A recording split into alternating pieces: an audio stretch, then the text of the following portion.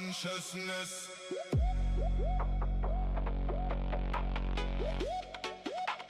Free Palestine.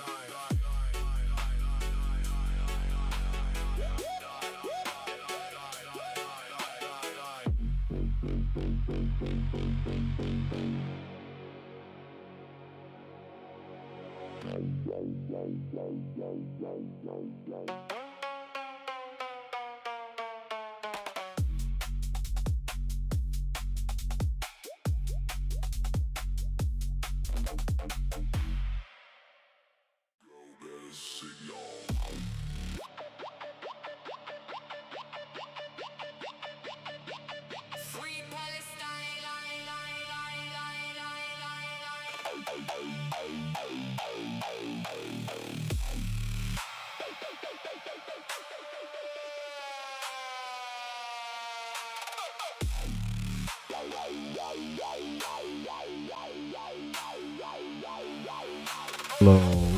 Hello. Yeah, we're back. Can you hear me now? Can you hear me now? Woo! Global consciousness.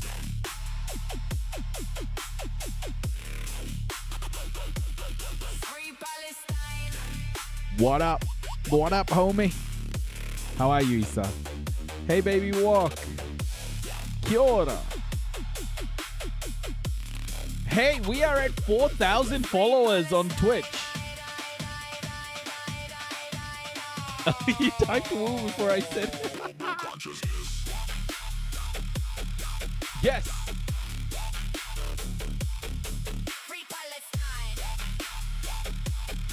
We know?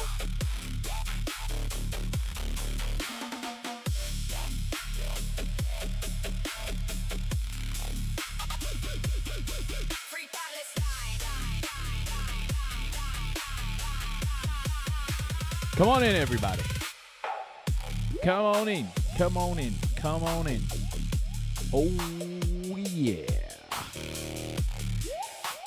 On the screen here, I've just got, Kilauea volcano erupting in Hawaii.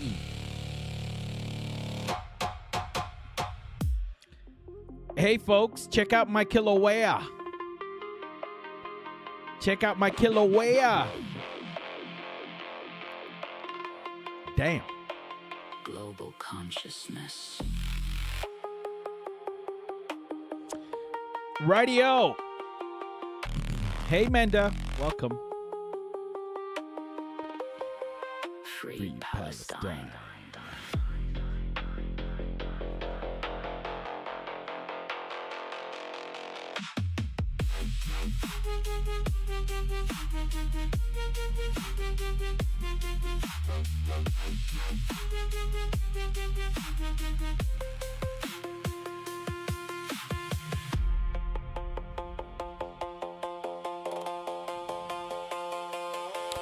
Okay. Hey, everybody. Just want to let you know that we are at Hey, Emma. We are at 4,000 followers on Twitch. 4,000. 4,000 people have followed this community. How incredible. How do we feel? Do we feel good about that? Do we feel good about that? Okay, I've just got the heater up too high. Let me just chuck this on. Cool. Welcome, everyone. Welcome, welcome. Okay.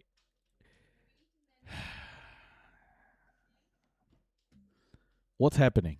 Why is this volcano erupting? Can someone please tell me why there's a volcano erupting?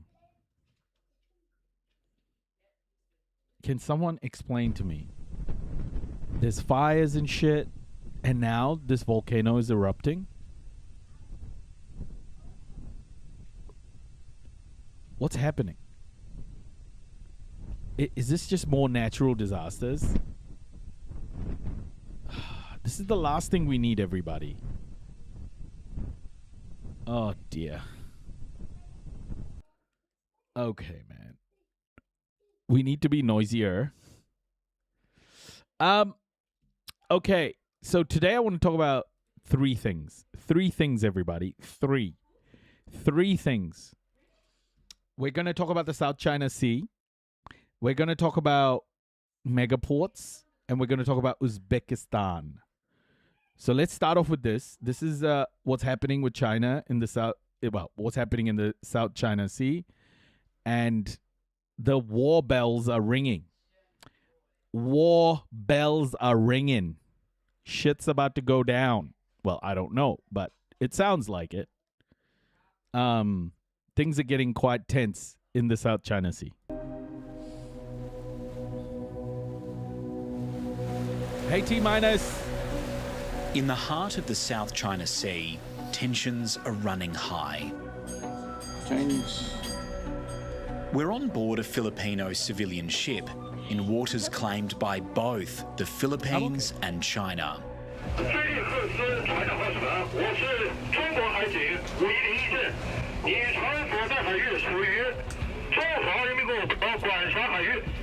This is the front line of a high-stakes territorial dispute in one of the world's most vital shipping lanes, a maritime crossroads that carries a fifth of global trade.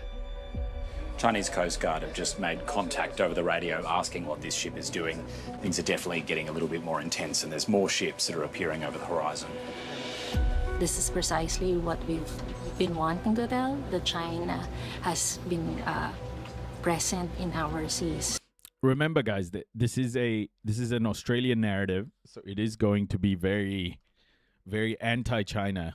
Aussies are particularly anti-China, even though China helps their economy a lot. So let's keep that in mind. All good, T-minus. Snooze away.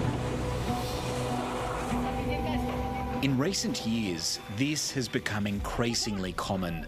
A surge of Chinese ships here, sparking confrontation after confrontation. It is a very big concern, not only for the Philippines, but for the rest of the free world. While that standoff is playing out at sea, the United States war in Iran has unleashed an energy crisis here in Manila. Food prices are soaring. Yeah, so America has just started an illegal war against Iran. Manila is facing an energy shock, and this documentary is shitting on China. Okay, bro. Inflation is biting Filipino families hard. Brilliant. It sparked frustration at their oldest ally. Many are wondering if they can still count on the United States. Kaya sobrang laki ng naging epekto ng naging gera ng nangyari sa ibang bansa. On Foreign Correspondent, we look at the escalating struggle over the South China Sea and what's at stake in one of the world's most important waterways. Are we talking about Trump steaks again?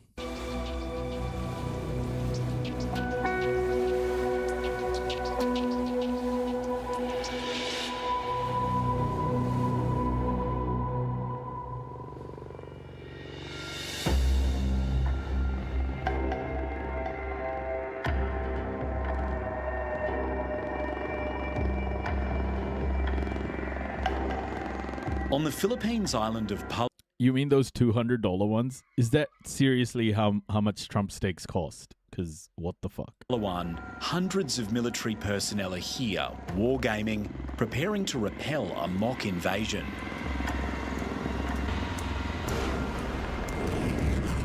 Well, they're testing some pretty serious firepower. This is part of Exercise Balikatan, one of the largest military drills ever held in Southeast Asia.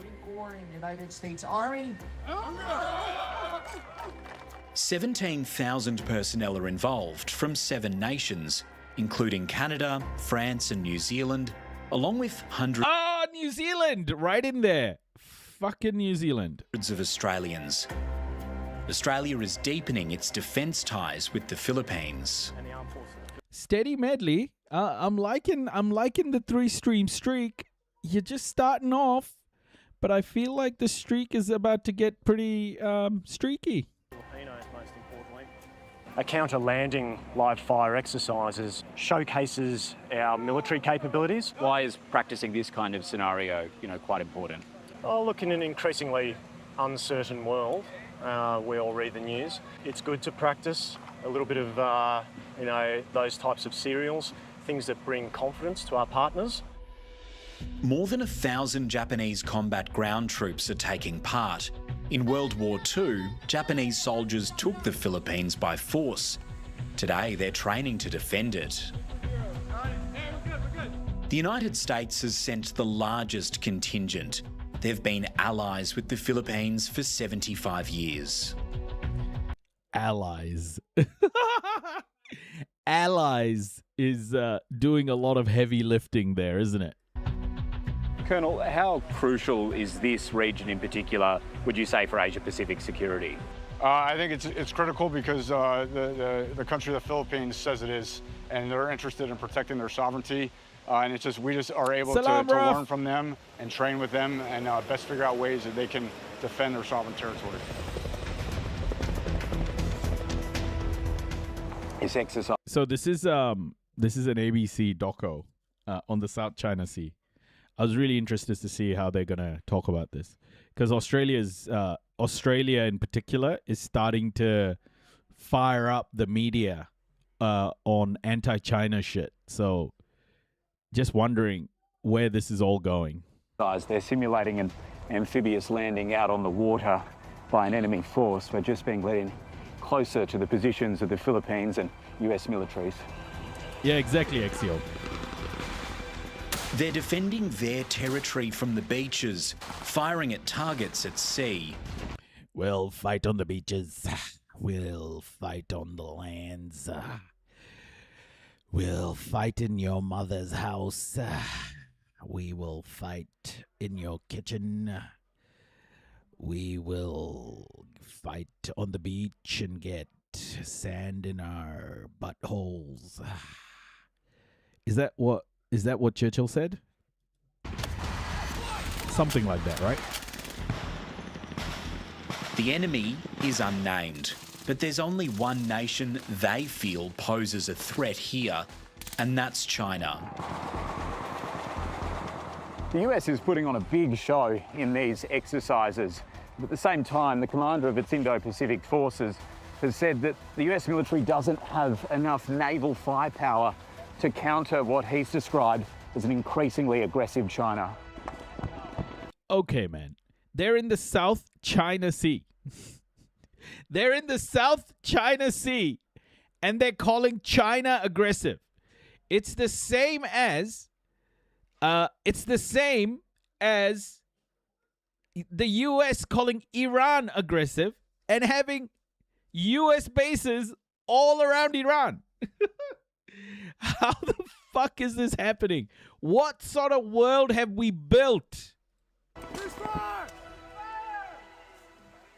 Within the same week, in waters between the Philippines and Taiwan, China too is flexing with its own live fire exercises.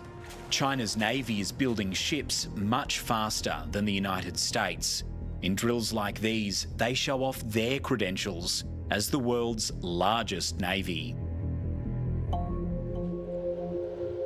We will fight on the beaches, but China's gonna fuck us up. I think that was how he ended the speech. Is that how he ended the speech? Control over this area is crucial. The South China Sea contains some of the busiest shipping lanes in the world, some of the richest fisheries, and is a lifeline for millions.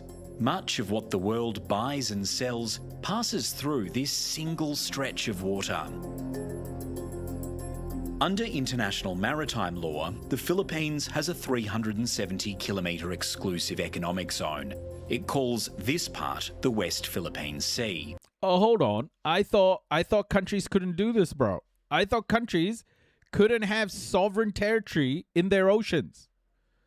Because obviously in the Strait of Hormuz, reopening the Strait of Hormuz. Strait of Hormuz can't have it. Why can the Philippines have it?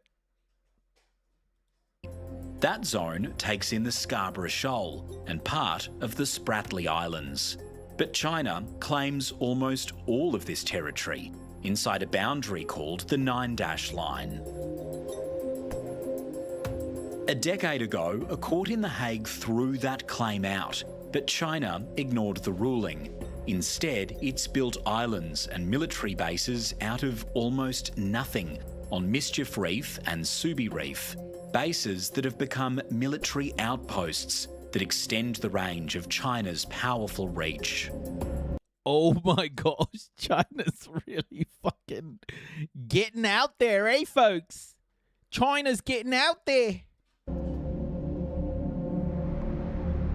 Beach days. In Manila, I'm meeting with Rear Admiral Jay Tariella from the Philippines Coast Guard. He's become a prominent voice, drawing... Okay, firstly, Rear Admiral is such an unnecessary name. Why couldn't they just name them something that wasn't so, you know... I don't know. It just... I'm sure there were better names out there. ...the ire of China. So this video of China Coast Guard pursuing one of our vessels because we are actually patrolling our exclusive economic zone in Bajo de Masinloc as well. Around Scarborough Shoal, how common were these kind of confrontations taking place? This is very common, especially if we are escorting Filipino fishermen. He releases videos like this, Chinese vessels harassing and ramming Filipino government ships and civilian boats. Fishing crews have been blocked from their own waters. You've been accused by China of spreading false narratives, of making baseless remarks and smearing Chinese leaders. What do you make of that? You know, it's kind of funny. If the Chinese government thinks that I'm just posting lies and disinformation, that it is in accordance with the international law, then they should have only ignored me, right? They are actually carrying out an information operation to counter the facts that we have. For us, there's no gray area here. Why is this an important area for Filipinos? Well, for the Philippines, this is very important, not just for our national identity as a nation. We are one of the largest archipelago in the world. The seafood that we eat, the seafood that we also bring to other countries came up from the West Philippine Sea. The reason why we're fighting for this and we're standing for this, it's because all of this is legally justified.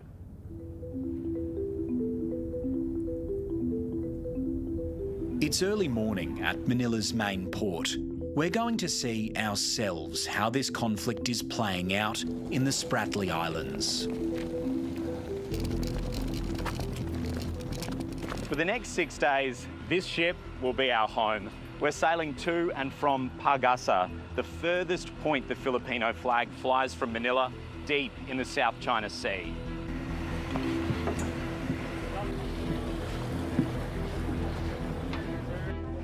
Yeah, Tim Swanston, ABC.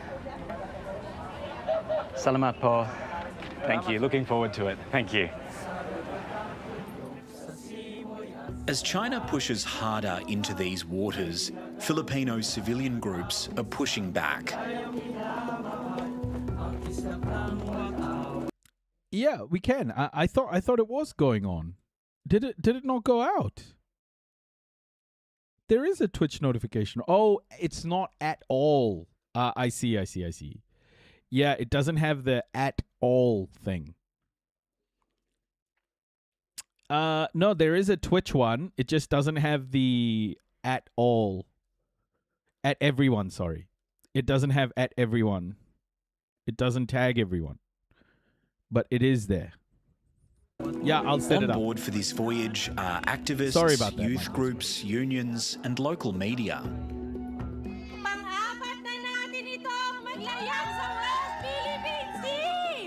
Rafaela David is a leader of this coalition called Atin Ito, or This Is Ours. normal na mga Pilipino ang nakakapaglayag sa West Philippine Sea. Kasi nga ang sabi natin, kung atin ang West Philippine Sea, dapat nandoon tayo. Tama ba? At ipapakita natin sa China na hindi tayo magpapatinag. Tuloy-tuloy tayo sa ating panata. The term West Philippine Sea is a political term invented by Manila to stamp its ownership on it. West Philippine Sea! Sino excited na pumunta sa Pag-asa Island?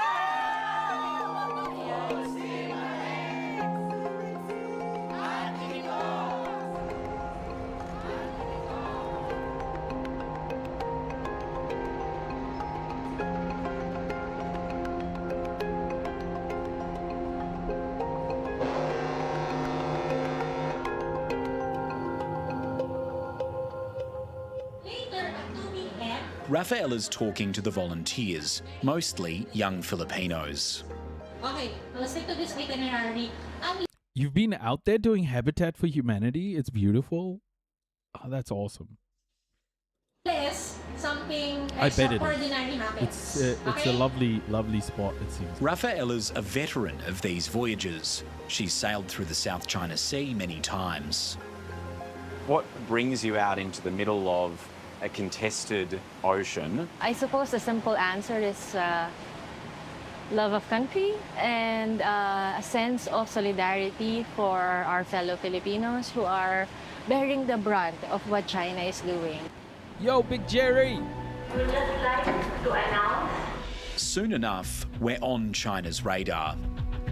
we spotted a Chinese Coast Guard vessel 5 nautical miles away from our vessel.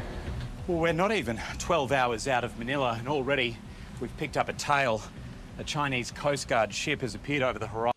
It's like, okay, we went to like the area where the Chinese people are, and there's Chinese people there. What is this supposed to be? What the fuck is this? And it's watching us closely. We're 90 nautical miles away from Manila and 60 nautical miles away west of Mindoro. So definitely well within the exclusive economic zone of the Philippines. And yet, the Chinese Coast Guard appears to be escorting us within our own. Hey, Filipino lady, you should see how the Americans work in the Strait of Hormuz. You know? Easy. To be honest, it feels like it's pretty early in our mission for them to show themselves. Retired Rear Admiral Rommel Ong was once second in command of the Philippines Navy. Philippines has a lot of rear admirals, that's for sure. He's seen this behaviour before. Well, you have to look at China's gray zone approach as Auntie Wash! Hello, Auntie Wash. We are spotlighting 3 things tonight, I should say. The South China Sea, which is what this is about. Just Philippines and China. This is ABC News. We're also going to be looking at some mega port goodness and Uzbekistan. a coercive tactic. It's a manifestation of both economic and psychological warfare. It's designed to degrade our moral will to fight, or the government's will to actually resist Chinese actions that may force government to give up our national interests purely for the reason that they want to de-escalate or to avoid conflict. Unless we are able to disrupt China's calculations, find a way to mitigate its escalation dominance, then we will be at the beck and call of Beijing as it wishes. China's pressure is not just about control of the shipping lanes, islands and fish, but also enormous deposits of energy. Not far from where we're sailing is a spot called Reed Bank, where billions of barrels of oil and trillions of cubic feet of gas remain untapped. China has been blocking the Philippines from drilling here, and now with the world contemplating its energy future, it's an incredibly valued prize. As our boat begins to approach the shores of Pagasa, things intensify. Mobile phones on board are going off. Could you tell me what that text message says? It says that welcome to China. Gives you your phone options for being in China. Yes. And how do you feel about that? Ridiculous. This is ridiculous. You're in the Philippine water. Inside, China makes contact.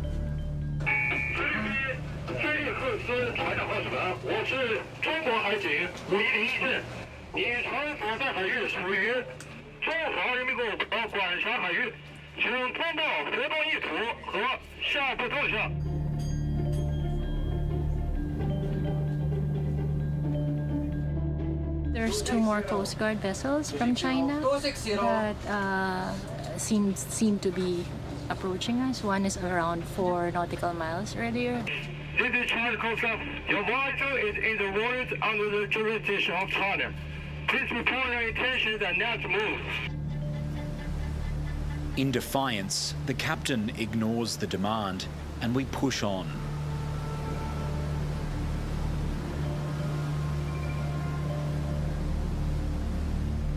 Finally, we arrive at Pagasa, still under the watchful eye of the Chinese Coast Guard on the horizon.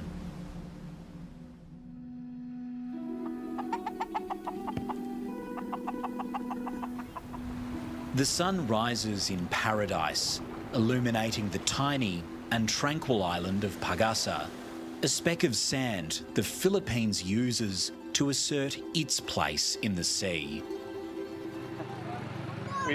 Morning. We're going around town. We've hitched a ride to have a look, but it feels a little bit redundant because Pagasa is a very small island. It takes only about an hour to walk around this town. There's only about 100 families or less than that actually live in this community. The Philippines took possession of Pagasa in the 1970s. Internationally, it's known as Thitu Island. China believes it was forfeited to it by Japan at the end of World War II. It's also claimed by Taiwan and Vietnam. But to strengthen its own claim of sovereignty, Manila has built a settlement and subsidises Filipinos to live in it.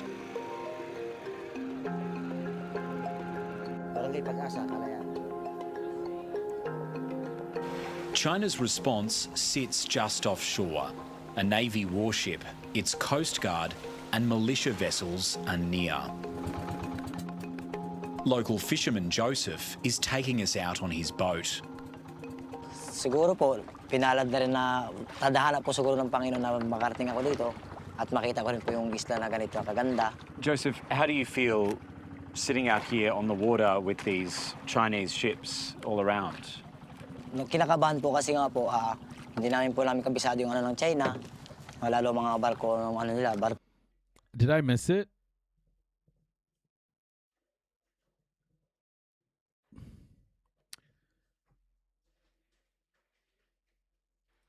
What did you miss, Auntie Wash? I'm not sure what you're saying. They're not settling over existing people, so that's progress. Yeah.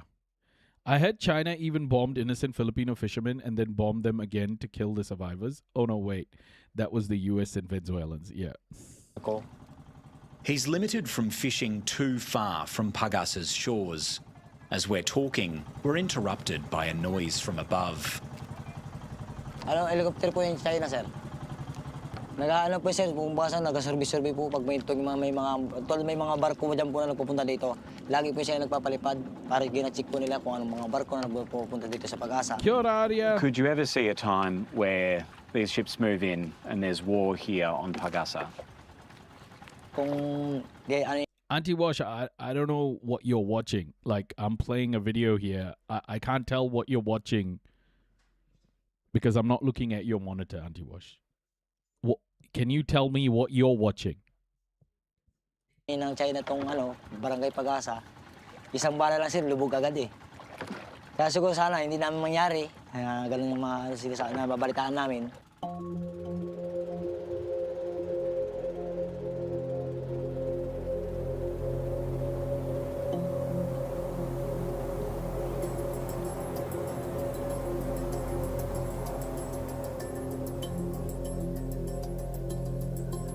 Joseph drops us near his home, where we meet his neighbour, Adelsa, a mother of 4. The government gives her discounted food. In exchange, she does odd jobs around the island. Sa baba po, medyo mahirap ang trabaho. Dito po konti lang. Tapos, libre po subsidy. Yun. It's not that fast. I was 3 hours. In your time living here on Pagasa, what have you noticed change? Noong 2016 po, nakarating ako. Wala pa po ako nakikitang barko dyan. Wala po. Ngayon po, nung bumalik pa kami din 2021, yan, mas ano siya, ng parang, lalo silang dumadami ng paligid-aligid. Do you feel like you're on a front line of a conflict living here? Opo. Yun sa amin po, hindi na po talaga matanggal yun sa amin. Yung kaba, takot, siyempre, lapit lang po sa amin yung China.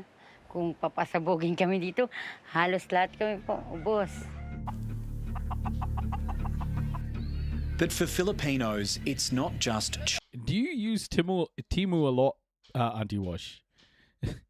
Sounds like you're a heavy user of Temu. China's actions that are causing them pain. It's also their oldest ally, the United States.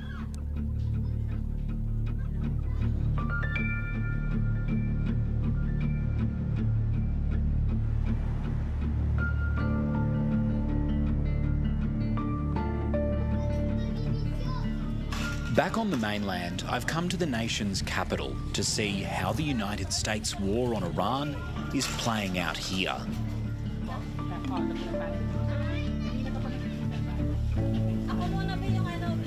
The Philippines gets most of its fuel from abroad, so when US-led strikes on Iran disrupted trade through the Strait of Hormuz, supplies here were choked.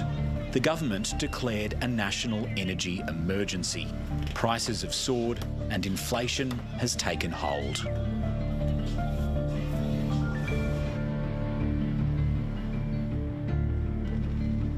For millions of Filipinos, getting around has become increasingly costly. Leaving jeepney drivers like Himalito frustrated at the United States. Kaya sobrang laki ng naging epekto ng naging gera ng nangyari sa ibang bansa. Siyempre, sobrang nagagalit rin po kasi imbis na dapat magtutuloy-tuloy lang magandang buhay, maayos na buhay, mas lalo tayong pinapahirapan ng dahil sa gera. How have you found the price of fuel over the last few months? Sobrang hirap po dahil sa sobrang taas ng naging diesel na umaabot ng 98 pesos. Kasi po nung sobrang nagtaas ang gasolina, syempre hindi naman po natin masasabi na may mauwi pa tayo sa pamilya.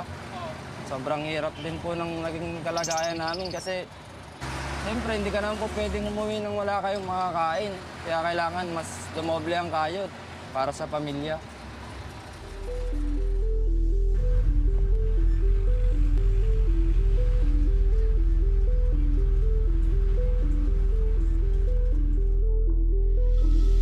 US President Donald Trump's visit to China in May stoked fears in Southeast Asia over the United States' reliability in the region. It's an honor to be with you. It's an honor to be your friend. There are concerns Donald Trump could give key concessions in the South China Sea to gain something in return. The relationship between China and the USA is going to be better than ever before. And that Southeast Asian nations, like the Philippines, will be left out in the cold. In Beijing, one man was watching this meeting very closely. Victor Gao, a former Chinese diplomat who once served as an interpreter for Paramount Victor Gao, leader everybody. Deng Xiaoping. This guy's amazing. Victor Gao, thank you very much for your time today. Thank you very much for having me.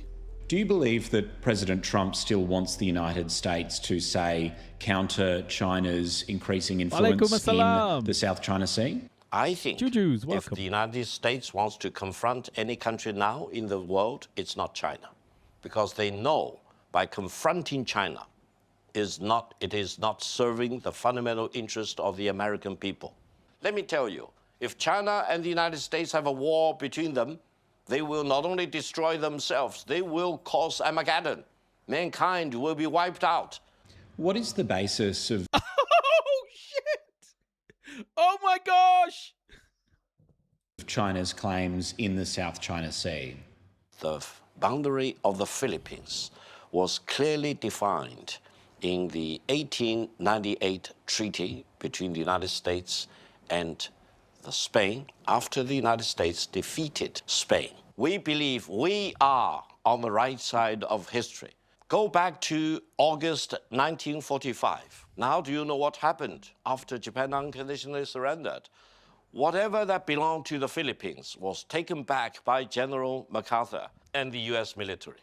Whatever General MacArthur and the United States Army did not take over from Japanese occupation in 1945 was returned to China. Do you really want to second guess how much sacrifice China's made in the defeat of Japanese fascism? Why then, a decade ago at The Hague, did it award maritime rights to the Philippines and uphold its exclusive economic zone?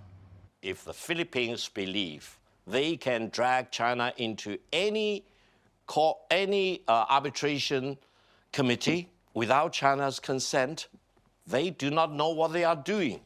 China is accused of grey zone tactics in the South China Sea. What do you make of that claim? If you compare China and the Philippines, if China wants to really apply pressure on the Philippines, China will not use water cannon.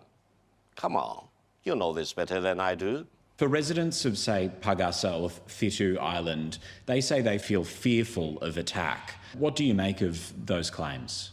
If you want to claim safety or sanity on Chinese land that you illegally occupy, you will never be safe because they will be taken over. Sorry, are you suggesting that China will take over Pagasa in the future? Let me say that again in very explicit terms. China will defend every inch of land which belongs to China, and China, in my view, will never recognize any claim of the Philippines. Therefore, go back to where you belong to and you will be absolutely safe. Holy shit, dude. Fuck, that guy's scary. Across town, I've come to the country's main defence headquarters. The man in charge of protecting the Philippines is Defence Secretary Gilberto Teodoro. Is China challenging your territorial integrity? Oh, definitely. That's the world knows that it is illegally occupying areas which it has no right to occupy, not only in the Philippine domain but also in the high seas.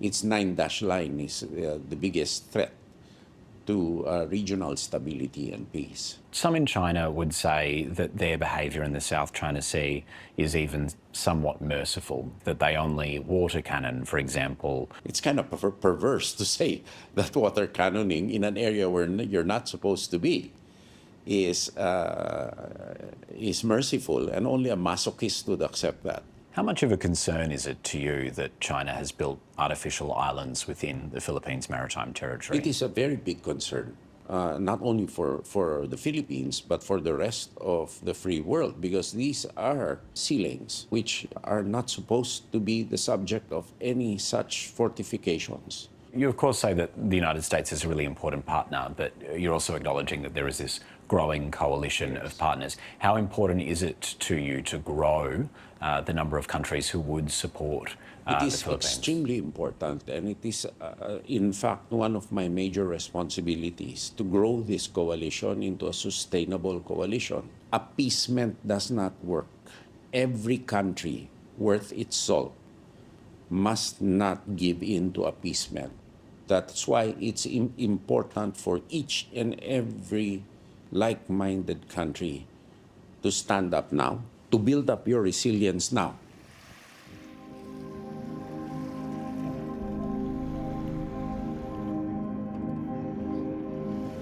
Among these prized islands and reefs This contest threatens to boil over at a time when the world is focused elsewhere.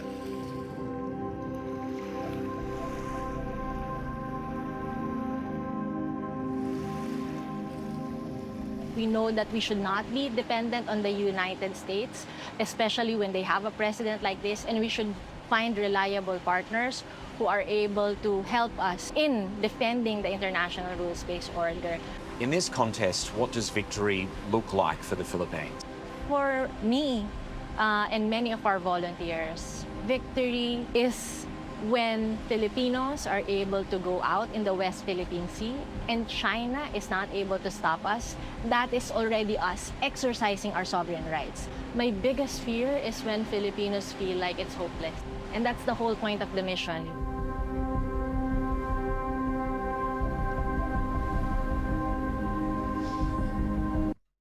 The interesting part there is the end, obviously, when she says we need to find more reliable partners than America.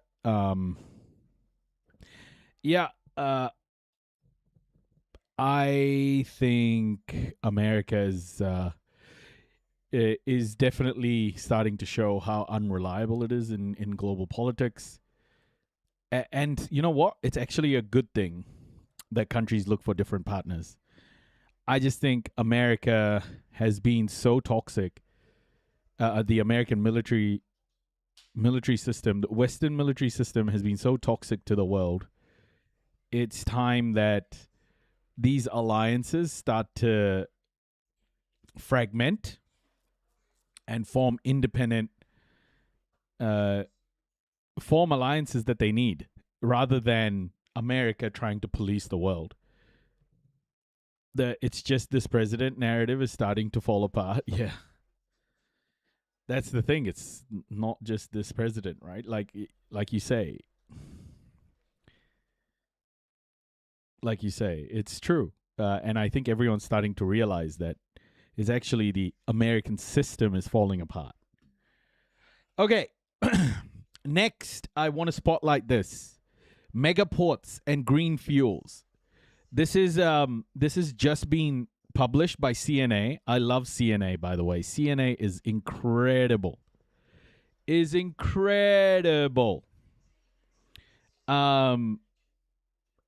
they've been doing documentaries like this. We've watched a few of their documentaries, but this is a new drop. Can science clean up shipping? Oh, this is the kind of stuff that makes me just like so... I love watching stuff like this. I love it. I hope you guys enjoy it too, because I am looking forward to this one. Let's get into it. Singapore's most ambitious maritime plan yet. A new kind of global ocean network. Green shipping corridors. Mega vessels operating on new, cleaner fuels.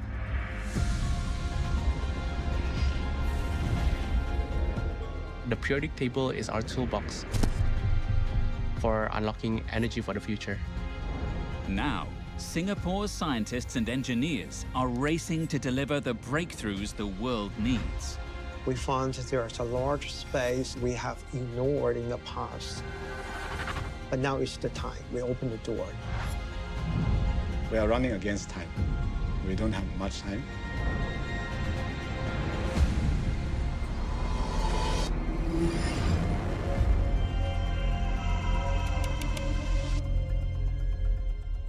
How are we feeling, everybody? How are we feeling? Are we feeling good? Are we feeling ready? Are we feeling limber?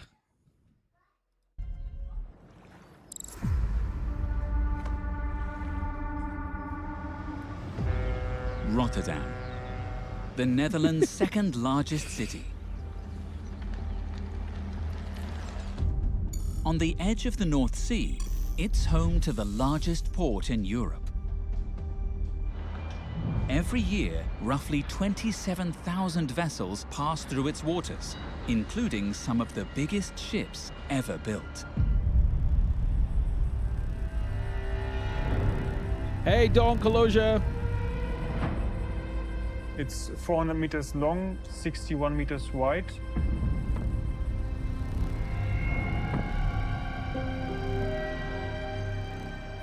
My TikTok account was banned. Yes.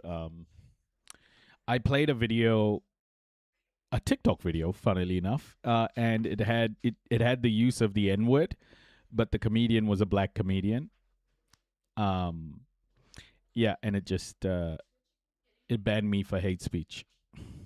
The keel to the uppermost antenna, it's 82 meters.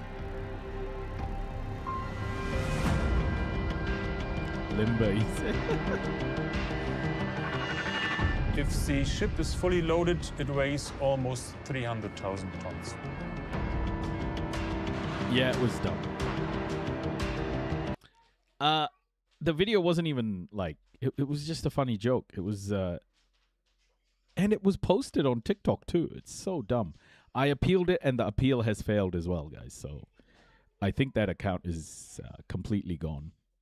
But people are trying to raise it with TikTok right now. So we'll see. But I think it's gone. My name is Christoph Wortmann, and I'm master on the Busan Express.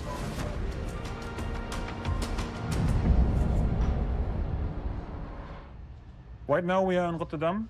After we leave Rotterdam, we go to Antwerp. We pass in between Madagascar and Africa and sail to Salalah, Oman. We would enter the Malacca Strait here to go to Singapore.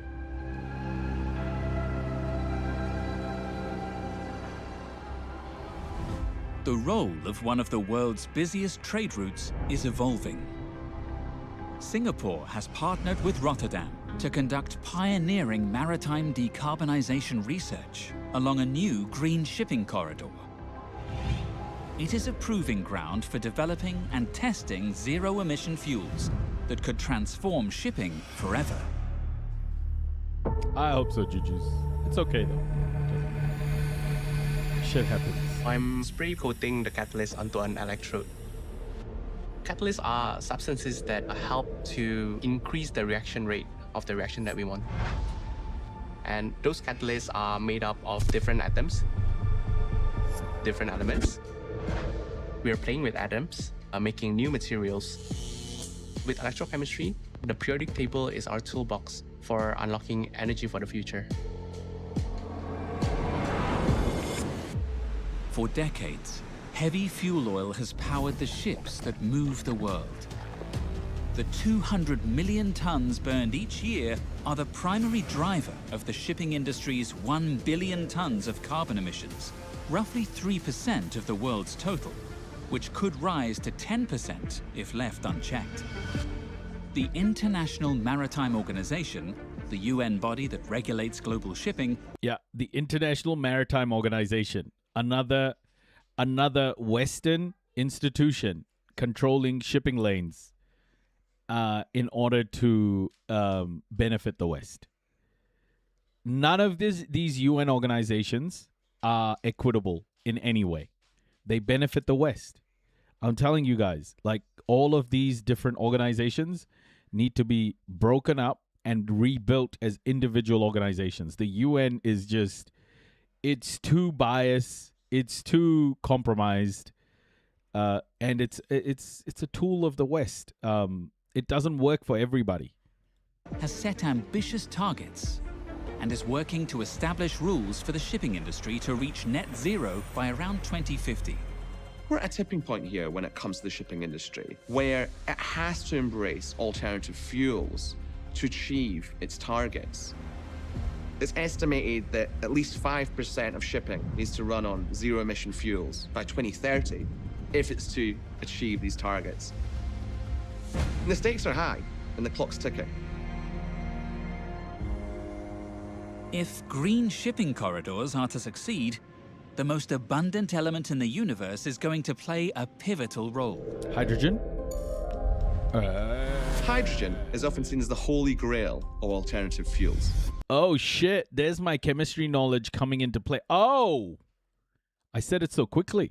Because it's only emitting water once it's used. But hydrogen as a maritime fuel presents several challenges. Along with being notoriously volatile. Hey, just before moving on,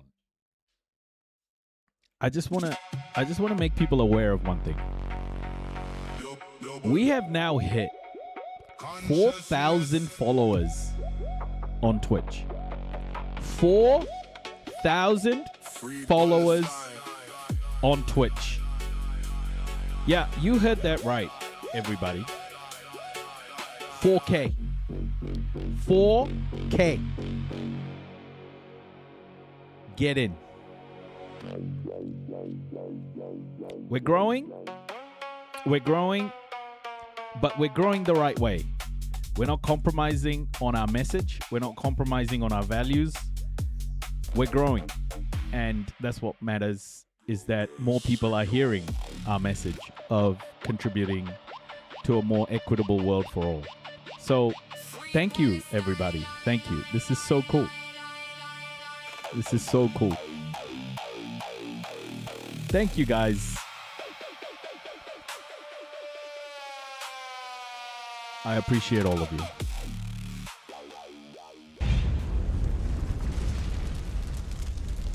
Storing hydrogen in its various forms is a major stumbling block.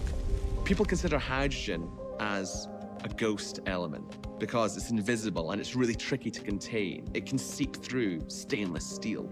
As a gas, its low energy density makes it impractical for shipping. It would fill up an entire container ship and there'd be no room for the containers, so it would be totally pointless. Meanwhile, maintaining you, Ari. liquid hydrogen at minus 253 degrees Celsius is currently too energy intensive. But hydrogen is set to play a crucial role in shipping's new green fuels, powering sustainable production of methanol, ammonia, and synthetic diesel. Yeah, the thing is, though, the extraction of hydrogen, there are two ways to extract hydrogen, blue hydrogen and green hydrogen. Blue hydrogen is more emissions, and green hydrogen is less, like the sustainable way of doing it. And even that is a challenge. Hydrogen, man, I want to believe this so badly, but I just want to see fusion cores. You know, I want to see like the what's StarCraft style fusion cores and Yamato cannons. I think like we need fusion cores. Just fuck all of this bullshit. Just go fusion.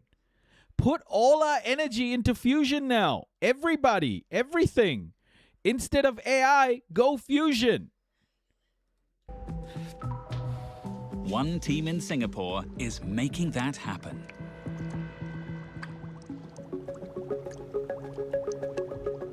This is the hydrogen produced from our water electrolysis cell. We use this setup to monitor the bubbles the hydrogen generated. Water electrolysis is the process of splitting water into its fundamental elements.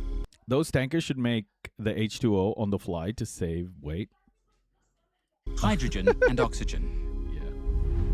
When the process is powered by renewable energy, the resulting hydrogen is known as green hydrogen, a crucial ingredient in producing green fuels.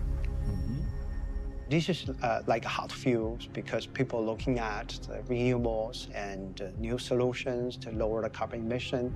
And then everybody pay attention to electrochemistry.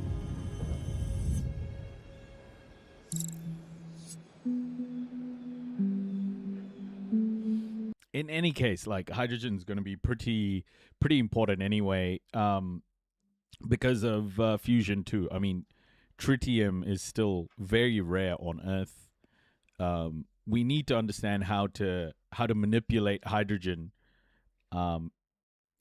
using less power. It's very important.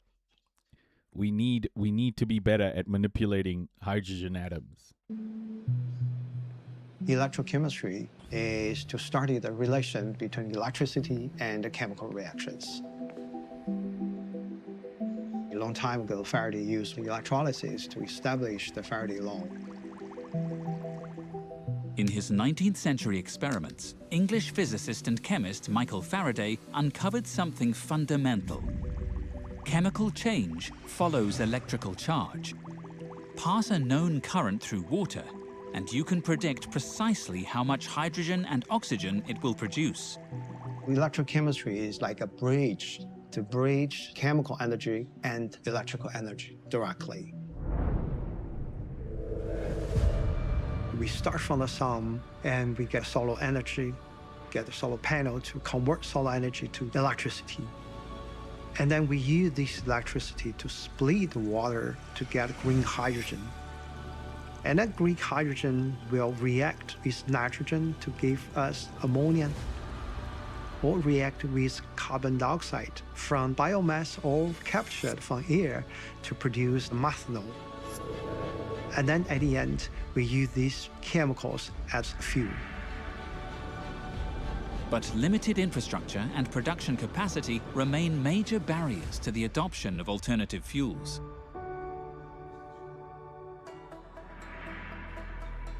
The problem for these alternative fuels is the cost. For example, green methanol now, the price is above $700 per ton. If we compare the traditional methanol, we call the green methanol, which comes from the fossil fuels, they are much cheaper. They're around $300 to $350 per ton.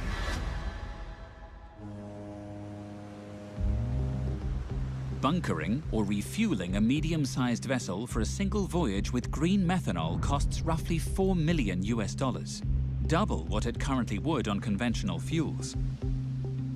That difference is driven primarily by the cost of green hydrogen production via water electrolysis, which accounts for an estimated 60 to 80% of the total cost. The shipping industry will, I think, change very quickly if insurance companies changed quickly. If insurance companies prioritize the climate in their insurance plans, because climate change is causing a lot of problems for insurance companies, right? Like, the insurance industry gets absolutely munted if there's like a forest fire, or so insurance companies must start managing how they give out insurance. Like, high risk would be using methanol, and they should be using gray methanol, and they should be avoiding providing insurance to boats that use this stuff, to ships that use gray methanol. It's about time that insurance companies catch up with climate change, honestly. Like, they're not doing it. The things we are working on definitely solve the problem in the overall hydrogen and green fuel supply chains. By developing better electrochemical devices, we can lower the cost when we produce hydrogen or when we produce green fuels. But green fuels only form one piece of the wider transition. The race to meet 2050's carbon emissions goals will require significant advances in infrastructure and technical expertise. There's no point in a green ship leaving a green port, traveling the ocean, and then arriving at a dirty port where that green fuel isn't available. And that's where this idea of green shipping corridors comes in. Singapore has now established 9 bilateral green and digital shipping corridors, partnering either individual ports or national governments in the Netherlands, United States, Japan, China, Australia, India, and South Korea. 80% of the world's trade is moved by shipping. The vision is to have ships sailing between ports on green or net zero solutions. Singapore provides the location to help the industry to test bed, to trial many of these new fuels, leveraging on our experience as a bunkering hub and our networks with fuel suppliers and shipping companies.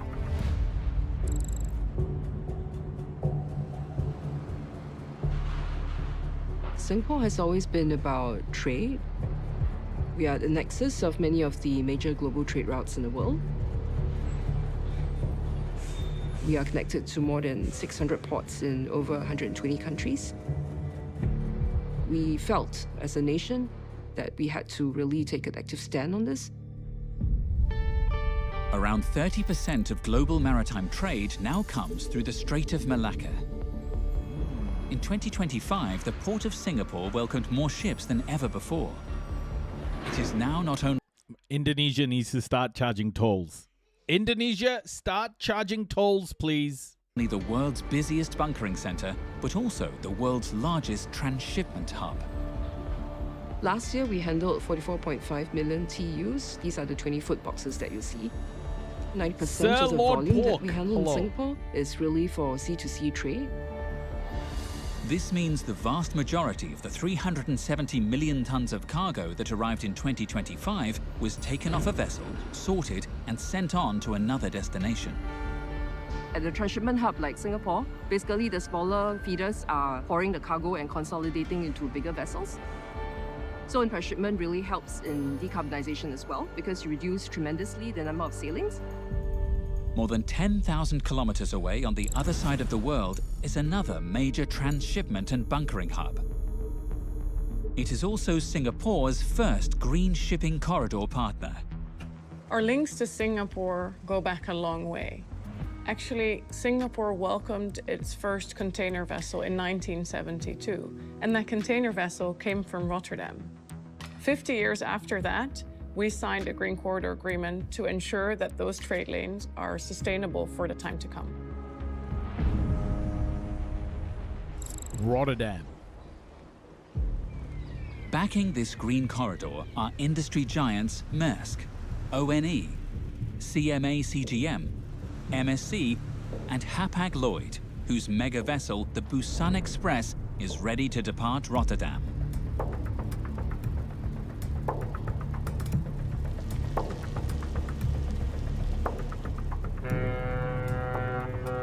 The Busan Express is actually one of the vessels that can sail on multiple fuels, fuel oil, but also on methane.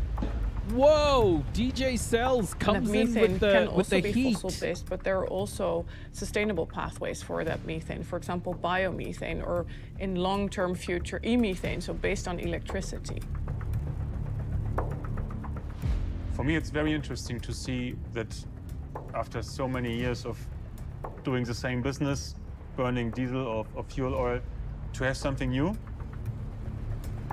Especially now, we also start to use bio-LNG, which is even more interesting. I'm quite proud and happy to be part of this development, that we implement alternative fuels. I'm quite curious what the next years will bring and what we will sail on in, let's say, 10 years.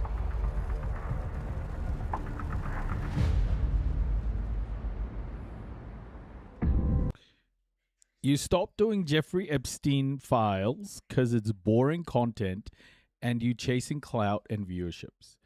I got more viewers doing the Epstein files, believe it or not. I got most of my followers right now doing during the Epstein files that I was doing. And here's the thing, DJ Cells, like I didn't start streaming with the Epstein files. I started streaming by covering Gaza, bro. So when Iran broke out, that had massive impact on Palestine as well. So that's why I started covering Iran. If I wanted to keep going for clout and I cared about how many followers I get in a short space of time, I would have kept going with the Epstein files because I got the most amount of views, most amount of follows with doing the Epstein files. Like, hands down. It's the opposite of what you're saying. With ships lasting an average of 25 to 30 years and the largest costing upwards of $200 million to build, creating a global green fleet won't happen overnight. Today, there are around 400 dual-fuel container ships and vehicle carriers in operation. Just a fraction of the roughly 60,000 vessels in the world's merchant fleet. The goal is to sail on sustainable fuels. Now, if we look at Port of Rotterdam in that context, then we cannot do the transition alone. So what you need to enable is that these fuels can be brought to these vessels and that these vessels can operate on them. That means that that entire supply chain needs to work. The Singapore-Rotterdam Green Corridor brings together 29 partners to drive adoption of clean fuels, from shipping lines and fuel suppliers to port authorities, financial institutions, and universities. The green shipping corridors are collaborations that make this huge global challenge slightly smaller by looking at a specific trade lanes. For example, methanol, both ports did the first methanol bunkering over the course of the development of this corridor. But for the green corridors to succeed, new decarbonization research must deliver. We are running against time. We don't have much time.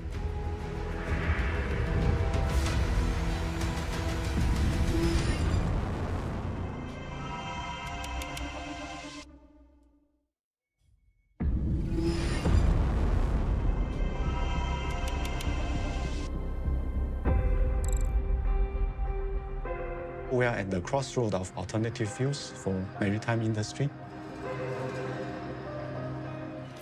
We are the largest bunkering hub in the world. Every year we bunker up to 50 million metric tons of marine fuels. In my opinion, Singapore will play the most important role in terms of adopting low-carbon alternative fuels. I feel quite urgent. Actually, I have a bit more urgency, maybe than general public.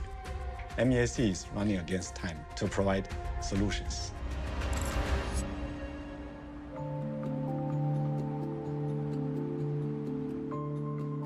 Today we are talking about some methanol technologies used as marine fuel. Why do we call it brown methanol? Methanol produced from coal has the highest carbon intensity. So it's even worse than if I just burn petroleum directly. Fossil methanol is methanol produced from fossil fuels, so produced from coal or natural gas.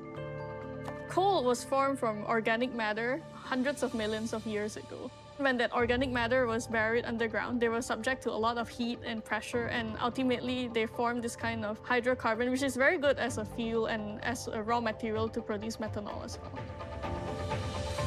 But methanol can be produced sustainably through a variety of pathways, making it one of the most promising alternative fuels currently being explored. We are working on multiple aspects of the methanol. Among those advancing this research is the Maritime Energy and Sustainable Development Centre of Excellence, one of the 29 partners in the Singapore-Rotterdam Green Shipping Corridor. Led by Professor Jason Xu, the team are spearheading research aimed at accelerating the adoption of green fuels.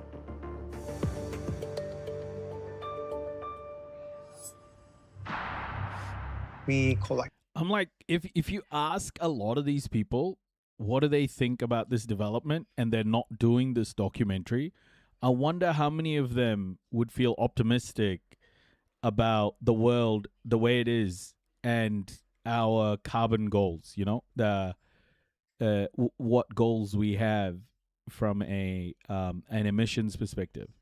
I feel like a lot of this is very pre-planned for this documentary. I just don't think a lot of people will be feeling this optimistic if you spoke to them individually. Like, these sorts of documentaries, I don't think tell the real story. Like the people in our team with the background of chemistry, physics, and materials, and of course the engineers. Those are caused by the copper and also zinc, right? Yes. The team's engineers bridge the gap between laboratory science and real-world applications.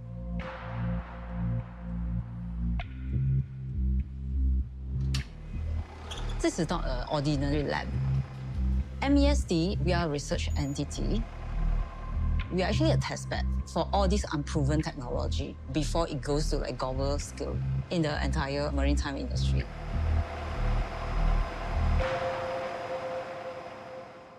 One of the team's flagship research initiatives is a green hydrogen project, which could be crucial for powering the sustainable production of alternative fuels like methanol.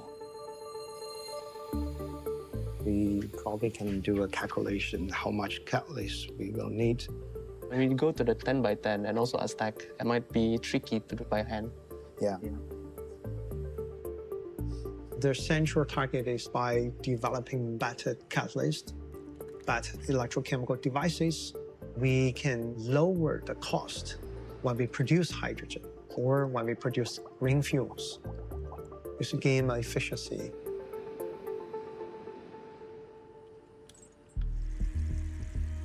Catalysts are deliberately designed substances that make chemical reactions happen faster and with less energy required.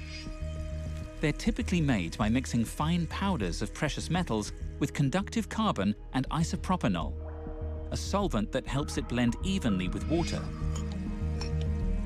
Searching for the perfect catalyst often entails hundreds of rounds of testing across several years.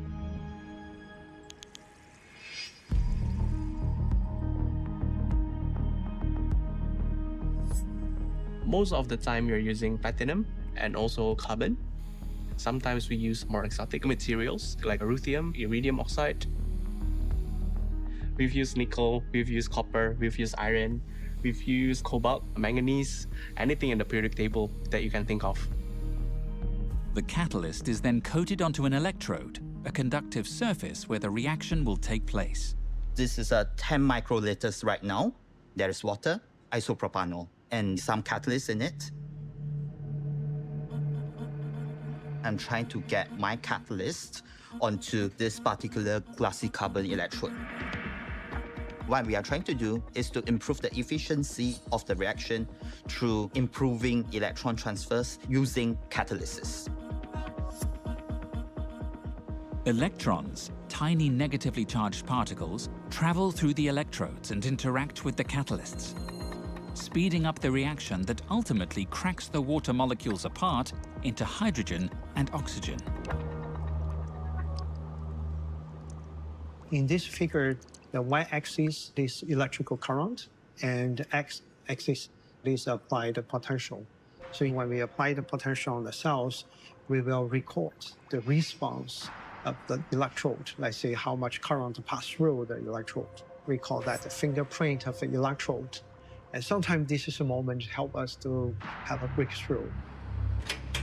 In collaboration with a research centre from the University of Cambridge, a first outside the United Kingdom, Jason's team has uncovered something fundamental. In past years, we pay attention to the behavior of how electrons pass through the electrode. We found that there's a large space we have ignored in the past. But now is the time. We open the door.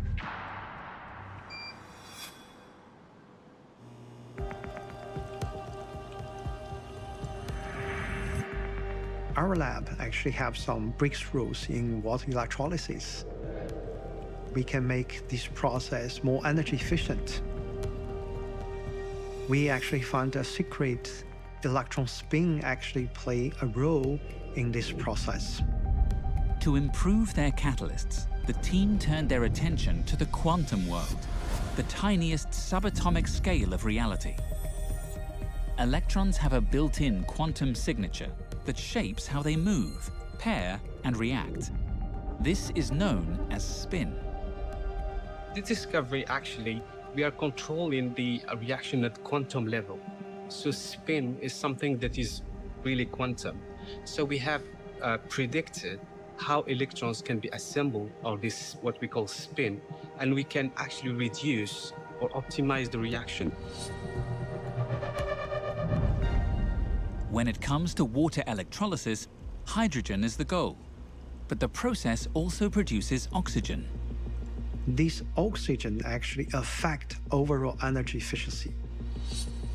So we actually find electron spin can promote oxygen formation in the other side. And in turn, they can promote overall process and make it more energy efficient. If translated to the industry, I'm optimistic the energy efficiency improvement, probably not just 1%, maybe the 5% or 10%, that actually will reflect a lot in cost. Every percentage point of efficiency in the maritime fuel production chain has the potential to save billions of dollars. The team is now working to scale their findings to industry. We are building a cell that works in a low temperature, less than 100 degrees, all competing technology are working at high heat using more than 600 to 700 degrees. So this is something very interesting in science, in my mind, not just contribute to the development of a technique, but in fundamental science, this is something new to the world. Yes, I think for the science, it's really a big breakthrough.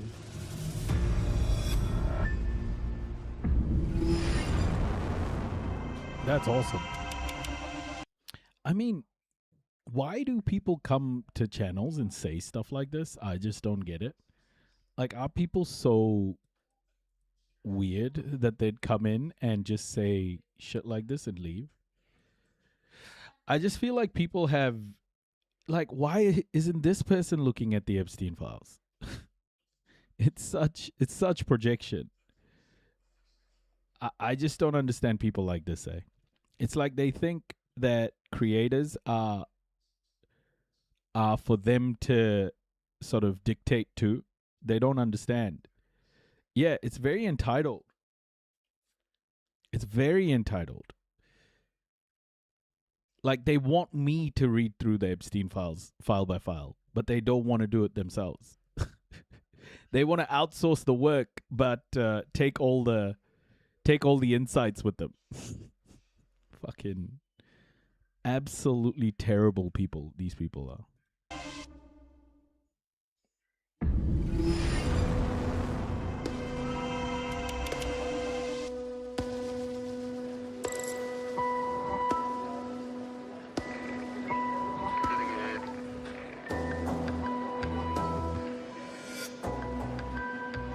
Alternative fuels are just the beginning. Singapore is looking for its port operations to also achieve net zero carbon emissions by 2050. We have more than 40 key cranes, 140 yacht cranes, and also more than 450 automated guided vehicles running at any point of time. This is the largest automated terminal in the world. It's about that. It's a war on smart people. Oh gosh, bro. I just feel there are human beings that are so, I don't know, lonely maybe, you know? I can't tell if this person is real or a bot, but they seem super entitled. Spirit of innovation. TWAS is the culmination of decades of research efforts.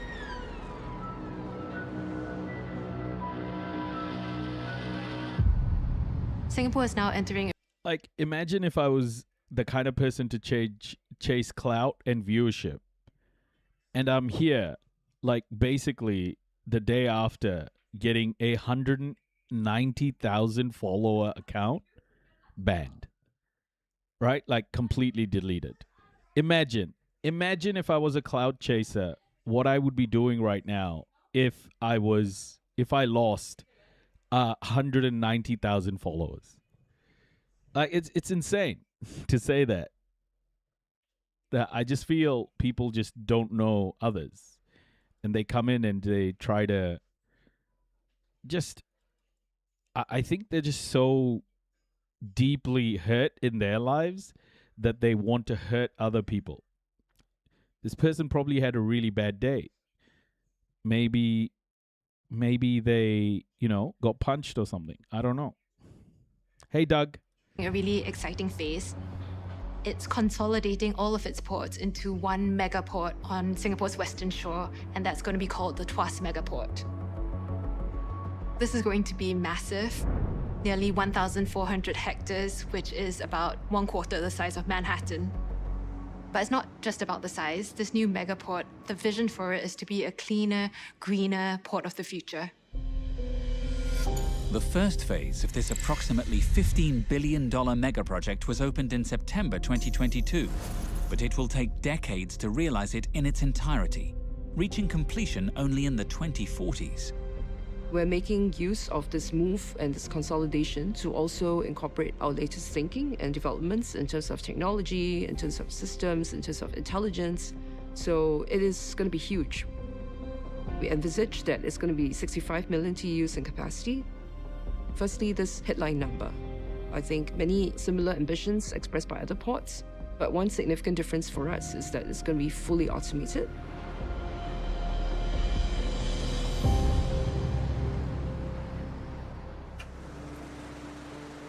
When Singapore. Oh my gosh! I just found that PBS has released a documentary on Bill Clinton. I did not have sexual relations with that woman. We got to do this documentary. I'm sorry, but we have to do this documentary. Indeed, I did have a relationship with Miss Lewinsky that was not appropriate. Yo, Shiny! Shiny to the moon and let me play among the stars. Big Beautiful Bill doco. Yes! I like the fact that you cover different topics. It shows versatility. Yeah. And the thing is, the Iran war happened as well. Like, I wanted to cover the Iran war. That's why I stopped the Epstein files. And then I built a platform to investigate the Epstein files as well. Like, we have it right now. But DJ Cells just wants to outsource the work and get all of the insights. First established his port, we were a manual port. We often see images of coolies carrying sacks of rice, sacks of cargo up and down the vessels. In the 1970s and 80s, we have containerization. But there was still a lot of pen and paper. Yeah, I heard you stopped watching Michael Clark content for clout or something. Yeah. No, I was just saying, Shiny, like, imagine a clout chaser losing 190K follower TikTok account, right? Like, just gone.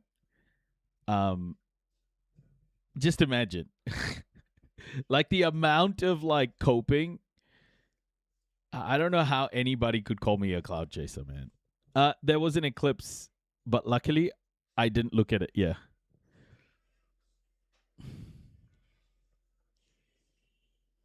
I got permabanned yesterday. Yesterday, like, I played a video, a TikTok video, nonetheless. I played a TikTok video.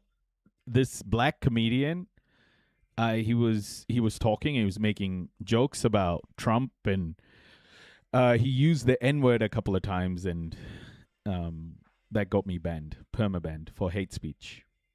And it was the video. In the 90s, we have computerization. We see computers starting to take over some of these clerical or lower level functions. In the 2000s, we went into automation. As we move towards TWAS, more and more equipment are automated. Yeah, it was yesterday. Yeah. We moved into what we call a system orchestration. Which test case are we handling today? Today we'll be doing a mounting job onto an IGV for a 40-foot container. We call this the war room. These folks that are sitting here, they are the IT team that supports our systems. We are the ones that actually test against what we have designed for. Honestly, I'm absolutely okay with it. It's just I was thinking about it, and I was like, it's just an opportunity to start again. I'm okay with it. The only thing I'm kind of salty about is the fact that I had so many friends and relationships that I built with people in Gaza. But I'll find them again. Why can't I see Toffee? Did they block me? Oh, what? No, Toffee is on YouTube. That's why. Are you not going to use Noisy Immigrant 2 on TikTok? I will. I have Noisy Immigrant 2.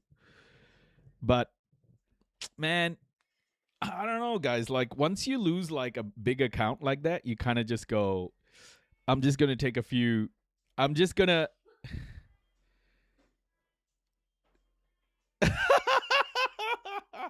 Shiny. Oh, Shiny, you're the best. Oh, brilliant. Oh dear. I just want to wait. I just want to take some time off TikTok, I think. I just want to understand how I want to move forward with everything happening. Like currently I'm in the background, setting up a way to hold companies to account based on what they've said and done, and to try and get companies to establish human rights policies. So I'm working on this. I'm working on that project. We have the Epstein Files project happening now. So there's so much going on in the background. I'm just like, it's okay. I think this is a good checkpoint to just relax and think about the next step with the advocacy, because there's a lot of potential. So I just want to give myself a couple of weeks just to think about how to approach advocacy, and I think we have a really good point here, like a point to take a little bit of time and build a really good plan. Test against the actual requirements before we put this implementation in life.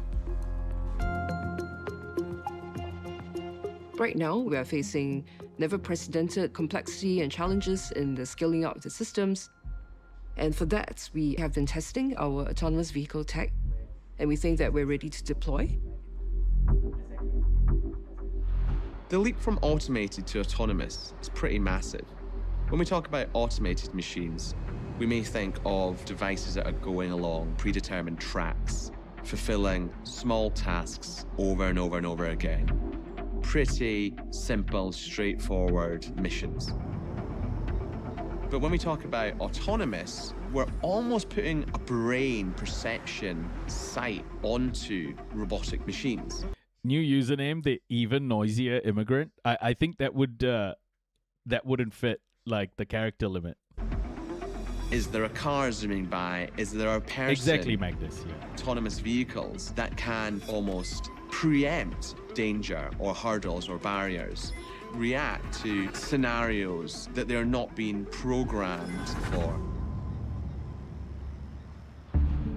At a transshipment hub built for efficiency, time is energy. Fleets of fully electric, automated, guided vehicles already move containers around the clock, but inside carefully segregated zones. During live operations, staff are not allowed to enter these areas. But now, making its debut at Tuas is a safer, smarter, and more dynamic robot. The Intelligent Guided Vehicle, or IGV. Its mission remains the same, but its systems mark a major leap forward.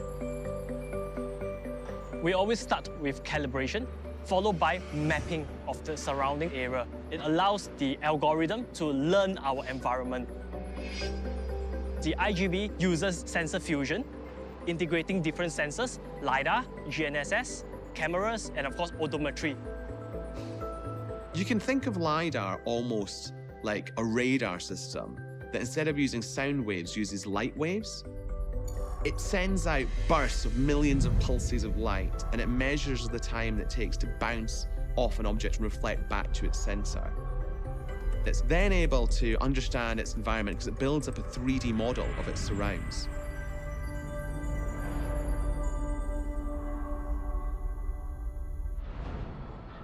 The team is now stress testing the first batch of IGVs, fitting each with a 65-ton test load. They call this space the Living Lab. The Living Lab is a physical area where we will be trialing out all this new autonomous IGV technology, and also trying out some of the new system developments that we are building, including the fleet management systems. Control. Could you please execute the next run at 2.5 meters per second spur? Sure, no problem. On it now. Executing 3003 on its anti-parallel movement.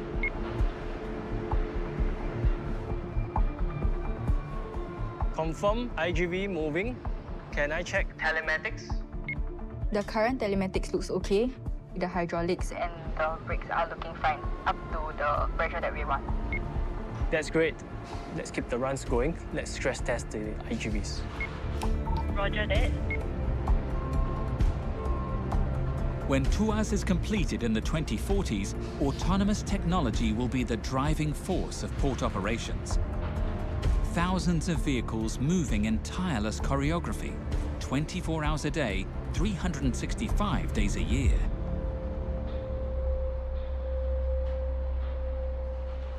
We have the newest of the yacht crane here, the ARMG, the automated rail-mounted gantry, which is in charge of offloading the containers to the horizontal transports, to the yacht, and vice versa.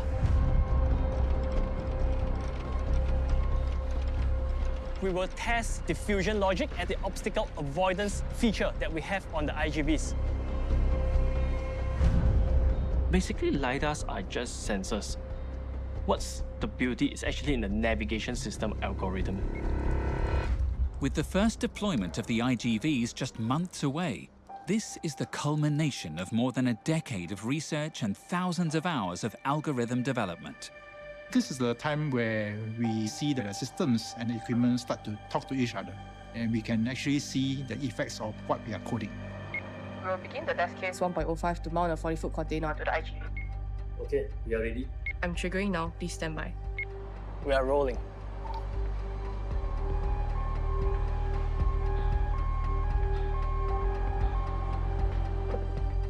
Okay, good. I see it moving in the screen right now. This is the fleet management user interface that allows us to see where the transporter is at any point of time.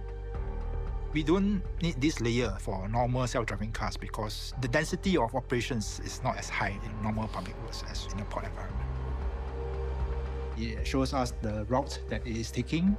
The purple line is the one that is planned by the fleet management system. This is the path which the system expects the IGV to take.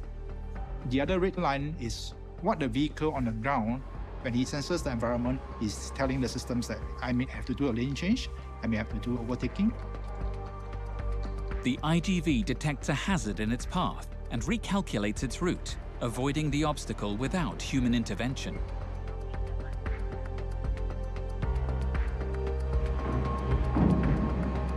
IGV mounted. Verified that the job completed on my end. Continue the last stretch, unsuspend. Wow. Eventually, hundreds of IGVs will be operating in close proximity. So the fleet Battlefield management Boxing, system MMA. Thank you so much. Thank you for the $5. Thank you. calibration will be crucial. One of these key capabilities of the IGV is that it is able to operate in a mixed mode environment. That means the man and the machine can coexist in the same space. But to make the IGVs perform in a very dense and confined space that the port is operating in, I think that's our challenge.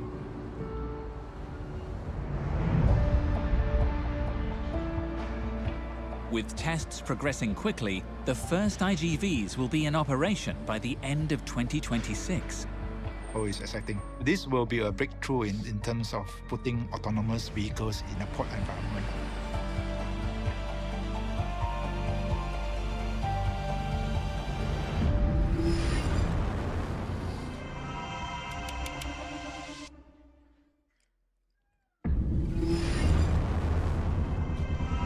I really enjoy things like this, by the way, because it's just it's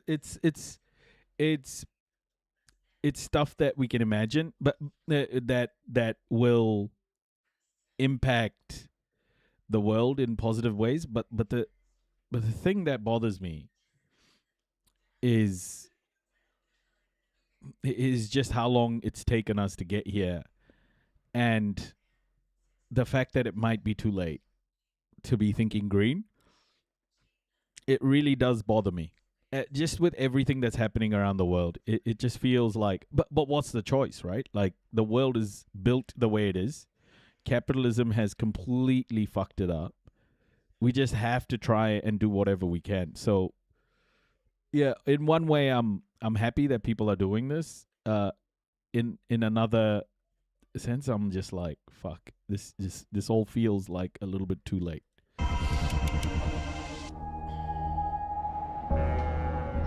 As new decarbonized routes set sail, building trust in a complex fuel supply chain will be crucial. At any pivot point, there is an incredible opportunity for growth. But adopting alternative fuels, it's going to be a hugely expensive endeavor. We're talking tens of billions of dollars. So for the shipping industry, that's a huge investment. And so some would speculate that that's open to corruption. So the question is, how are we going to get around potential greenwashing or fraud when it comes to using alternative fuels that look, smell just like their original fossil fuel counterpart?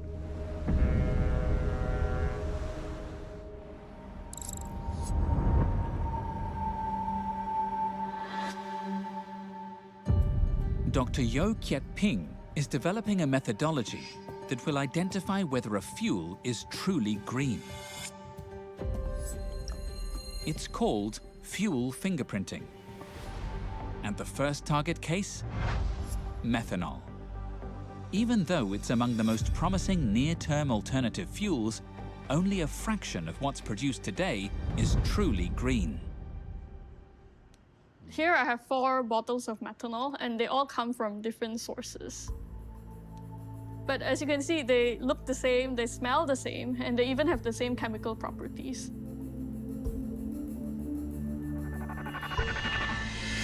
What if someone takes methanol that was produced from fossil fuel and they try to masquerade it as sustainable methanol? Although you can track it using documents, documents can be fake. So what we are doing is to develop methodologies to identify the fuel source of methanol. The most promising ways to produce sustainable methanol currently are through electrochemistry or from biomass. Biomethanol is methanol produced from biomass. It can be food waste, agricultural residue, so corn cobs that's remaining after you harvest the corn. Biofuels are fuels made from organic matter instead of petroleum. So these would be things like wood chips, cooking oil, animal fats, agricultural waste, and even algae. When fossil fuels are used, they're releasing carbon that has been locked away for millions of years. But biofuels are different because they return to the atmosphere only the carbon that was recently absorbed from it. When plants are grown to make these biofuels, they're actually absorbing carbon dioxide from the atmosphere. So when they're burned during combustion, for example on a ship, they release this carbon. It forms a loop that we call the carbon loop. So there's absorption and then there's emission.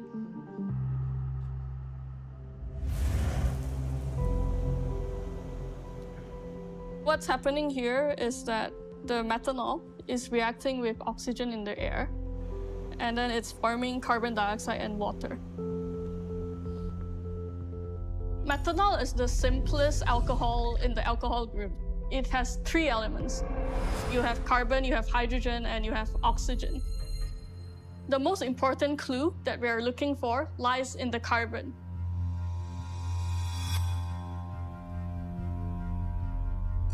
Carbon is one of the fundamental elements in the periodic table.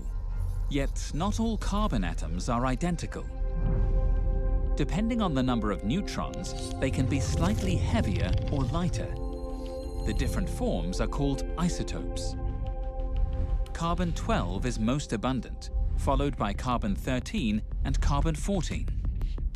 Here we are looking at an elemental analyzer. This time what we are doing is to test for carbon-14. Carbon-14 is also sometimes known as radiocarbon, and it's the principle that they use for radiocarbon dating.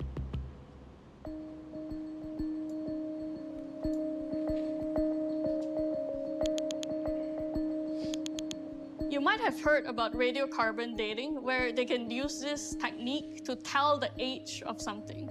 So why does it work? That's because radiocarbon is something that decays. So when you're alive, you continuously intake radiocarbon from the atmosphere. But once your metabolic activity stops, you stop exchanging carbon with your surroundings. And the carbon-14 inside you starts to decay into nitrogen. So basically it goes missing. And that's how they can sort of age it, because radiocarbon has a half-life of about 5,730 years. After 1 year of development, Kiet Ping successfully designed a test, and it's the first of its kind. It can now tell whether a methanol sample is truly green by detecting traces of carbon-14 and other isotopes. Sorry, everybody. In fossil fuels, because their carbon uptake stopped hundreds of millions of years ago, they no longer contain any amount. Americans going to India for tourism is still surprisingly strong for India. I didn't know that. A few days ago, I asked, like, how strong is it? Is it Russians go to India too? Lots of different types of people. Europeans go to India too. British people who stole from India all of that money go to India too. Of radiocarbon that we can measure. I don't understand what your point is. So after about 50,000 years, you wouldn't be able to measure the radiocarbon content anymore. So for fossil fuels, it's 0. But for biofuels made from modern organic matter, they still contain radiocarbon levels that are similar to the air that we have today. So by looking for this, I can be able to tell whether this methanol was produced from fossil fuel or whether it was produced from biomass. Now that I know this is biomethanol, are all biomethanol created equal? The answer is no, they are not created equal. Biofuels are often seen as a useful bridging fuel, helping the industry achieve its decarbonization goals. But some production methods raise environmental concerns. When you grow crops to use as fuel, the trade-off is that you're not using these crops to feed people. And then there are sustainability concerns. If growing these crops are not well managed, it could lead to issues like deforestation. Like, anti-America sentiment, I think, is at an all-time high right now. I would say, do I have a number to prove that? No. But I can tell you that the sentiment when it comes to what Israel is doing across the world is absolutely connected back to American supply of bombs. India is supplying Israel bombs too. Israel and India have a tight relationship. India's brand around the world is also at an all-time low. It's all linked to warmongering, and the USA is not what it used to be. Like, the world is not seeing the US as a stable partner or a trustworthy partner in the world anymore. Like, we just watched a documentary about the South China Sea just before this, and Philippines, which has had quite a good relationship with America. There are Filipinos now saying that we need to find different allies because America is not trustworthy anymore. You know, the war in Iran that's causing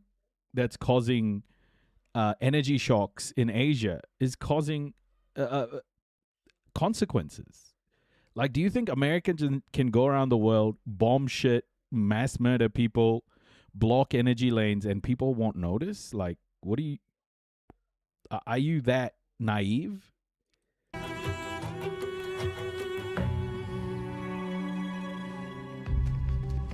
Instead of relying on purpose-grown crops, one of the most promising ingredients for sustainable biofuel production is waste. And Kiet Ping's atomic scale detective method can also be applied here. The clue lies in carbon-13, another isotope of carbon. Usually when they use food waste as the raw material, they will first convert it to biogas.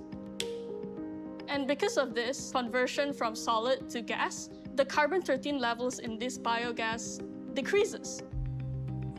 So what's the significance of a lower carbon-13 level and that the biomethanol is produced from food waste? There's a lot of reasons. So first, some sustainability schemes, they provide an incentive for this kind of waste-based methanol. And it doesn't compete for food, it reduces the burden on the landfill. And to top it all off, this biomethanol did not contribute to deforestation. Kiet Ping is continuing to develop her proprietary methanol fingerprinting methodology. Work to test the process under the Green Shipping Corridor is underway, and she's working to expand it to other alternative fuels. We can think about like what kind of test that we wanted to do. We will start with the carbon 14. The illegal war against Iran has impacted Asia the most. In terms of energy, it has impacted Asia a hell of a lot.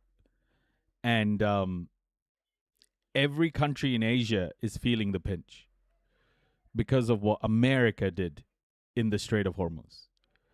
Like, do you not think that people will be a little bit upset about that? That, you know, they now have to they have to have energy outages because they don't have enough fuel to power their power grids, power the grids. Like, what do you think people will say?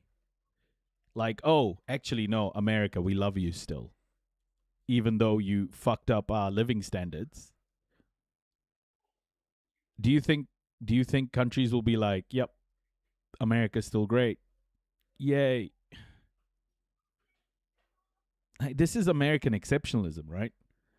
The lack of awareness about what America does in the world, the lack of awareness of how the world perceives America.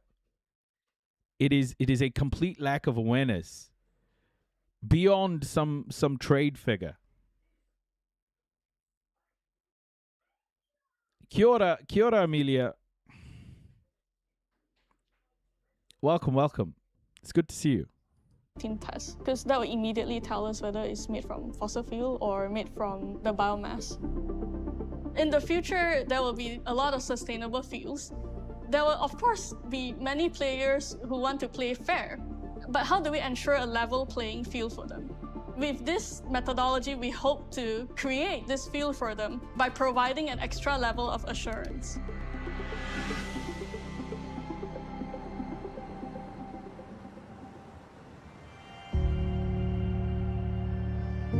"49 days after its departure from Rotterdam, the Busan Express arrives in Singapore. The journey of decarbonizing international shipping is likely to be a long one. No matter how volatile the world gets. I struggle with you, Evangelist. Sometimes you seem like a person who's here in good faith, and then you say stupid shit like secret societies. You know, like Morena Nash, Morena. I just don't understand you, bro. Like, goes from fucking tourism to secret societies.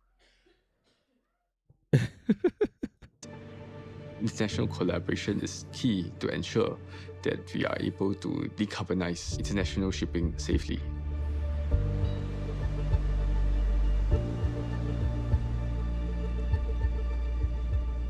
The networks and the trust need to be there. And that's what we have really built on in the green shipping corridor that we have with Singapore. You know, the biggest problem with shipping is shipping's close relation to the oil and gas industry. Okay, all of this shit could be fixed. All of this stuff could be fixed if oil and gas lobby groups didn't have shipping companies by the nuts, or weren't investing in the shipping companies, because oil companies have a massive stake in shipping. It's a huge revenue stream. As long as that remains true, change is going to be way too slow. Way too slow. Like, if you look at the investors of, say, these shipping companies here, I can guarantee you those same investors are investing in oil companies too. Like, no doubt.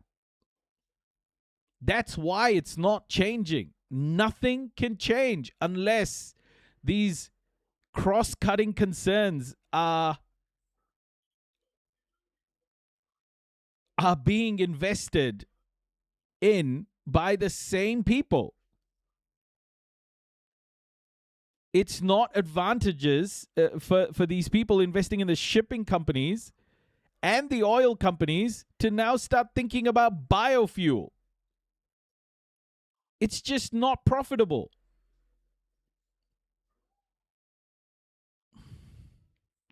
Are building the foundation for that transition to really move forward.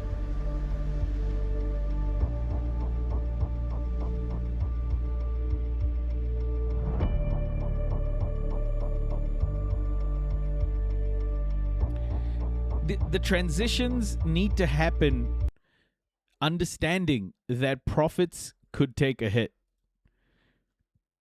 We cannot fix capitalism's damage to the world without taking loss. That's the issue here. We can't just keep innovating our way out of this. There has to be someone taking a loss. And it can't continue to be the working class. We have to compromise profits in order to fix the damage capitalism has done to our world.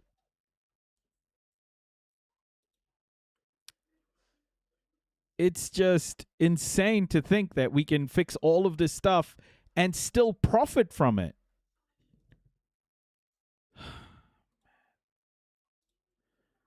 I just I look at this stuff and I go, like if all of these people with a whole bunch of other, around the world, these scientists were deployed to investigate this. Just like, when we were in COVID and they had to use all of the knowledge that was already there to create a vaccine in like a year. Why do we have to wait for a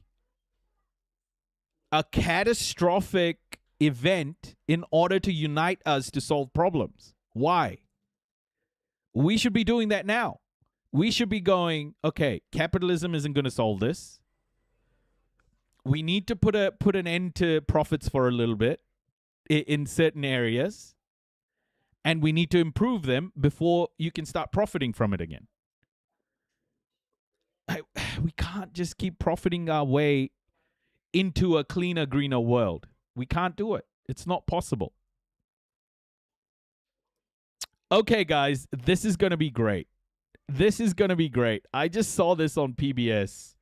Hold on, man. Spotlight. I'm changing the header. Bill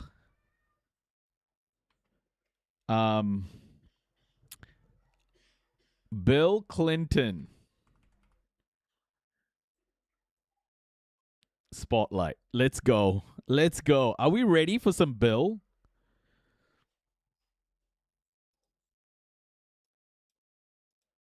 Viewers like you make this program possible. Support your local PBS station. Okay, this was from 2012, but let's watch it because it's Bill Clinton. I did not have sexual relations. We interrupt your regular program for quite an extraordinary moment in the history of the United States. A short while ago, President Clinton's staff came to tell us that he was going to... Akurdemo, what up? Thank you so much for the Prime sub. For 2 months, thank you. ...to come to the Rose Garden now and make some remarks. Peter, the president will make another attempt to say he's sorry about what he's caused. Bill Clinton had come into office with notions of an heroic presidency. To inscribe his name in history alongside FDR and JFK. Good afternoon. But on the afternoon of December 11th, 1998, he came to the Rose Garden of the White House to apologize to the American people. I am profoundly sorry for all I have done wrong in words and deeds. Indeed, I did have a relationship with Ms. Lewinsky. I never should have misled the country, the Congress, my friends, or my family. Quite simply, I gave in to my shame. It's almost as if all of this was just too easy for him. It's almost as if he had to set up these barriers Shiny. that he could then leap across or stagger across, but get across in any event, always. I'm going to give you this election back, and if you'll give it to me, I won't be like George Bush. I'll never forget who gave me a second chance, and I'll be there for you till the last dog dies.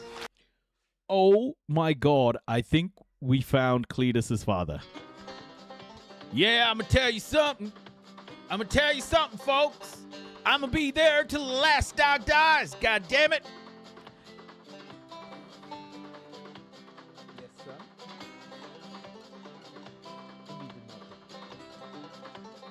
No. Is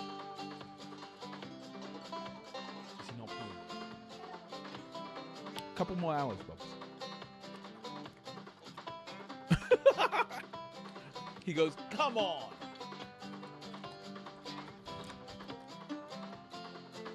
Okay. And I want you to remember. How many second chances, right? How many second chances does any one person deserve?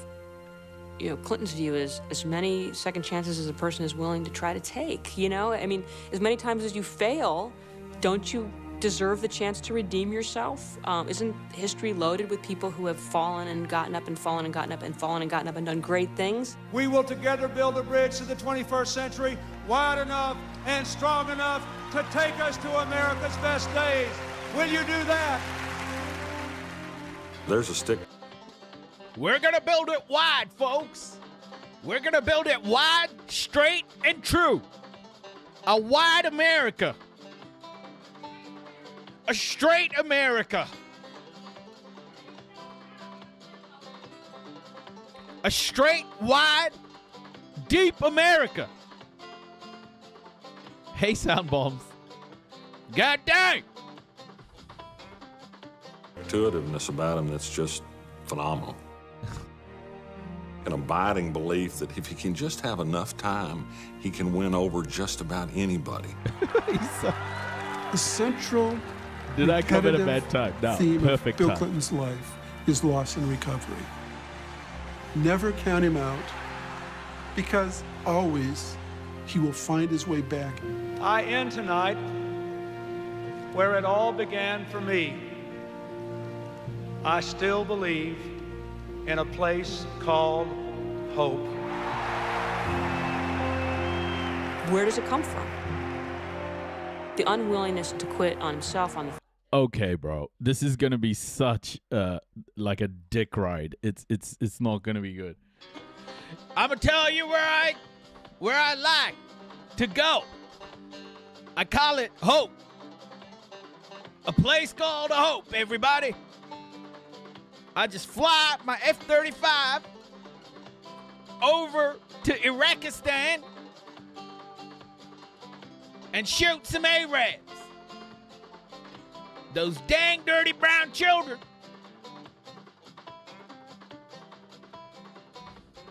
Yeah, dang.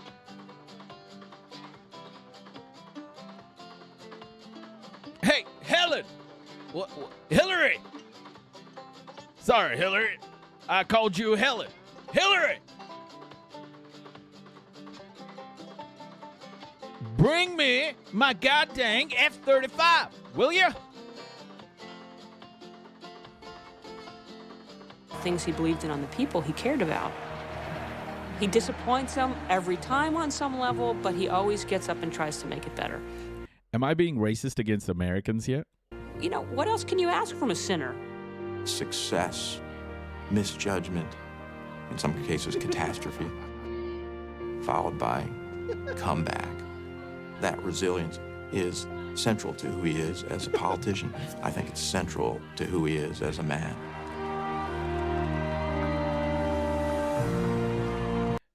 This is the guy they're talking about, by the way. I did not have sexual relations with that woman. Indeed, I did have a relationship with Miss Lewinsky that was not appropriate.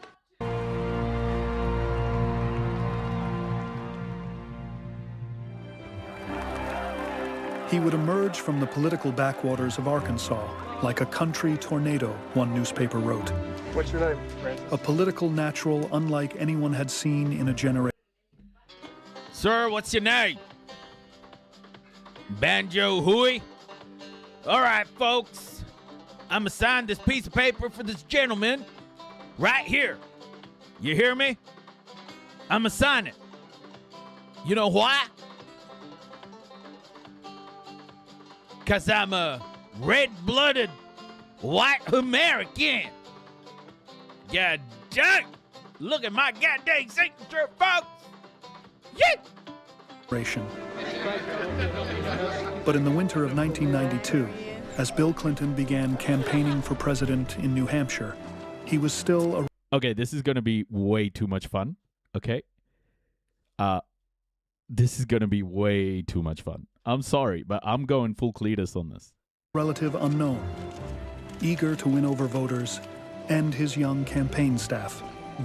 It was just so clear that he was exceptionally talented politician from the kind of get-go. Says, how do you get the ideas we develop into manufacturing jobs here? There are literally... His ability to adapt, his ability to walk into a room, to size up an issue, to understand. Yeah, shiny. Oh, shit. Look at this. Yeah, that's me in that blue dress. Yee! Look at me. Red boots. These boots are made for walking. Huh? No, that's Bill Clinton. Bill Clinton? Yeah, it was Epstein, Jeffrey Epstein's house. This painting. Yeah. Bella boy.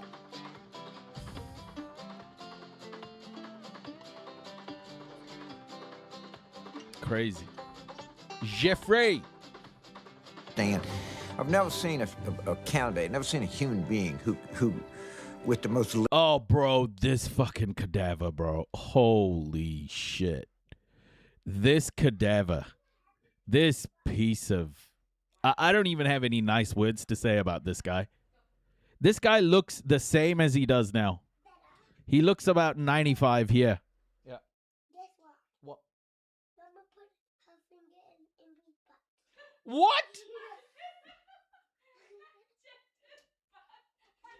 Why did you put your finger in Ginger's butt?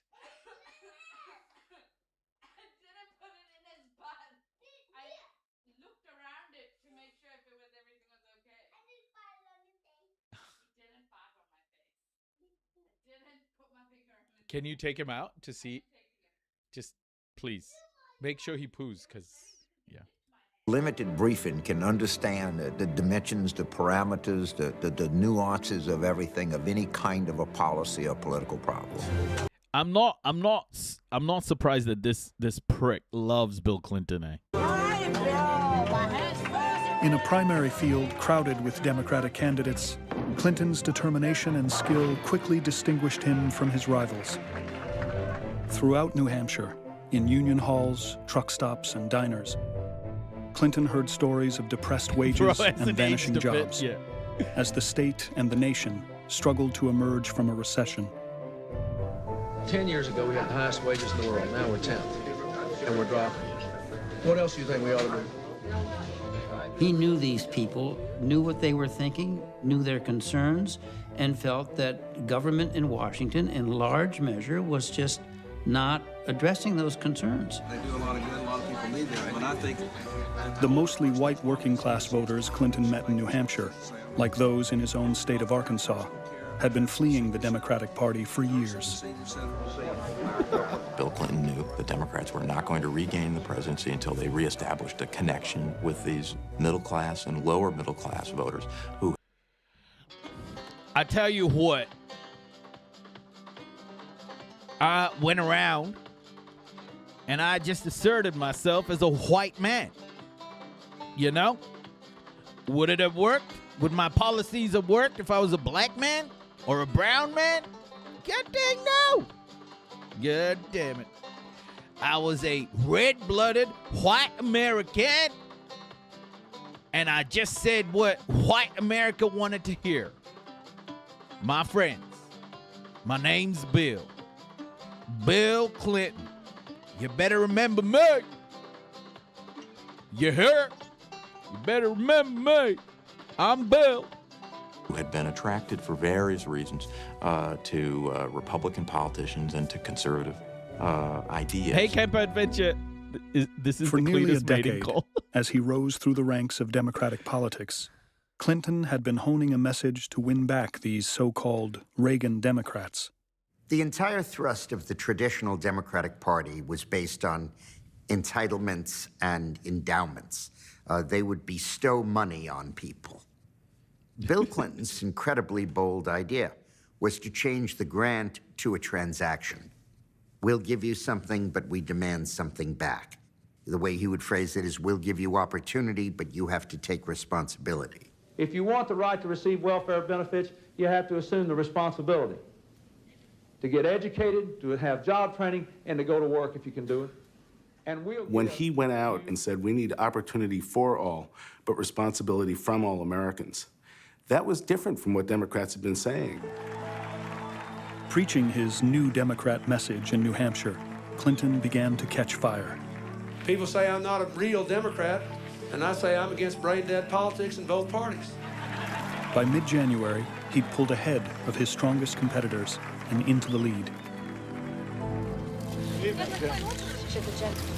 Then, with just weeks to go, it all seemed to fall apart. Democratic presidential candidate Bill Clinton is again denying a report of an extramarital affair. The report is in the Star, the supermarket tabloid. Jeez. The first time I heard of Jennifer Flowers was a rumor. I mean, the rumors of... There was a Jennifer Flowers? I didn't know about this. Him messing around were out there, and the stories were out there. And it was something that his handlers talked about. You know, how are we going to deal with this if it actually happens? I want to be a good boy. My client to you, Jennifer Flowers. At first, nobody was really that worried about it. But then the woman appeared. And not only did the woman appear, but she was a lounge singer. And everybody thought, oh, yeah, absolutely. And she had tapes. I didn't think it would start this quickly. But I think, Bill, you're being naive if you think that these other shows, like Current Affair and... I expect them to come look into it and interview you and everything. But I just think that if everybody's on record denying it, you got no problem. At first, Clinton's response to the scandal was evasive. She did call me. I never initiated any calls for her. And whenever she called me, she basically wanted reassurance. She said... There was this growing sense and skepticism in the press that this guy was just a big phony. I mean, he was too slick. He was too smooth. And he would lawyer answers to questions. I said, that's not true. Even if your name gets used in the absence of proof, nobody can prove you're guilty. Don't worry about it. The press called him Slick Willie, That's all and it stuck. Slick Willie! Oh, how do we not know about this, bro? What brilliant name. Oh my gosh, Slick Willie. Please. Oh, what a name. The general thinking was that he was dead. Politicians didn't survive this thing. As many began to abandon Clinton, one person rose strongly to his defense. Bill Clinton is a smart guy, a very smart guy. But he will tell you that Hillary is much smarter than he is. Senor Wet Penis. She's much tougher than he is. Shit. She is more of a pragmatist. If Clinton is a dreamer, Hillary is Miss Reality. She raised him up and said, look, get that pity out of your body and all that defeatism out of your back, and let's deal with this issue, and let's move on to the next issue. I think most Americans... At the height of the scandal, Millions tuned in to see Bill Clinton answer questions on the CBS program 60 Minutes. But it was Hillary who stole the show. You know, I'm not sitting here as some little woman standing by my man like Tammy Wynette. I'm sitting here because I love him, and I respect him, and I honor what he's been through and what we've been through together. And you know, if that's not enough for people, then heck, don't vote for him.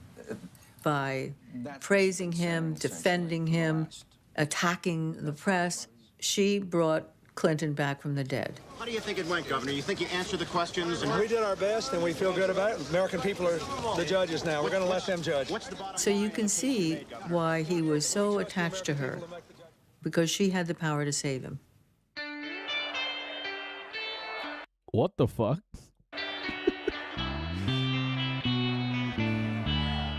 The partnership of Bill Clinton and Hillary Rodham began at Yale Law School in 1971. Clinton was fresh from a Rhodes Scholarship at Oxford University in England and already planning a career in politics. Bill loved to discuss issues. He loved to be in the center of discussions. He, in a way, loved to perform. He wasn't a great student. He didn't care about being a student. He was not there for being a student. He was there to make connections. Hillary was so much more obviously intellectual.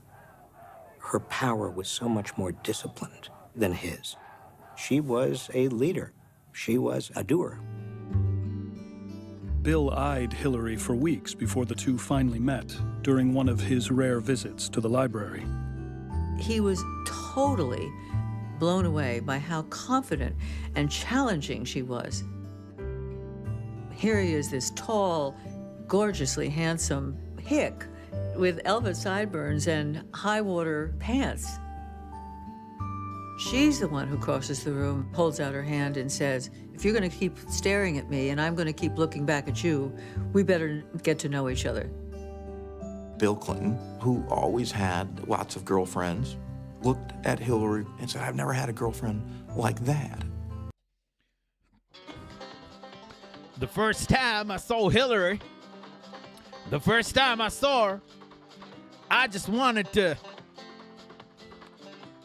put a baby in her. God damn it. I wanted to grab her. She was mine. You hear me? You hear me, folks?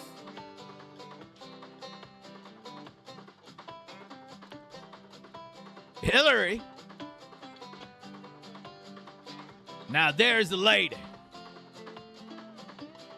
Hillary! Give me a moonshine, goddammit!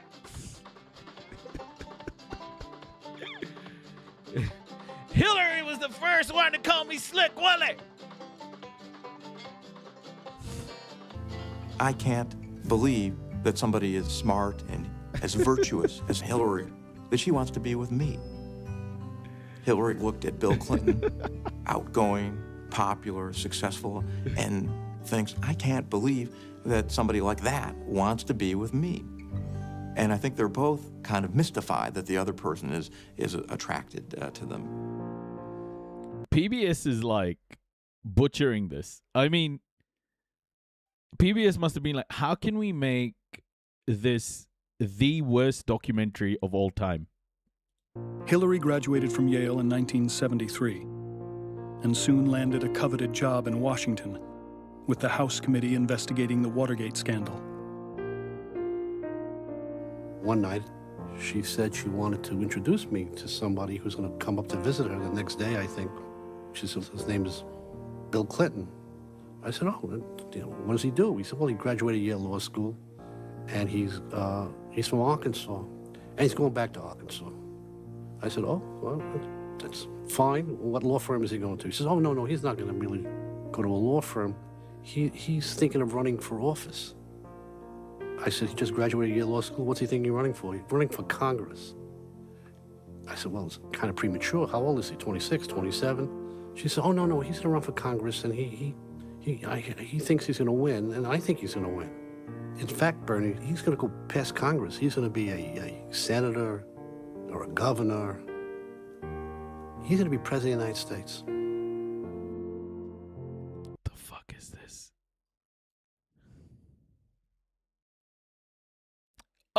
Oh, I got under the evangelist skin. I got under the racist white person's skin. Oh, this That is Bill so good. Clinton would make politics his life's work had never been in doubt to anyone who knew Hey, him. Big Jerry. Oh, did I say hi to you? William Jefferson Clinton was born in Hope, Arkansas on August 19, 1946. His mother, Virginia Cassidy, was a nurse. Maybe you should calm down a little. You're an immigrant, goddammit. You're too brown. How dare you speak to me like that when you live in a Western country? Goddammit.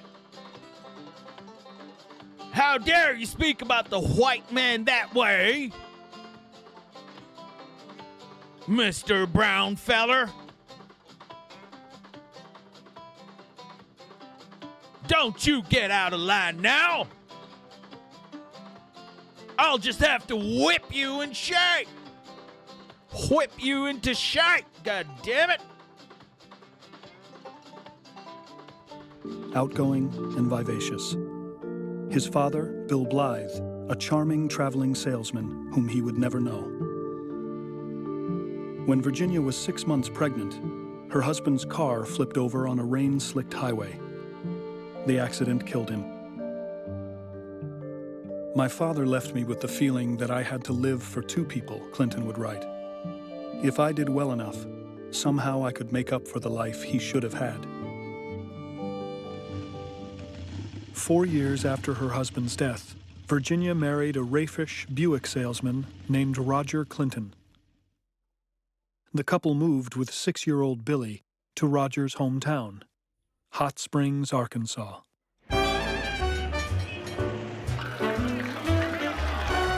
If Hope was a sleepy Baptist town, Hot Springs was the opposite. Hot Springs, Arkansas, everybody. Where we still got slaves in the cotton field. Yeah. We don't mess around these parts. Oh, is that a tinfoil? Shit, it might be. A rollicking resort, attracting people from across the country to its mineral pools and gambling parlors.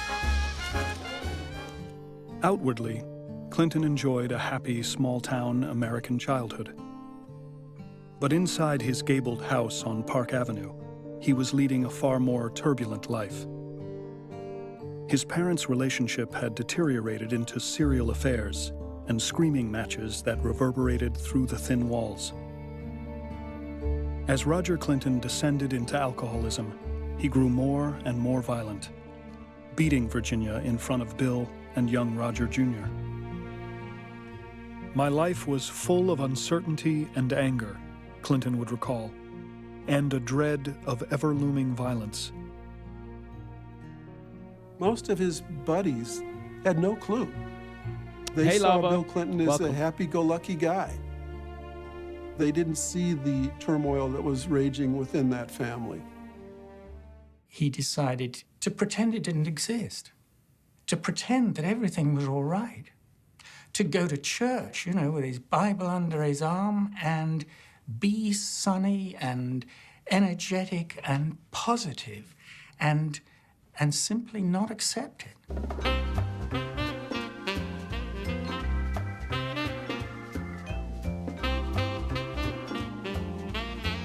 With fierce enthusiasm, Clinton threw himself into his life outside his home.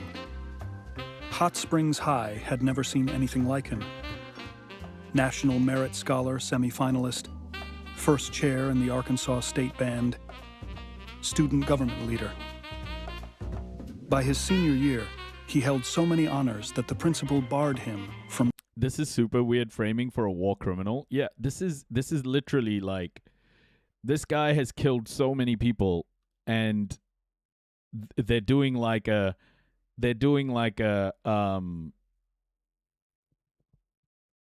biography of this dude. It should be, this documentary should be more like, you know, the same type of documentary as a Dharma. I feel like all U.S. presidents should have documentaries like Dahmer or other serial killers, you know, with their darkness and the brooding music. Because holy shit, they should all be locked up. Running for class president. Bill Clinton always found himself trying to redeem and rescue his family. Part of doing that is to sort of put yourself in the position of rescuing not just your family, but everybody, including yourself, by doing good. By the early 1960s, Bill Clinton's generation had a new hero. President John F. Kennedy's youth and charisma reached all the way to Arkansas and sparked the teenagers' idealism with a call to public service. Ask not what your country can do for you. Ask what you can do for your country. We loved living in JFK, great friend of Israel, and also was right there at the beginning of the Vietnam War. There is no such thing as a righteous American president, okay? There's never been. They're all mass murderers, and there's no way you can change my mind about it. Just evil, white supremacist mass murderers. in a time when JFK was president. He was so young, he made public service seem accessible. So if we had ever entertained thoughts of a life in public service, he made it seem all the more possible. In 1963, Bill Clinton traveled to Washington as a delegate to Boys Nation, a program for aspiring future leaders. During a visit to the White House, he rushed to the front of the line to shake his idol. This motherfucker, okay, I will show you this. I want to show you who this evil fucker is, okay? I just want to show you. He went to Dearborn and said this. Bill Clinton. Did you guys see his speech in Dearborn?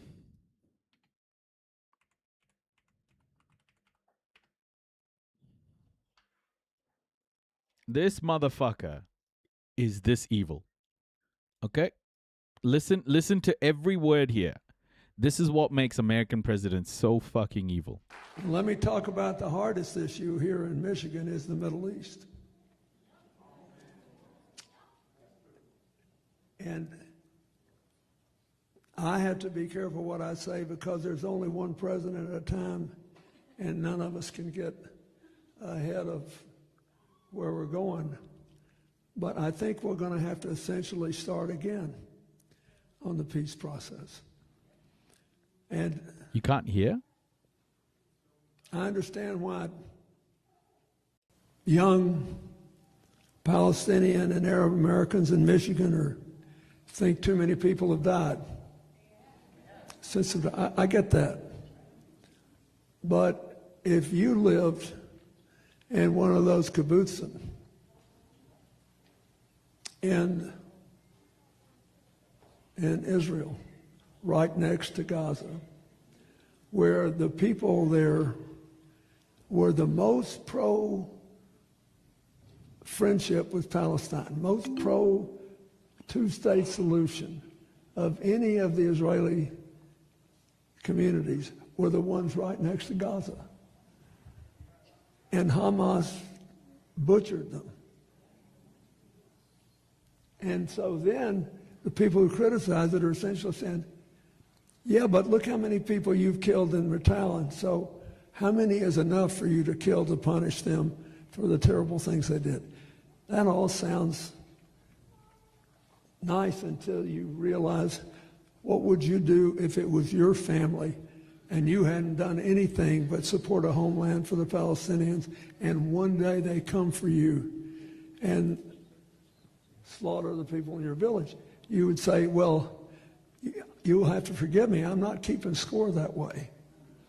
It isn't how many we've had to kill, because Hamas makes sure that they're shielded by civilians. They'll force you to kill civilians if you want to defend yourself. Never ever forget how evil this guy is. Never ever forget how evil white supremacy like this can be. This is American leadership, folks. This is what it is. They have completely dehumanized every single person who isn't like them. It's so easy for America to kill because they are assholes like this.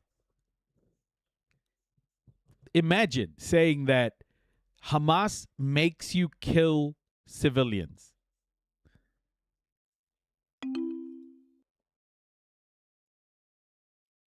What an evil piece of shit.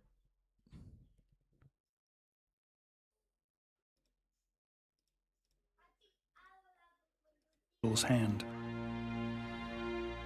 It's a moment that is just emblazoned in your mind. To have a president of the United States look you in the eye, take your hand, speak to you, the world stops. Bill said, Hamas didn't kill innocent people. Bro, even if they did, it doesn't matter. There is no response to what Hamas did to commit genocide. It doesn't matter. to me, we will never forget that, will we? We will never forget that.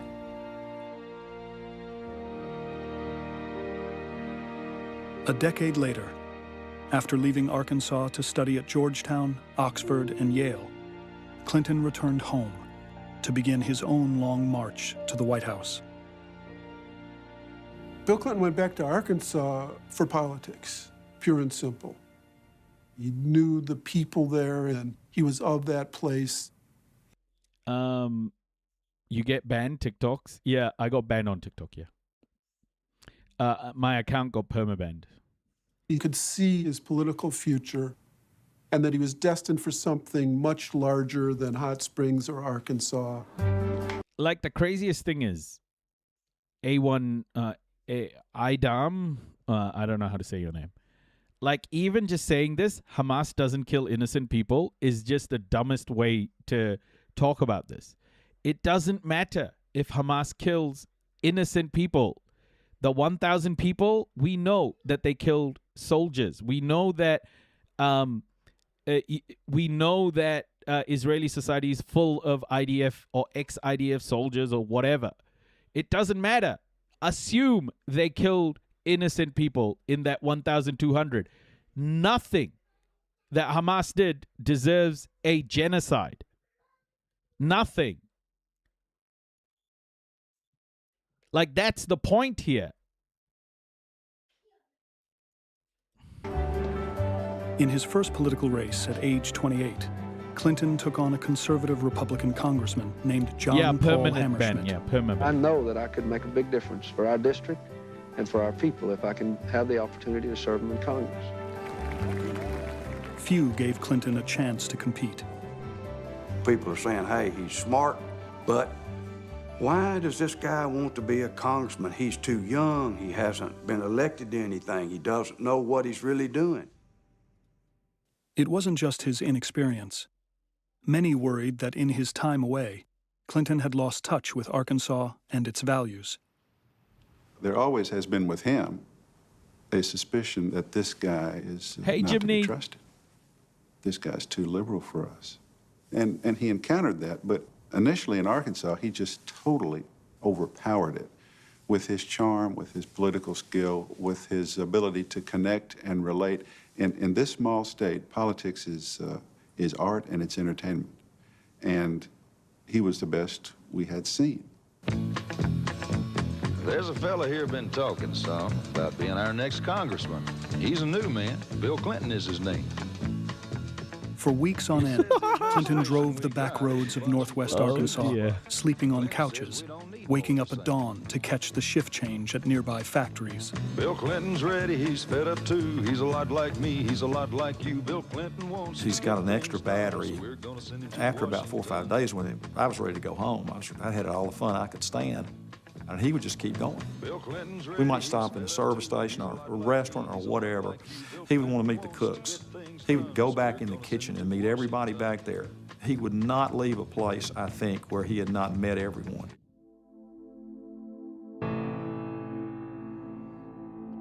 Imagine occupying land. They're hitting the hick music themselves, yeah. Yeah, boy. I'm telling you what. Billy boy, Billy Clinton. What a man that man is, you know? God dang. I gotta tell you what. Billy boy. Slick Willie.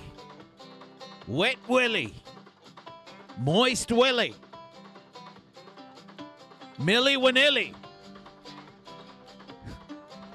Millie Willie.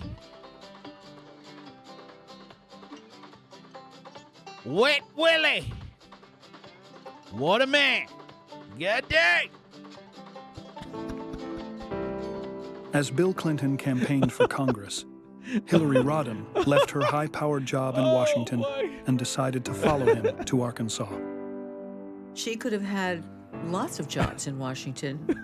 Instead, she elects to go not even to Little Rock, but Fayetteville, Arkansas. You know, her friends thought she was absolutely mad. He's just a country lawyer. I got myself with that one, bro. Oh my gosh.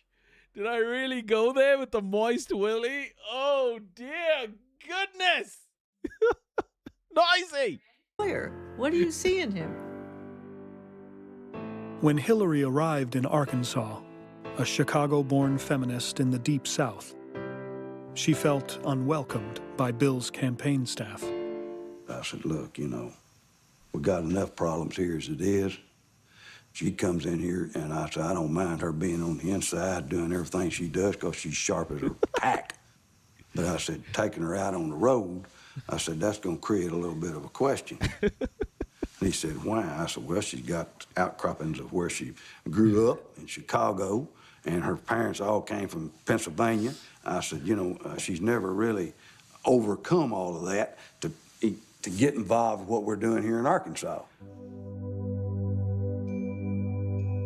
It's about time to create a neutral social media. The silence is doing more harm than the noise. Yeah, I agree. To make matters worse, Hillary had to deal with Bill's constant womanizing. I mean, you got to understand that at one time, there was at least 25 women per day coming through there trying to find him. And I tell them he's out on the road, you know. Oh my, 25 women a day? God dang! Wet Willie! It's a Willie! It's a Willie! God dang! Bill's Willie was drowning! A Willie tsunami! 25! Oh! Oh, slip inside, Willie. Oh, shit.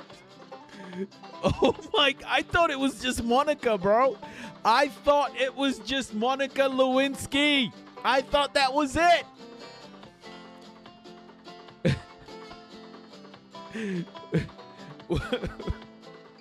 Willie's in a fucking water park. Get out the door. But Lord, it was bad. Bad. He draws women in, and they are literally mesmerized by this man. It was absolutely like fly to honey. And he needed that. He needed that kind of adoration. I don't think there's any question that Hillary was hurt, whether it was me or anyone else. Despite Bill's infidelity. Yeah, I don't think. So the amount of rage Hillary had, I can understand, but taking that out on like poor Middle Eastern people, not a cool look, Hillary. You can't just kill people in Libya and Yemen and just because Billy Boy, Wet Willie there. Billy! This sound effect makes so much sense now. Oh! Willie!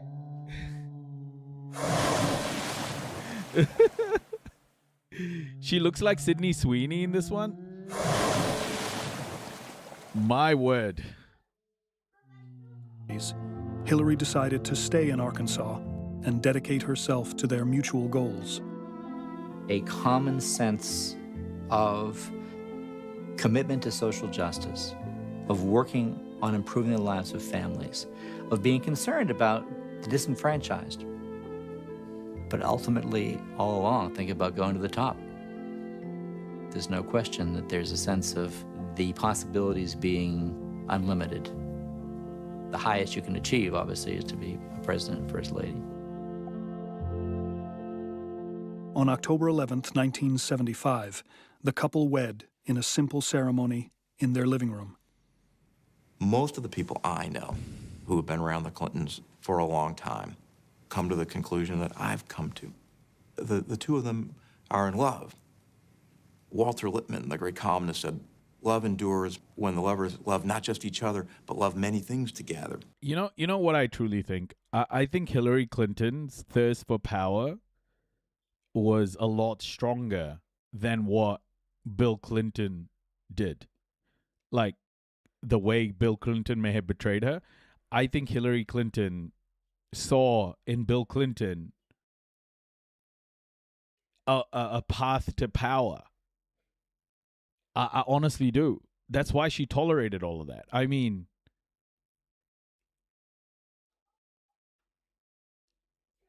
she lived through him. Yeah, I think Bill Clinton might have been living her life. Maybe. I just feel like Hillary Clinton I didn't realize it was this bad. I thought it was Monica Lewinsky and that's it. I thought it was Monica Lewinsky. 25 women a day coming through looking for him? Bro. I didn't realize it was that bad.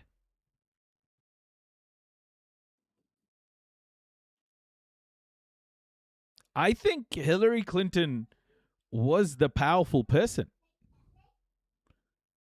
I think Hillary Clinton was the architect of Bill Clinton's career.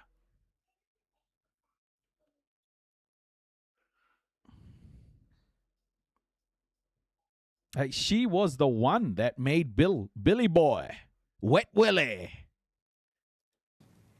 That, I think, is the essence of Bill and Hillary Clinton. They had a common love, which is for politics, for the game. They love it. It's their life.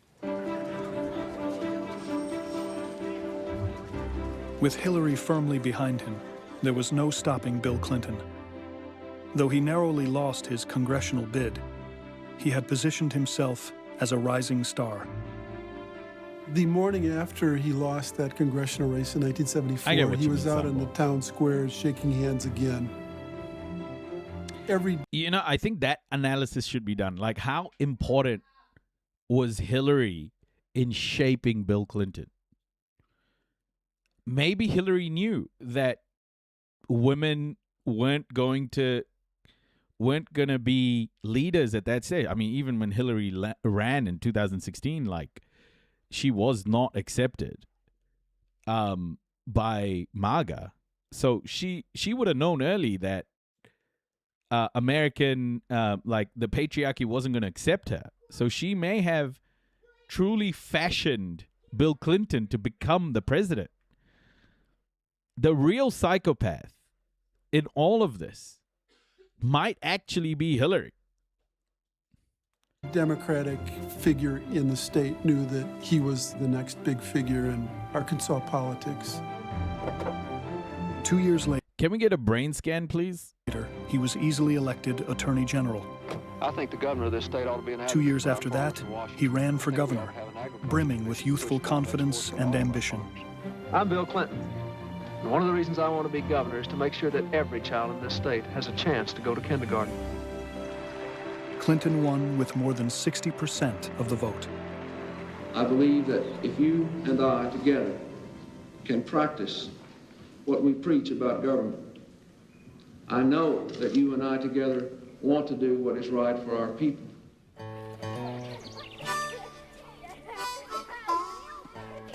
In the late 1970s, most of Arkansas was poor and undeveloped. Bill Clinton was determined to turn that around. Not much had been done for 150 years in Arkansas. Spending on education, per capita income, our highway system was one of the worst in the country. So Bill Clinton comes in and he has all these ideas. He's going to transform the state at once. Feeling, as he recalled, an urgent sense to do everything, Clinton and his staff took on entrenched interests in Arkansas. Sit down, please. He created new regulations, revamped rural health care, reorganized school districts, and took on utilities. Most ambitious of all was a project to fix Arkansas roads. It was paid for by a steep hike in taxes on car licenses and was a political disaster. Every month, 1/12 of the people of Arkansas went down to the courthouse to renew their license plates for the following year, and instead of being $19, it was $36. That became extremely unpopular. And he realized that late in the election of 1980, he'd go early in the morning to a factory gate, and all these guys refused to shake his hand. And he said, "No, you raised my truck tag, and I'm not going to vote for you."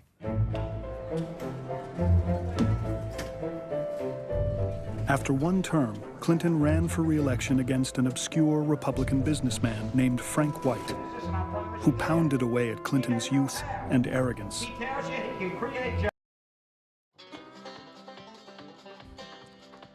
Yeah, then came Frank White. Frank White pounded away on Wet Willie, on Slick Willie. Pounded away, folks. I tell you what, now it's some pounded. Jobs. He's never had a job. To Clinton's dismay, White's tactic worked. I regret that I will not have 2 more years to serve as governor, because I have loved it. I have probably loved it as much as any person who ever had this office. Since he was a teenager, Bill Clinton had prepared himself to be president. Now, just 34, with his new baby Chelsea to support, he feared his political career might already be over. He took it incredibly hard. He knew those folks, and they thought they loved him, and it turned out they didn't. He was totally out of sorts. And when you see him, he wants to talk about one thing. What did I do wrong?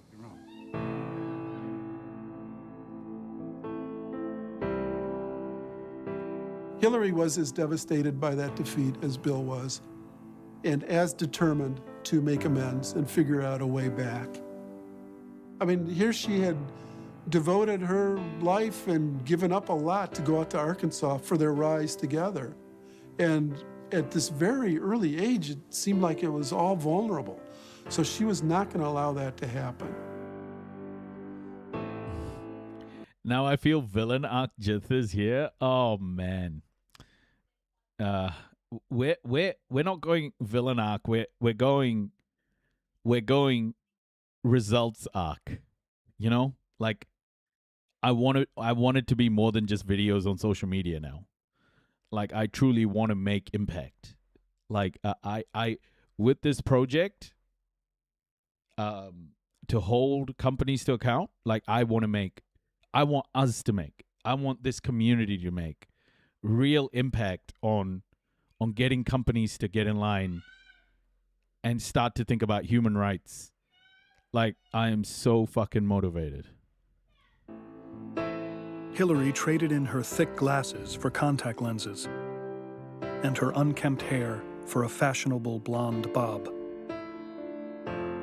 To quiet some of her critics, she took her husband's last name. Frustrated by what she regarded as poor advice, she took over her husband's re-election campaign.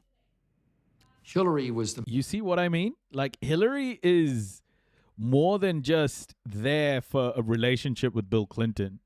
Hillary understands that America was not ready to accept a female president, and she found her path to power, really, I think, with Bill Clinton. The mastermind in that comeback. Most of his people advised him at the time, don't run again. Wait 2 years. Hillary says you can come back and you can do it again. He didn't trust himself as much as he trusted her. Determined never to lose again, Clinton studied the results of his defeat precinct by precinct. He resolved to win back every single one. The crowd has waited. They're ready to celebrate. It's been a long 2 years. Prof, oh my gosh. It started before Bill with a South Carolina super staunch Republican that she campaigned for originally. Not sure if this documentary covered that. I only joined in about 20 minutes ago. No, it didn't. I didn't know that. We didn't know that. Oh, well, I didn't know that. Oh, for sure. Let's take over companies and make them know the disastrous crimes they have funded. Come on, get the fuck. We gonna change the world up the rah. Yeah, for sure. I think they separated as early as 2000, but stayed together to avoid the negative publicity. Really? Victory is ours tonight. I have been given something that few people get in life. More passion. A second chance to serve the people. Clinton had learned from his mistakes. Rather than take on every problem in Arkansas with his second term, he narrowed his focus to a single issue that he knew would serve the people and his political future: education. I still believe that until we have a system which guarantees competence in basic learning skills, we will never be able to prepare our people for a higher level of achievements. I don't care what else we do. It's a winning issue. The people are willing to go that way. And it's something we can get done if we focus on that. He has settled on the strategy. Now, who's the right person? Who's my point person? Hillary. We know it's a huge task, but we're very optimistic that we're going to be able to make a substantial improvement in what our students receive. Yeah, I agree. She went from town to town all over Arkansas, met with civic groups and PTAs and school groups and talked about what they wanted to do about improving schools in Arkansas. By the time it was over, I think she was one of the most popular people in the state. One legislator popped up in a hearing one day and said, "We elected the wrong Clinton." It just resurrected him. He needed a success, and it made him the education governor at a time when education was a vital issue in the country, and he was able to use that to open all kinds of doors for him. Over the next few years, Clinton began to catch the attention of the media and national Democratic leaders, desperate to find a candidate who could loosen Republicans' grip on the presidency. He would spend a huge amount of time meeting with, impressing, and charming his fellow governors and other elected officials. And after a day and a night with him, talking about philosophy and politics, you came away with the impression this was the smartest guy in the class, and that essentially, if you're going to have a president, it probably should be this guy. In 1987, during his fourth term as Arkansas governor, Bill Clinton was finally ready to leap onto the national stage with a long-shot run for the presidency. In July, he summoned the national media to Little Rock for the big announcement. Then, abruptly, he sent them home with hardly an explanation. I need some family time. I need some personal time. Behind the scenes, an old weakness had come back to haunt him. Just the day before the press conference, when he was going to announce that he was going to run, Betsy Wright, his ferociously protective campaign manager, sat him down with a list of names of women. Oh, and shit. went through one after the other. How many times? Where did you meet her? How likely is she to talk? For each name, he said, oh, she'll never say anything. And Betsy Wright said, but you don't know that. You don't understand. On a national scale, people will investigate, your opponents will investigate it. The media will. Oh my gosh, like Slick Willie is a great nickname. Will investigate it. The problem is, we're not just talking about you. We're talking about your wife, Hillary. We're talking about your child, Chelsea. She said, I don't think you can run. I mean, it just became clear that night it was not the time for him to do it. It just was not the time. Free Willie? He felt for quite a while that probably was the last real chance he would ever have to run for. Okay, man. With his history like this, and so obviously, like, with all of these women, do we really believe that his mixture with, like, Jeffrey Epstein was nothing but just friends saying hi? There's no way, right? One of the most egregious results of NAFTA was flooding the Mexican market with cheap, subsidized American corn at the expense of more than 1 million Mexican farmers, many of whom would then cross the border illegally to work in meatpacking, etc., only to be deported every 3 months or so again. By design, ATF working in cahoots with business owners to do that. Fucking sick. Yeah. Moist Willie. Oh, for sure. He was definitely a part of it.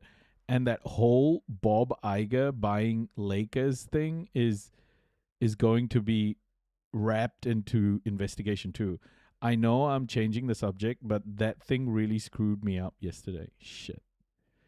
It's crazy how they call it his weakness. So gross. Yeah. For president. That was it. It was over.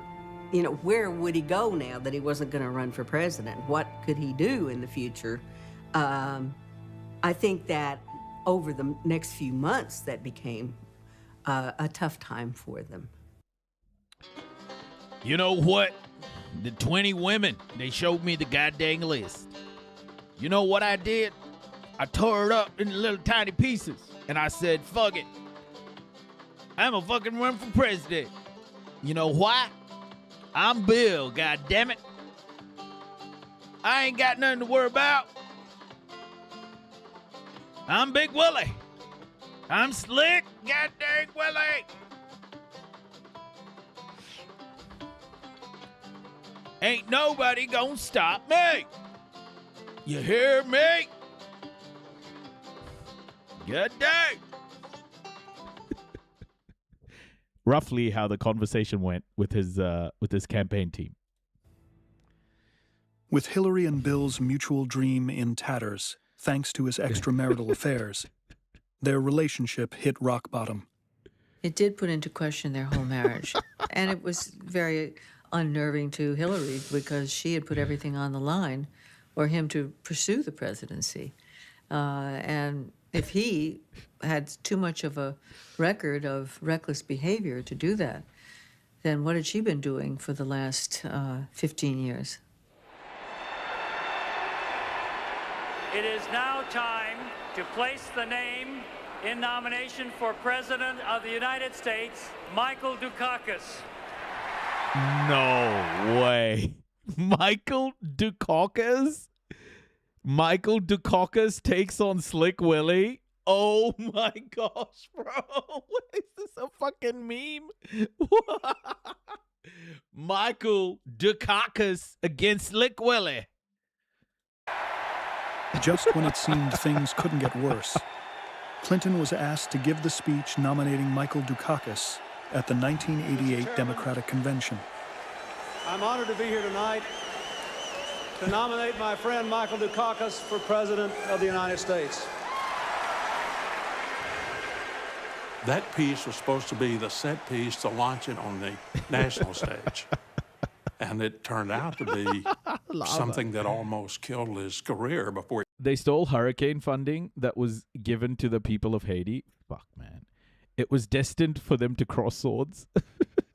Hurricane or earthquake, I forgot which one. Slick Willie edges past Dukakis to get the firm victory. Oh, shit. Let's get it on. Where it got started. And I'd like to talk a little about Mike Dukakis, the man. Oh! Did he just say, I'd like to talk a little about my Dukakis? Honestly, listen to this. That's exactly what he said. National stage. And it turned out to be something that almost killed his career before it got started. And I'd like to talk a little about Mike Dukakis, the man. The speech was going on and on and on. Mike's old-fashioned, all right. He's the kind of man who plays it straight and keeps his word. The crowd was just getting restless, and we said, oh, man, we dead, right? He is going by the script that the Dukakis folks has approved, and he has to carry it out. Now, I want you all to calm down so I can tell the rest of the country why they should want Mike. Of course, the famous thing was when he said, in conclusion, he got a round of applause, finally. In closing.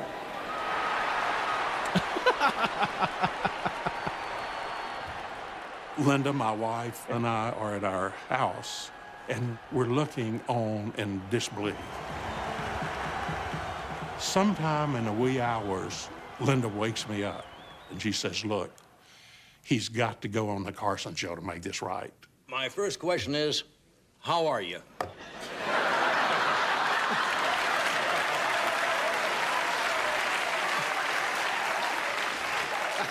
Fine. What happened there? I watched the speech, and as a performer, I kind of felt for you in a way.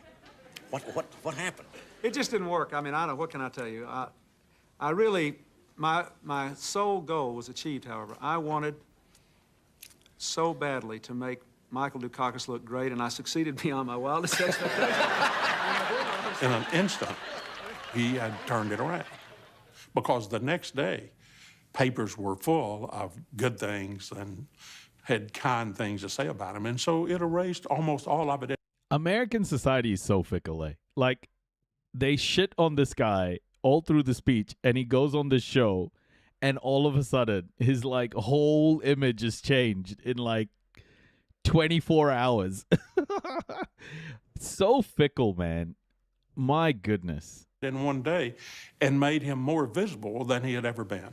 You do tenor sax, you play, right? We're going to play a short song. Hey, 9 Inch Toenails, He recovers welcome. better than anybody I have ever known. It's extraordinary. I mean, he can have horrible things crash down upon his head, but he crawls out from under it and keeps on going. Oh. Bill and Hillary Clinton were back on the map.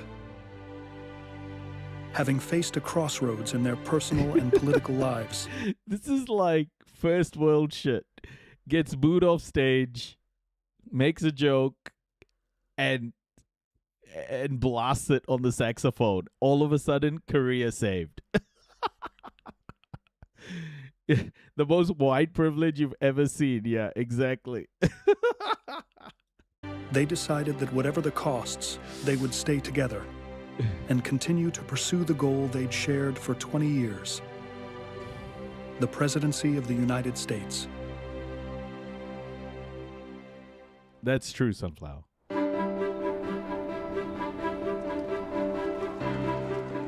Four years later, in the snows of New Hampshire, Clinton held a comfortable lead in the Democratic primary. With the Gennifer Flowers scandal behind him, he was campaigning with the confidence of a frontrunner. Unless a second shoe drops to indicate he's a liar, declared the New York Times, Clinton has emerged more clearly as the Democrats' likely nominee. And then came Tulip Two Toes and fucked everything up. But just 12 days before the primary, the second shoe not only dropped, it nearly shattered the campaign. An old letter had surfaced, written by Bill Clinton more than 20 years earlier, when facing the possibility of being drafted to fight in Vietnam. In the letter, Clinton thanked his local ROTC commander, Colonel Eugene Holmes, for saving me from the draft. Though he never took the deferment, Clinton's letter sounded to many like the confession of a draft dodger and sparked a second round of attacks against his character. Draft dodger. The Friday story in the Wall Street Journal appears about the ROTC and the Colonel. Ah, good for him. That's the only good thing he did. He didn't go to Vietnam and kill brown people. He decided to become president and bomb them from a distance instead. I don't know. Is that a good thing? Probably not. Well, the U.S. is home of modern propaganda. Walter Lippmann wrote the playbook for how the so-called elites would rule over the bewildered herd. His term for the general... Oh, shit. Holmes. And the polling numbers just started collapsing. Governor, are you draft dodger? No. Did you burn your draft card? No. I had a lock-cinch 4-year deferment. Look, I ain't no draft dodger. I ain't no draft dodger. I flew there with the army to Uzbekistan and I shot some brown folk. Some Arabs. God dang. Oh, hold on. This the Vietnam War, isn't it? Yeah, what I meant was I flew right over to Vietnam, shot some brown folks. You can't take that away from me. I ain't no draft dodger, goddammit. I got them Viet Cong so good. You hear it? I gave it up after less than 2 months because I didn't think it was right. I went back into the draft. Then this lottery came along. I got a high number and I wasn't called. I could not. Stan Greenberg, our pollster, came in and said, the bottom's falling out. You know, we dropped 18 points in a weekend and we didn't have that many points to start with.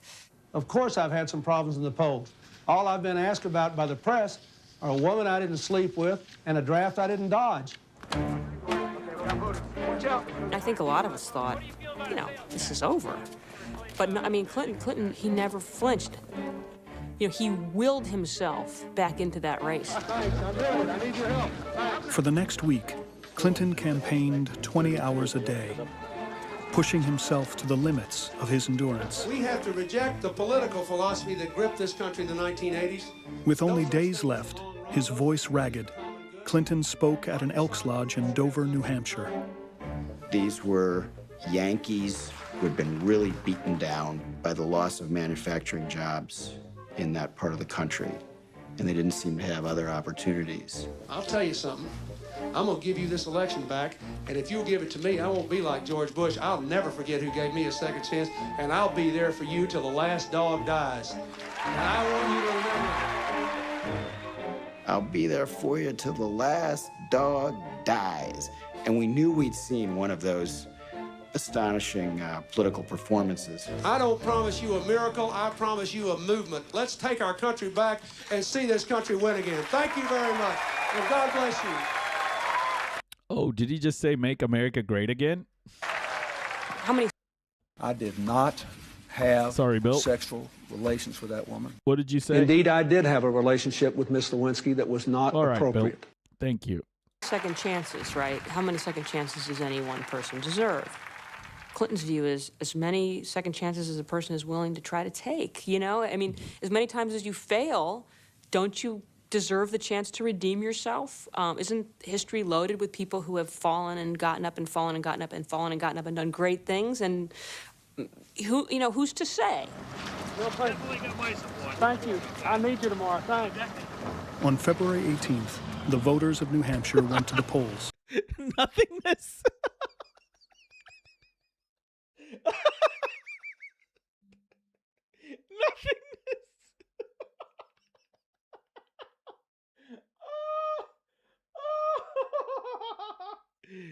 This place has always been shit. Oh,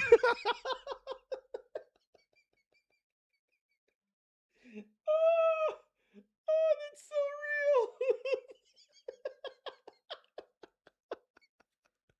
Oh my gosh. Oh fuck, dude.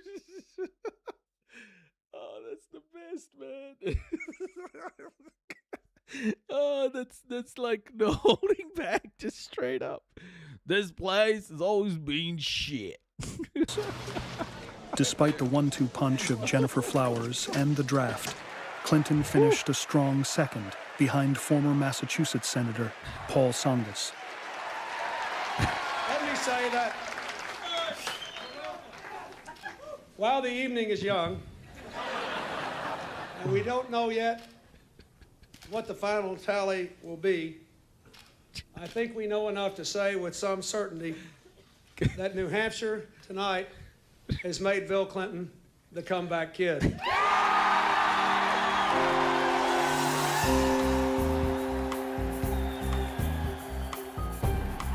In the weeks to come, Clinton... Bro, he's not a kid. he's old as fucking this, okay? How old is he in this? Like 50? 60? Clinton rolled up primary victory after primary victory. Florida and Tennessee and Mississippi. In early June, he surpassed the number of delegates needed for the Democratic nomination by winning the California primary. The election for America's future begins tomorrow. You know what? Donald Trump isn't the first rapist to become the American president. It might well have been Bill Clinton. It is not about me, it's about all of you. Even though he's winning voters over and winning these primaries with bigger and bigger margins, the news coverage, for the general electorate is one of a politician you would never make president of the United States. You could not possibly trust this guy.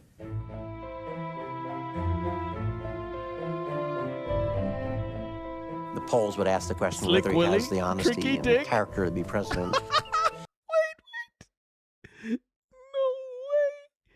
Oh, look at this beauty. Slick Willie Clinton faces tricky Dick Nixon political image problems? What? I'm sure that American tradition goes a lot further back than Clinton. Yeah, you're most probably right.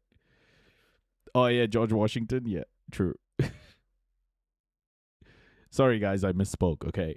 Stop dragging me, okay? Stop dragging me. I misspoke. All your presidents are rapists. Are you happy now? Okay. Slick Willie Clinton faces tricky Dick Nixon. Political image problems. The polls would ask the question whether he has the honesty and character to be president. The numbers got worse and worse and worse. And we reached a point where we said, we can't just allow that to be the narrative, the route to the convention. Let's restore the sense of trust. A team of top campaign aides planned a complete overhaul of Clinton's image. Oh, is that Cavill or Cavill or what? Oh, look at him. He looks like a sourpuss. Even back then, he looks like a 90-year-old here. Wow. We have a new subscriber. Welcome to the Noisy Crew. Dr. Midnight, thank you for the tier 1 sub, sir. Oh, I said sir. Oh my gosh. Okay. I shouldn't have said sir. Thank you for the tier 1 sub. Thank you. That was an assumption. Sorry. culminating in a nostalgic film shown during the Democratic National Convention in New York. It was called A Man from Hope. What? I was born in a little town called Hope, Arkansas, 3 months after my father died. I remember living in that old two-story house where... Wait, Dr. Midnight, welcome. Welcome to the Noisy Crew. Thank you so much for the sub. I appreciate it. Thank you so much. I lived with my grandparents.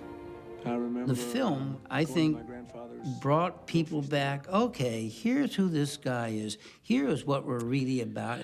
Oh my gosh! Guys! Oh my gosh, nothing this. Oh my gosh. Guys. Oh, I said guys! Okay. And we really have a strong candidate. My fellow Americans, I end tonight. Bro, I'm getting fierce looks. I'm getting fierce looks from everywhere. I don't know if Dr. Midnight gave me a fierce look or not.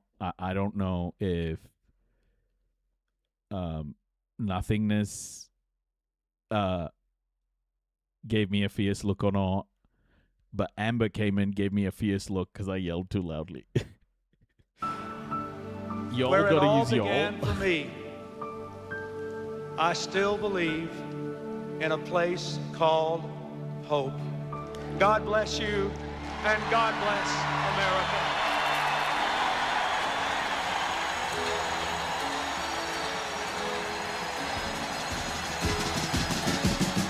With a rock anthem from the 1970s as the campaign theme song, Clinton staffers positioned their candidate as the God bless Slick Willie, young, dynamic face of a new generation.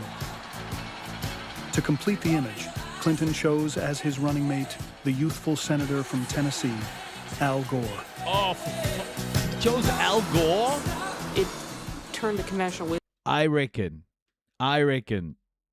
Bill Clinton was saying some dirty ass shit to Al Gore as well. Trump just got caught in hot mic. I reckon Bill Clinton is saying, like, grab him by the pussy here as well. I think he's saying shit like that. Reopening the Strait of Hormuz. Wisdom on its head. He believed you don't dilute your message. You put a big underline and an exclamation point, and this is...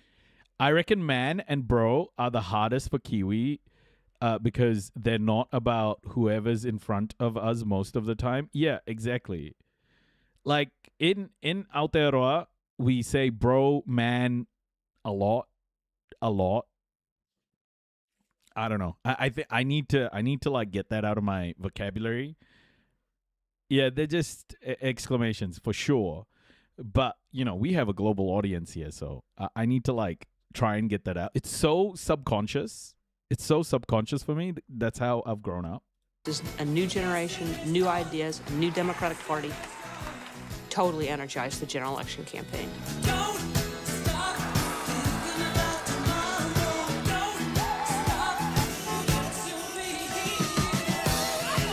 Okay, bro. Heading into the fall, Clinton had surged ahead of President George H.W. Bush and third-party candidate Ross Perot. With the economy still faltering, Clinton had found his issue and his voice. The crowd that's running Washington today has had 12 years to test their economic theory, and it's failed. The decisive event came in mid-October, at the second presidential debate in Richmond, Virginia, when Clinton turned a question from the audience into a defining political moment. A woman stood up and asked a question that was on a lot of people's minds.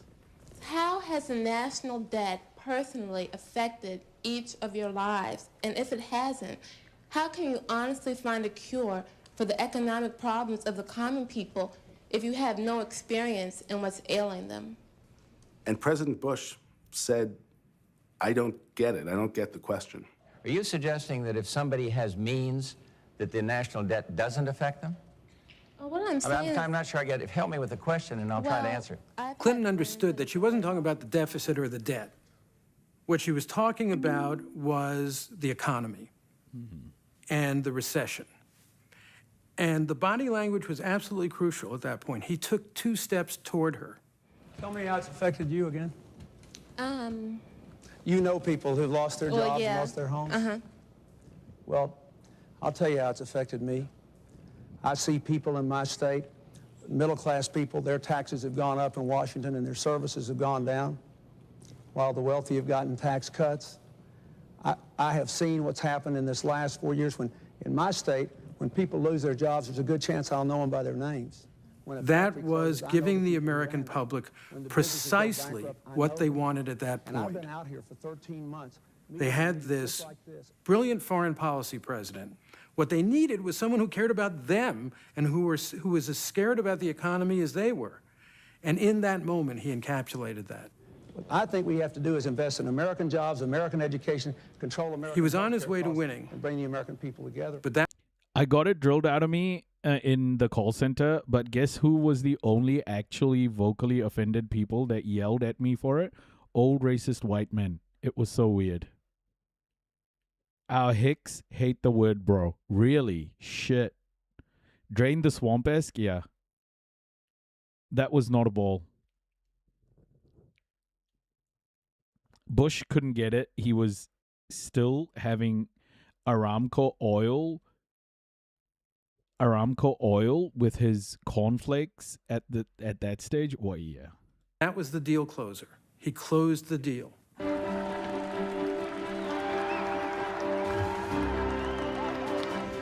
Like a marathon runner nearing the finish line, Clinton spent the final 24 hours of the campaign in an all-out sprint, touching down in 9 states.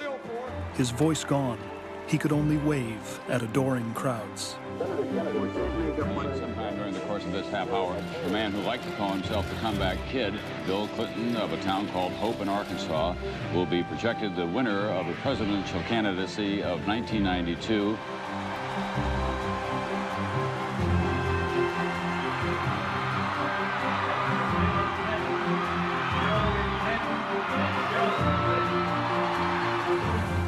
My fellow Americans, on this day, with high hopes and brave hearts, in massive numbers, the American people have voted to make a new beginning. There was this joy and buoyancy. He had so much promise about him. Those of us who believed in Bill Clinton, and I did, had a sense of, wow, this is going to be really, really good for the country. After 20 years of thrilling highs and gut-wrenching falls, Bill and Hillary had at last achieved their highest goal. But if they had won the presidency, the Clintons had yet to win over the country. And in this moment of triumph, few could imagine the turmoil that lay ahead. My trans friends still say bro more than me. They're so bad for unlearning bad habits. I actually don't mind people calling me out for it. I don't mind if people say that they don't like that. I think that's absolutely fine. Like, I don't mind people saying it to me, you know? I think that's okay. Because, yeah, different places, different cultures. We got to remember that I'm not just speaking to a New Zealand audience here, right? I've got to take that into account. I just remembered this was the time Ross Perot ran as independent. I don't know why you need to remember that. Why? What's the significance of that sound bombs? A white man believing in another white man. How fucking touching. Damn, what new beginnings is that? 42nd? Yeah. He got 43% of the vote, but none of us thought about that. Bro was part of my vocabulary growing up. Everyone said it, yeah. To us, it felt like a landslide. Palestinians called me bro as well, by the way. Brother or bro, brother, sister. They didn't call Clinton me sister. Believed in a strong government. He wanted to be a big president. He revered Kennedy, he revered Roosevelt, he thought about the heroic presidents, and he wanted to use the presidency that way. But the country was turning away from government. It was skeptical that government could work. And there were these roiling undercurrents of anger that we knew were there, but we didn't realize how they could that's quickly awesome, Dr. consume Midnight. even us. Yes, absolutely. I totally agree.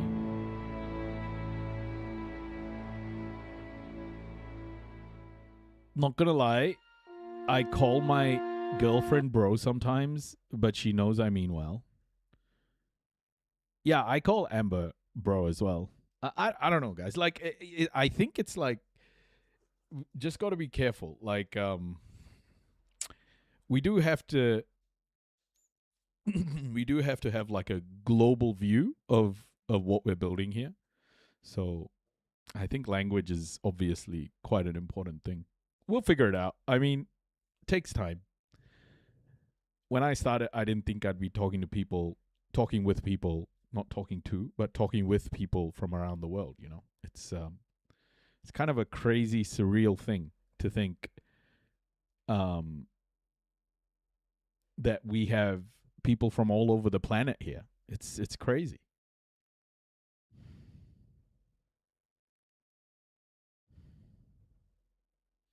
Oh, really, Michael's Rush?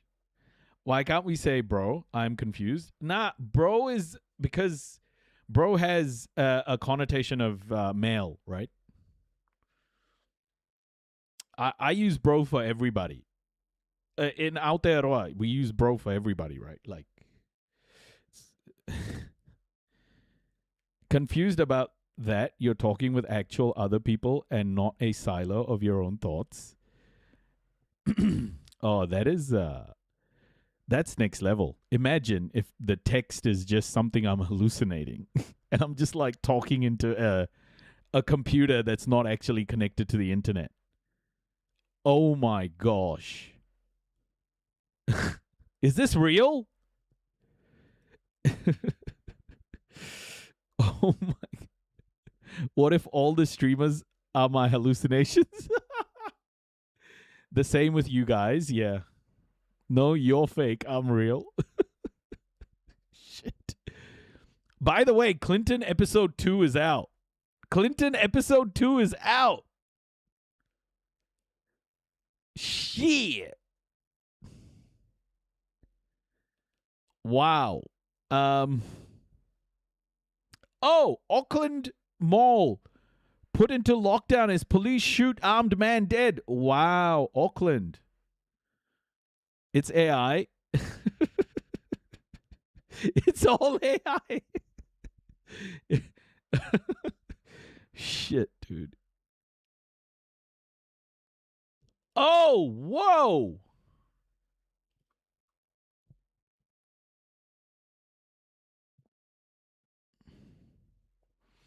Auckland. Rhyme. Auckland. Which mall? Hold up. Let's just watch it quickly. Stuff reported it.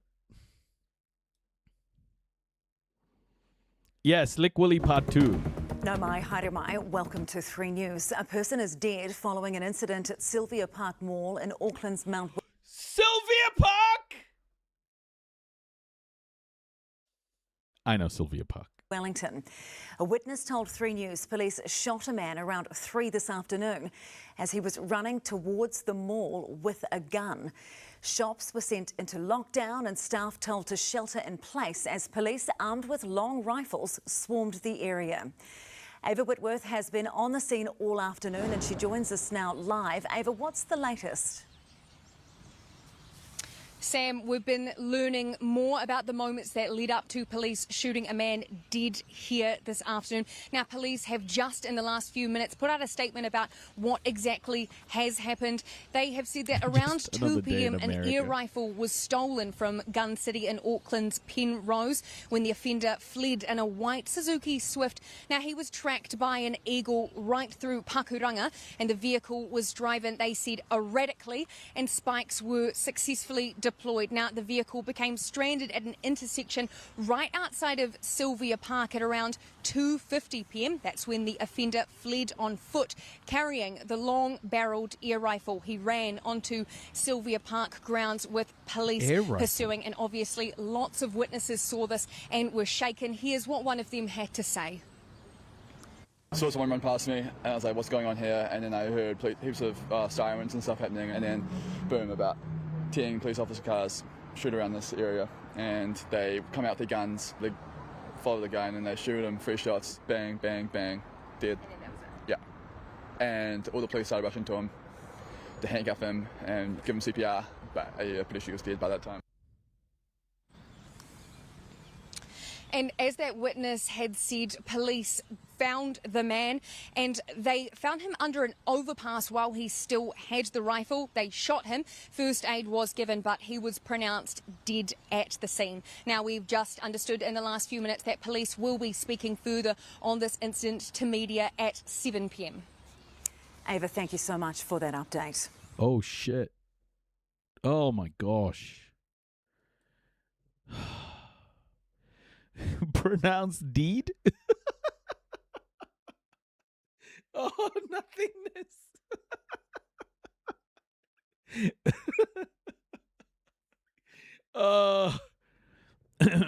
When you brought up the story, I instantly thought it was in America. Oh, really? Hey, Mama Sunshine. Everything Burgerfield. This is the news at 6. This is the news at 6, yeah. Look, what do you want from us? We only have 2 vowels in this country. Yo, Caroline Levitt resigning. Honestly, like, genocide Barbie, do we give a fuck? Do we want to watch Clinton still? Are we still feeling Clinton?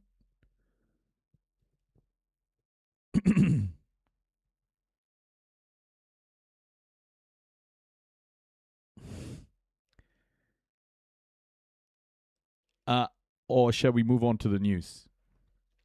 News or Clinton? You guys choose. News or keep going with Clinton?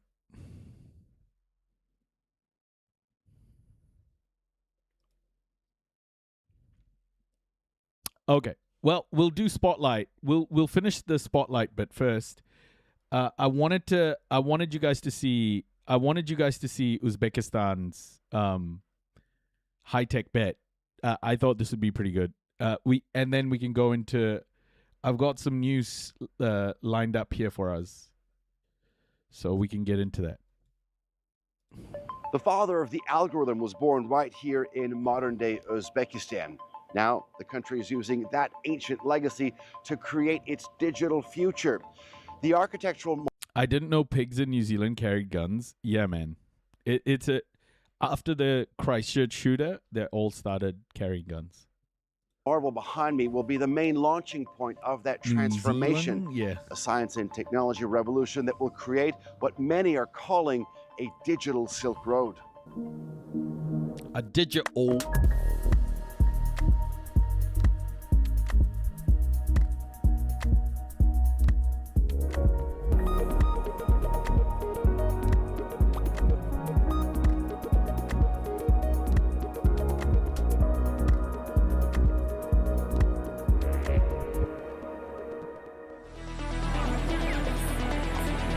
Do we think Count Binface has a chance? I don't think Count Binface has a chance, by the way. But I hope he gets more than his highest vote count.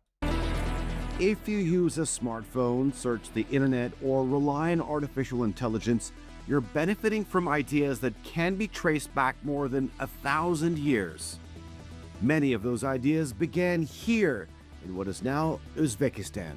It's a place where geography has been both a blessing and a curse.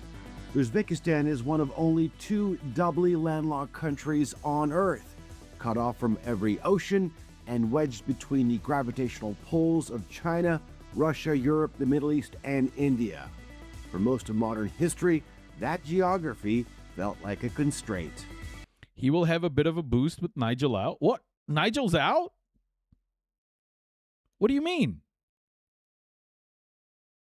Did Nigel leave the campaign? But geography is only part of the story. This land has another inheritance, one that predates borders entirely. For centuries, the cities of Central Asia sat at the intellectual heart of the Islamic Golden Age. Al-Harazmi gave humanity algebra and the concept of the algorithm. Oh my gosh!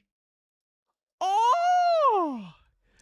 Pakistan does not oppose Iran's accession to the trilateral alliance between Pakistan, Saudi Arabia, and Turkey. Statement by the Pakistani ambassador in Moscow. Excusez-moi, madame? Excusez-moi, monsieur, madame? Voulez-vous coucher avec moi ce soir?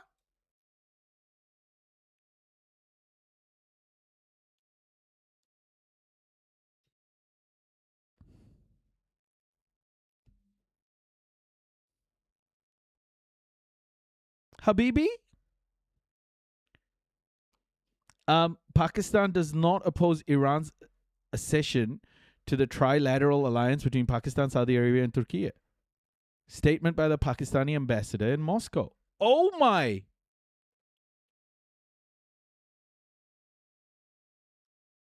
Okay, that's big news. That's humongous. This is the right song for Nigel. Hey, at least this time I can't get banned from fucking TikTok.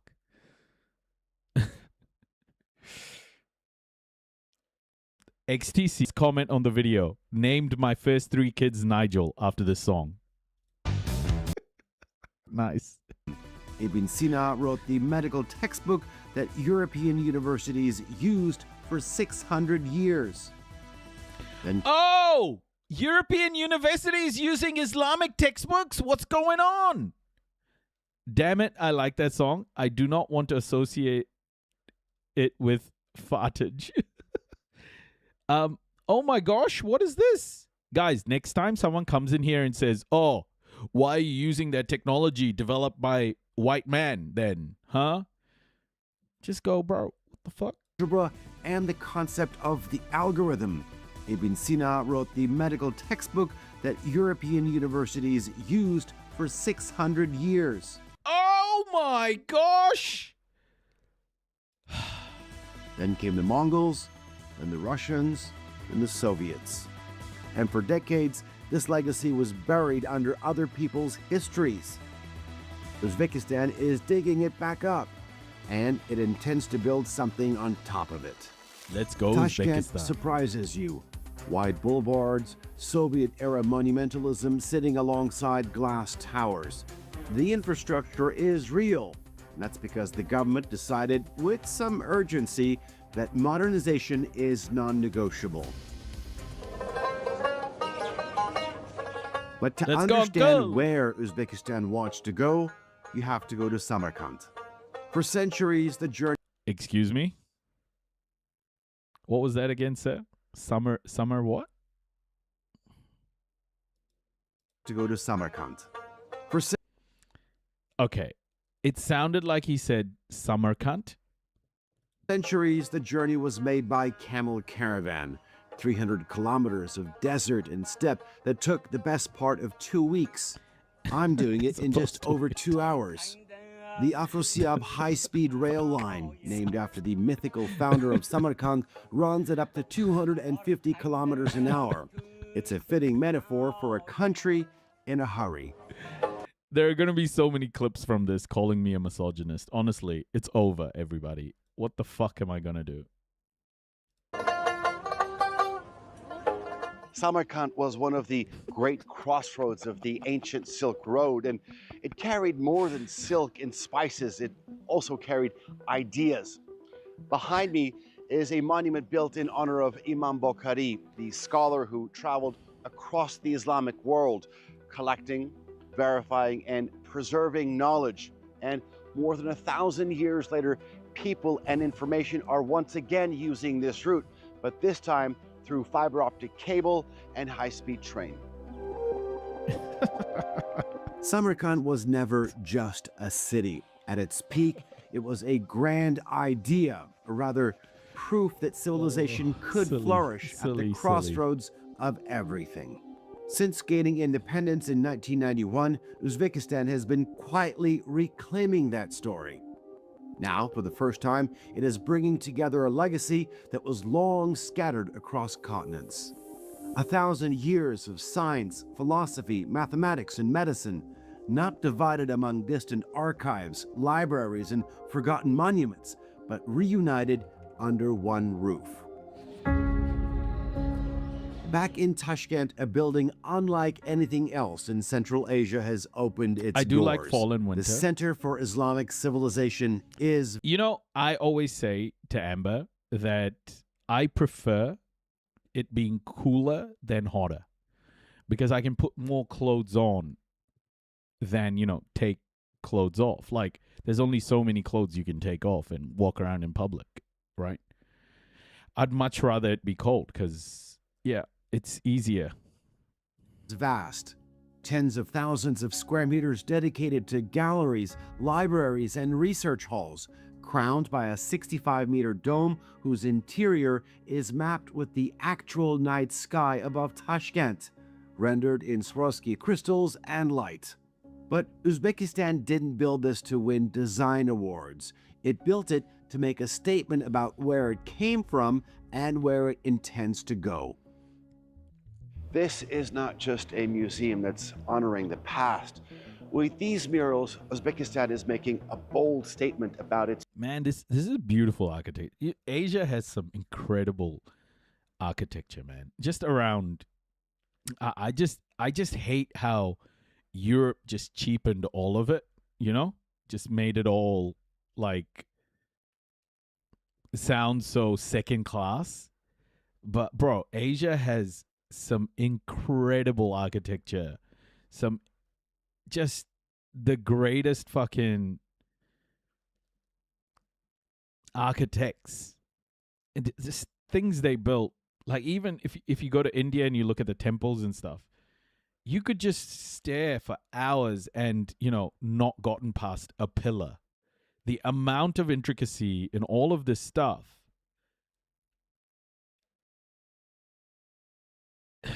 I just want to see those cultures thriving again. Really thriving. Its future. Centuries ago, cities like Tashkent, Samarkand, and Bukhara drew some of the world's greatest minds. Today, it hopes to do it again by using its rich history to create a new foundation for science, technology, and innovation. I think some of the best architecture in India is where it's like a fusion. You could see the Mughal architecture, right? Taj Mahal is just incredible. And you've got the forts and the Red Fort and all of these like incredible pieces of architecture. Man. And then you go to and then you look at places like Indonesia. I mean, Amber and I have been to Bali, right? We had our honeymoon in Bali. And just going around the cities, just traveling there. I mean, we saw very Western things, but in like the back areas, like where in people's houses, such nice temples built. And I think just culturally, there's so much richness in Asia, and it's just been so raped and pillaged by the West. I fucking hate that, bro. They really fucked everything up, didn't they? They really did. The Guinness record is impressive, but what's more impressive is how they earned it. Because this museum isn't content to put old manuscripts behind glass and call it preservation. It's using the most advanced technology available to make a 1,000-year-old conversation feel like it's still happening. So here you will find history, science, artificial intelligence, I just and have to look modern up technology all Chandigarh working architecture. together. Our goal is not only to preserve history, but to make it engaging and accessible for new generations.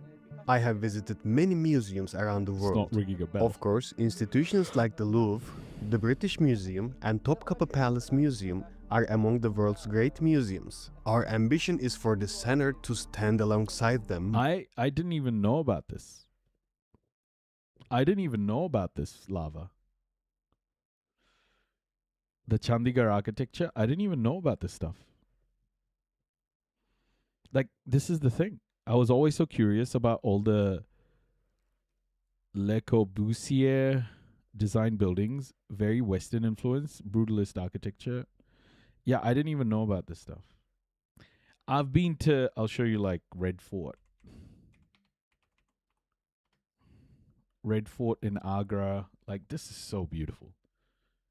Red Fort is incredible. Like, if you ever go there, it's so like just the most incredible place. Like, it's a fusion of it's got everything. Like, it's so incredible. You know, it's so different.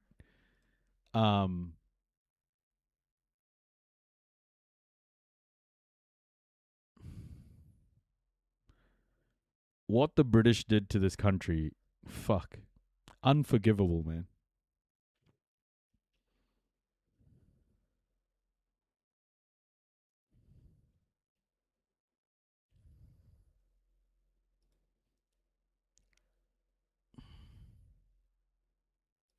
Like, look at this. Look at this. Look at this. Oh, man.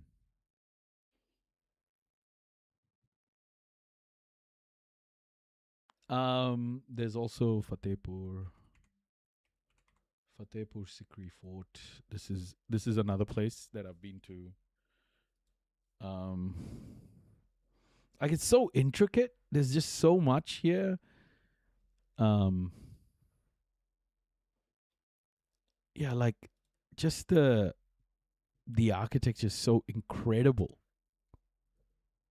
So like, you could look at these pillars for hours and not have fully, digested what you're looking at. Like, it's mesmerizing. Like, look at this.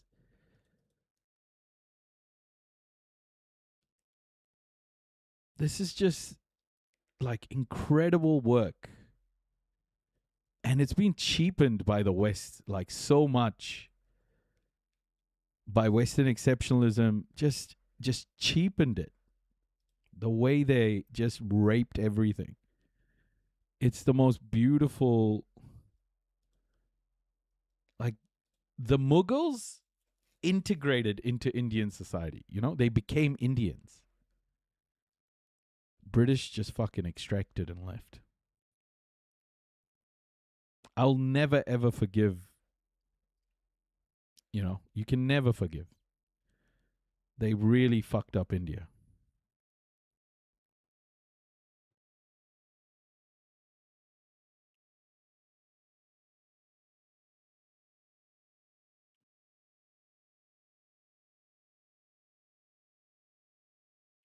Well, I think about things like this a lot when you think of all the bombing in the Middle East, destroying people as well as history. Yeah.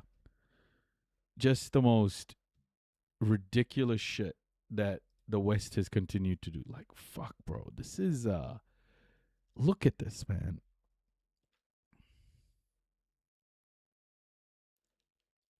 Like, it's next level, dude. Oh my gosh, I'm doing dudes and bros again. I'm sorry.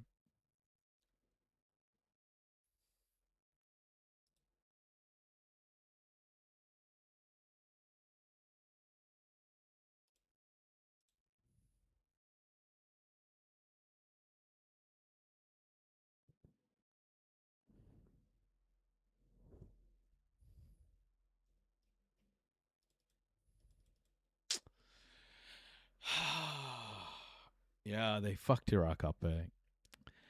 I just the lack of care is the only thing I can think of when I think about European colonialism. The lack of care about anything that wasn't, built by white people.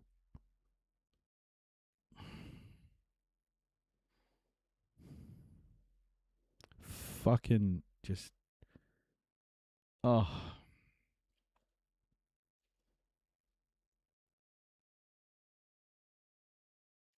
I don't know if you've seen like a temple. Nasi.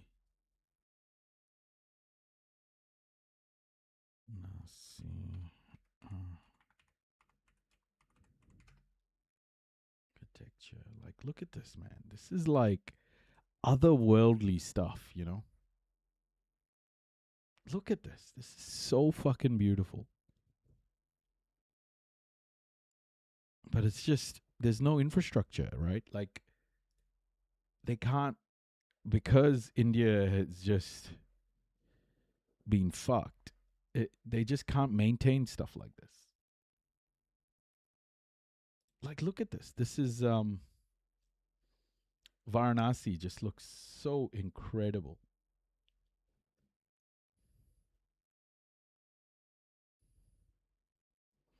There's so much history there. Like, fuck, man.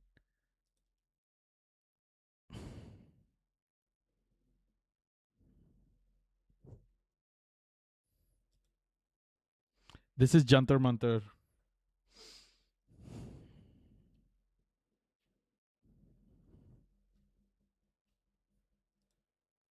Oh.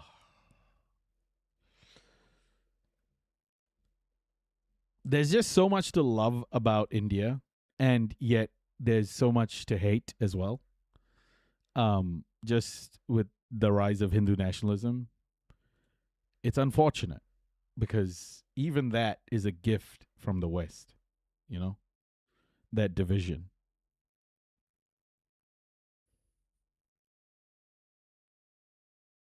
Just so beautiful, all these colors. There are stone structures of the Middle Age in Greater Zimbabwe, just not appreciated by the Brits because I don't want to exploit a higher culture. People still do.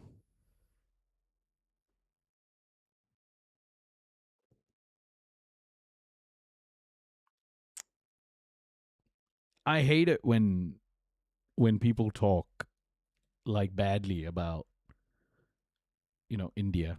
I hate it because it's got so much culture, it's got so much architecture, it's just so rich. It's just so fucking rich.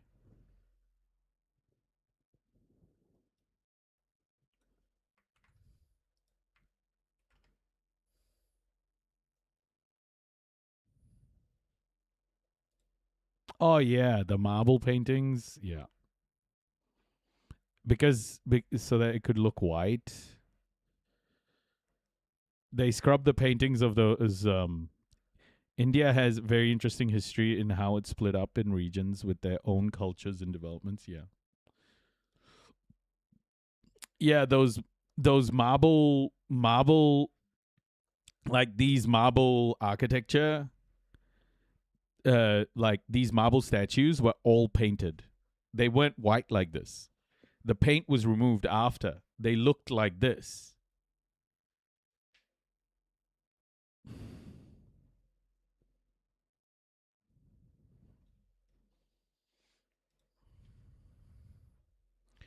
Like, look at this, bro. Look at how picturesque this is. This is like nostalgia.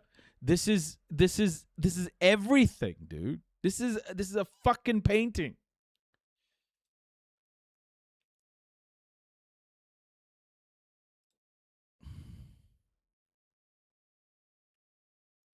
None of the savage cultures colonized were savage. They were just not as bloodthirsty, greedy, and savage as the colonialists. Yeah. the thing that Europe did was it just followed trade routes and just murdered everybody on those trade routes. That was like the easiest first path.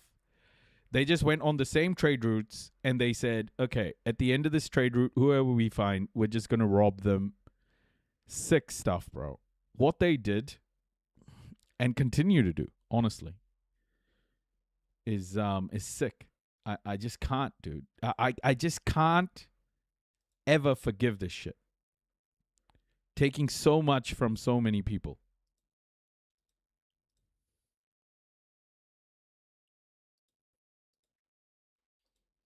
Just stolen lives. Stolen histories. By combining scholarship, technology, and innovation to tell the story of Islamic civilization in a modern way. That is what we are working toward. The world is like rebuilding everything, even the narratives, even the the history. Everything's being like put together because Europe went in and just completely demolished everything. It was a purposeful erasure of civilization, of civilizations, indigenous communities. It's so egregious, and no one has been really held to account. No one. Behind many of the digital experiences visitors see is Neovex, a homegrown technology company using artificial intelligence, immersive media, and interactive design to bring history into the digital age. Gave the world algebra, who mapped 1,000 stars. Today, we're going behind the scenes, like with this robot that maybe one day will replace traditional museum guides. These are our robot job replacements already. They're talking about job replacements guides in They can Uzbekistan. conduct tours of the Center of Islamic Civilization, show visitors the exhibits, and answer their questions. Now I will show you how it works. With a few clicks, the robot is off, taking us on a path through the museum. It's not quite R2-D2, but then again, R2-D2 never knew the difference between a Timurid arch and a Seljuk minaret. I followed him anyway. In another corner of the museum, the experience goes beyond robotics. Using artificial intelligence trained on thousands of historical texts, visitors can hold conversations with some of history's I'll be back. I'll just use the bathroom. minds. I'll be back. These are our avatars. We developed them for the center because we wanted to bring history to life. Instead of simply looking at exhibits, visitors can interact with historical figures, ask questions, and receive answers. Tell me about your life and why you're important to humanity. I am Abu Ali ibn Sina, born in the year of 980 to a father from Balkh and a mother near Bukhara, and I lived for 57 years before departing this world. My importance to humanity lies in my diverse contributions as a physician and philosopher, where I sought to uncover the laws of nature to serve mankind, and advocated for the comprehensive development of the human mind. Behind the technology is years of research, combining digitized manuscripts with AI models refined by historians and scholars. We collected a large number of books from our national library and turned them into an electronic database. We trained our artificial intelligence using those materials before historians and scientists tested the avatars to ensure they could answer questions accurately and reliably. Then there are interactive maps, whereby virtual reality allows visitors to explore centuries of Islamic civilization without leaving the building. This is an interactive dashboard of the center. It contains many different projects. Visitors can learn about our scholars, the center itself, its exhibitions and films. We also offer virtual journeys. All right, let's see what 1,000 years ago looks like in 2026. I played some video games in my life, but I was not expecting any of them to be set in 15th century Samarkand. You do get a sense of what it felt like to stand here when this was the center of the known world. Uzbekistan is acutely aware that across much of the world, Islamic civilization is misunderstood, reduced to headlines, stripped of its intellectual and scientific inheritance. The center was built, in part, to push back against that. The man responsible for translating that mission into reality is Firdevs Abdulhalikov, the center's director. In 2017, Uzbekistan's voice resonated across the world in an entirely new way. From the rostrum of the United Nations, the President of the Republic of Uzbekistan, Shavkat Miromonovich Mirziyoyev, delivered an important address to the international community. He conveyed a simple yet profoundly important truth to the world. The sacred religion of Islam is a religion of peace. It is a religion of goodness, compassion, enlightenment, and constructive endeavor. At the root of Islamophobia lies ignorance, because many people do not truly understand the nature and essence of Islam. That is why the President declared, "We will fight ignorance through enlightenment." This very principle, combating ignorance through enlightenment, became the central idea and guiding mission of the Islamic Civilization Center. In 2017, our esteemed President announced, "We will establish the Islamic Civilization Center in Tashkent." 9 years have passed, and today we can see what a magnificent, impressive, beautiful, and meaningful center has been created in Tashkent. We held the first international forum on Islamic civilization. The forum took place not only in Tashkent, but also in Samarkand and Termez. As part of the forum, we invited 500 guests from 50 countries. Among them were more than 20 ministers, heads of major international organizations, as well as approximately 10 grand muftis from different countries. In addition, we invited nearly 400 international. As a child in America, I would sit with boomers and their parents as they watched a show like All in the Family, and them not getting that Archie Bunker and his opinions were meant to be mocked. In fact, older people did not get why Archie Bunker would marginally change over time well into the latest spin-off show, and thought he was getting soft or accused him of becoming a liberal. Oh, really? I don't know this. All in the Family? I don't know this show. All in the Family? Let's check it out.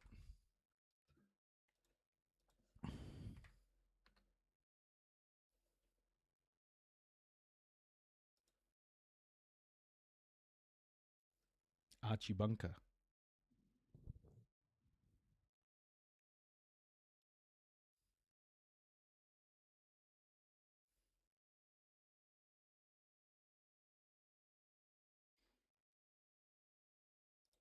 I never watched this show. I mean, we used to get a lot of American shows here, so like if it was there,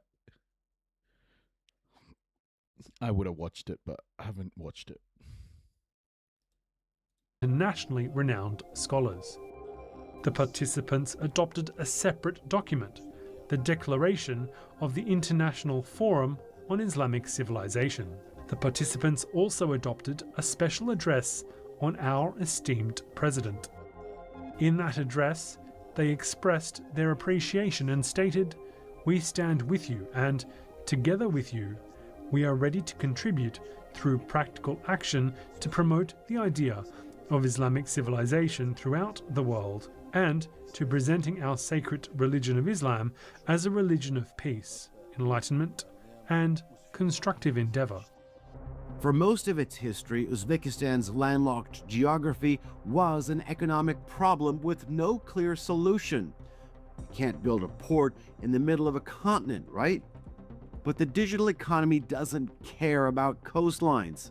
The same position that once made trade difficult now makes Uzbekistan a natural relay point for data, capital, and talent moving between those worlds.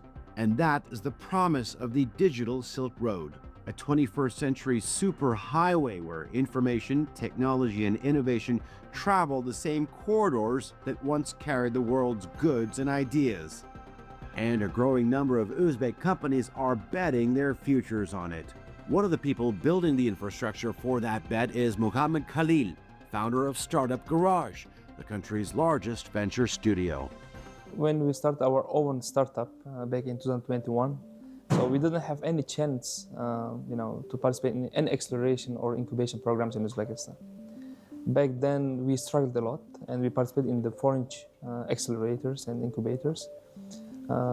Then there were a lot of talents in Uzbekistan as well. So a lot of people asked me how we can build the startups. Then the idea came out, Startup Garage should be launched as soon as possible to support the talents in Uzbekistan. This is what we are doing. So when we launched the Startup Garage in Uzbekistan, our aim was to help the founders in Uzbekistan. And within 2 years, we have gathered more than 400 talents in Uzbekistan. And they were ambitious, they were talented, and they were building the great products and services that can scale beyond the borders. So then my mission took the next phase. So I planned to, cross the borders. So then launched the Qatar Startup Garage office and the Casablanca last year to help not only our founders but their founders also to come to Uzbekistan, to Central Asian market for as an soft landing programs, and also helping the founders in Uzbekistan to scale in North Africa and the MENA. Startup Garage is building the ecosystem, but the companies filling it are solving problems that are immediate, practical, and unglamorous in the best way possible. That's the market Venons was built for, an IT company focused on digitizing the business processes of Uzbek companies. I'll switch off the tourism segment in chat now. Sorry, Noisy.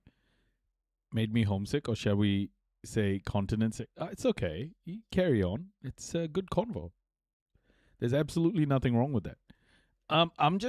I just love learning about places like I don't even pay attention to.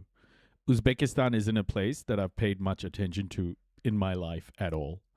So watching this is making me very happy. I don't know why. CTO Shakhzod Yuldashev took me to see the country's largest edible oil producer. And when you're moving this kind of volume, bottles, pallets, shipments, every day and at scale, inventory tracking isn't an operational detail. But their AI tracking software is turning movements on the factory and warehouse floor into valuable, usable data. In Uzbekistan, many businesses use paper, Excel files for disconnected systems. This provides to decide decisions not very fast. At Venets, we can help companies digitize, automate business processes, and working with real-time data. Uzbekistan and Tajikistan are on my list as well. Kappa? Why Kappa? Heard that when we started working with big companies like Tuyu Milky or another big companies in Uzbekistan, we can teach the business processes, the key business processes to small businesses. Digitize the factory floor. Okay, now try digitizing something that has been doing business the same way for 1,000 years. Welcome to the Silk Road 21st Century Edition. Every stall in this market now carries a QR code. Scan it and you can see what the vendor is selling, check inventory, and make payments without... Jimny, you know Kappa means sarcasm, right? Were you being sarcastic? Cash changing hands. This wasn't a commercial project. RealSoft built it for free. I met up with the company's investment director, Abdulkarim Kodirov, to understand what it actually takes to digitize an economy from the ground up. Private-public partnership model has proved itself as being it's a win-win for... I understand not knowing of it. Oh, no, that's okay. The show was an Americanized comedy drama version of an older UK show. All in the Family was from the 1970s and was the biggest show on US television. The central character was a bigoted laborer, his wife, his liberal daughter, and her liberal husband. Not safe for Twitch or YouTube, believe it or not. Really? Murder director Rob Reiner started his career playing the lib son-in-law. Ah, I see.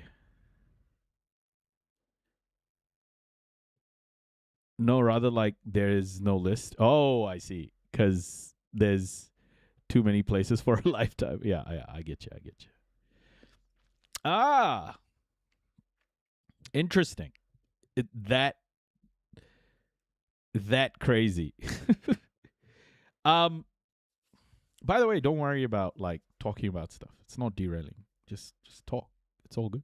For both ends, like for the public sector, like for the government, as well as for the private companies, because when we see an obvious 10x improvement or like an obvious efficiency gains that are in store for us, we make the bet with the confidence of potential gains.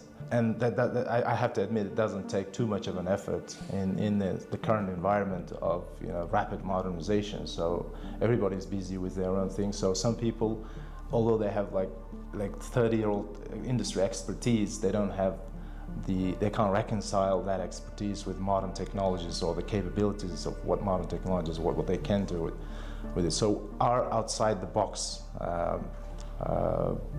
perspective gives us a confident, a level of confidence that can, that enables us to make such big bets.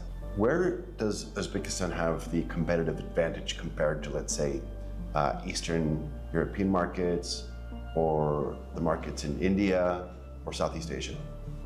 The first advantage is the young population. So over 60% of the population is below 30, and then they're hungry for new skills, new knowledge. So software development being a hot topic of the hot passion of the day for the younger generation. They're already digitally literate. Digital literacy is one of the key driving factors, and the younger population, as well as we're starting from ground zero in many respects. So digitalization, as I said, is not something that has existed. So it doesn't have any legacy issues in terms of introducing new legislation or making it compatible with the old legislation. So it's a new thing. So we're starting from low base, and then it sounds a little bit like what was that movie, Married with Children? Is it kind of like that? Is it kind of like Married with Children? Because that wasn't particularly PC either. It gives us a fresh start. It's like a sort of a startup environment for digitizing. So compared to lots of experience that many European countries have, and then they have to reconcile the existing systems with the new innovations. So that's where we see our advantage. So the factories are connected, the markets are online. The last piece of the puzzle is the money itself. Because let's face it, this digital infrastructure means nothing. Married with a family? No, I think it's Married with Children, right? Yeah, it's Married with Children. Nothing if people are still settling transactions in cash. At the risk of sounding too obvious, that clicking sound means we've come to the right place. Click is the country's dominant payment platform, and I sat down with the company's chief product officer, Ulubek Abdurakhmanov, to get an idea of what the future of digital payments will look like. Love and marriage, love and marriage. It's a constitute you can't disparage. Ask the local gentry, and they will say it's elementary. Try to separate them. It's an illusion. Try to separate the no. To this conclusion, love and marriage. Yes, Click was actually founded back in 2011. At the time, cash was everywhere. A complete transition, a transformation driven both by the government and by technology, happens gradually. Not exactly like Married with Children. All in the Family was more about political events of the day. Ah, okay. to counter the right wing. It started in 1971, so you have the Vietnam War still going and Nixon and off. Ah, I see. It's a step-by-step shift from cash to online payments. And this process is evolving very steadily. And that was when Click entered the picture, offering a new tool. Click's first product gave people the ability to check their card balance online. Using a mobile phone, you could check your card balance, see whether your seller had come in, and whether there was any money left on the card. This gradual, step-by-step progress led to the development of open banking in Uzbekistan. Click also continued to develop specifically in the area of payments. Today, with more than 23 million users, Click provides products that allow people to make payments and transfers, as well as handle everyday tasks through our app. Even my proofread sentence sucked. The technology that was available back in 2011 when you were originally setting up as a mobile app, it's very different today. And one of the reasons why you're able to expand is to tap into the potential of artificial intelligence. Talk to me in terms of the back end. Talk to me about tapping artificial intelligence. Is it bad that I make everything like a dirty joke? And how the customer also experiences this. Chat, is that misogynistic? The way to explain it is that technology is developing extremely quickly. For Like the the end user, Cosbys? it's simply a matter of tapping pay and seeing payment successful a couple of seconds later. It feels almost instantaneous, and that's it, the task is done. But behind that simple action are a vast number of processes.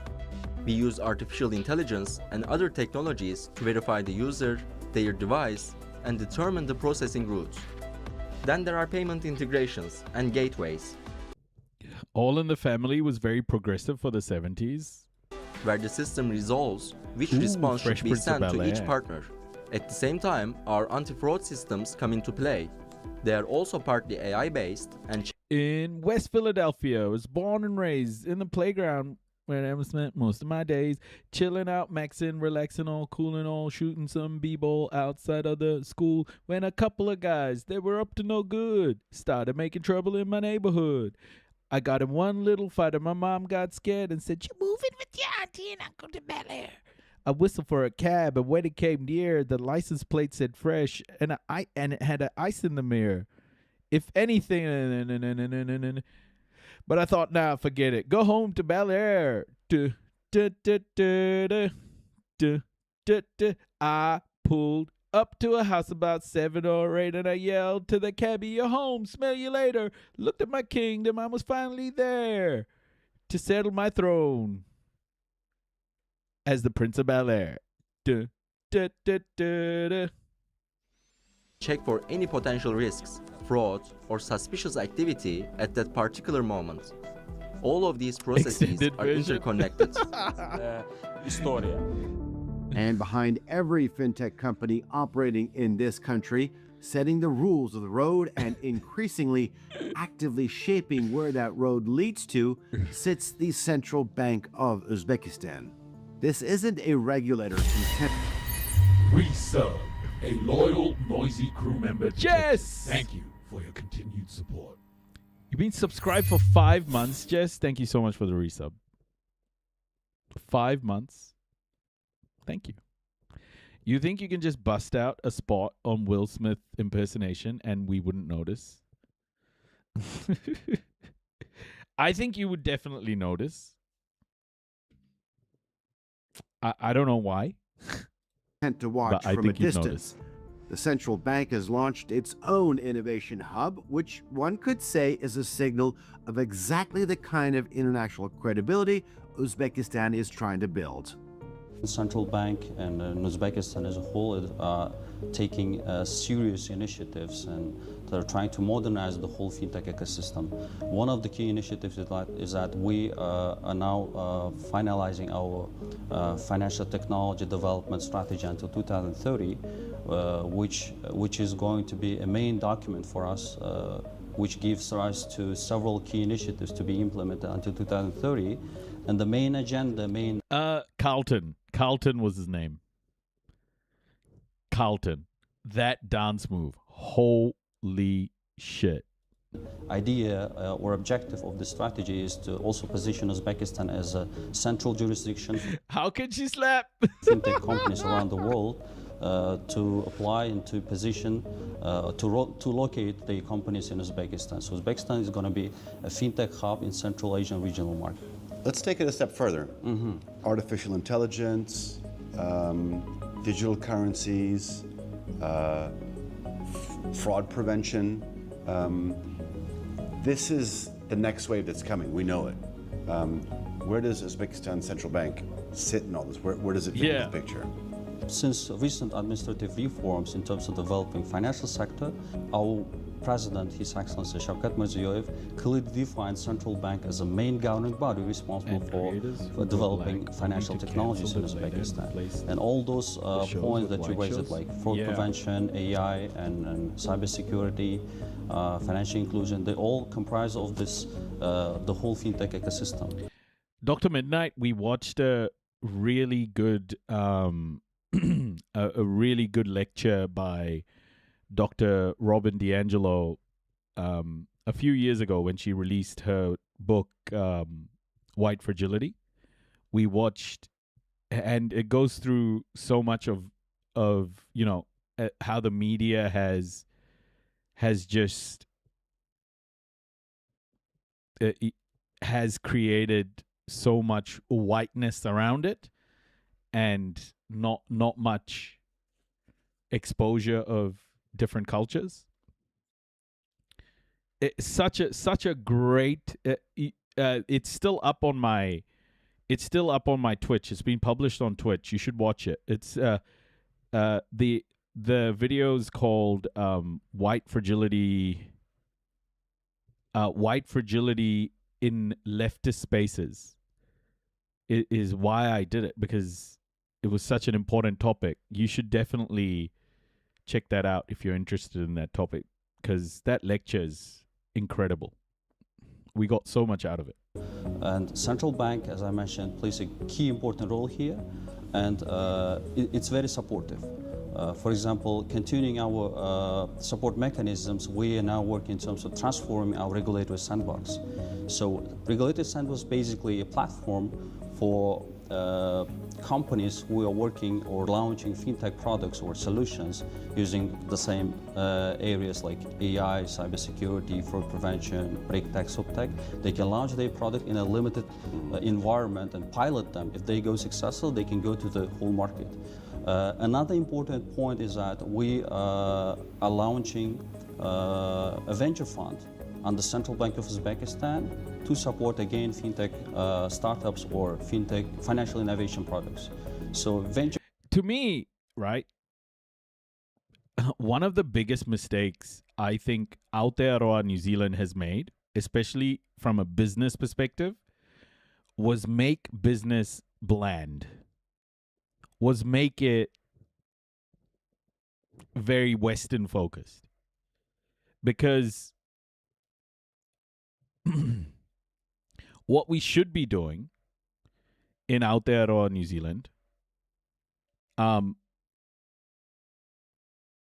what we actually should be doing in Aotearoa New Zealand is centering Maori. And I think this is the same thing that Uzbekistan should be doing. They've Americanized themselves from a business perspective. They've completely Americanized themselves.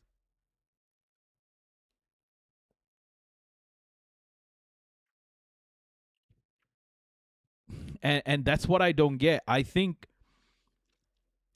trade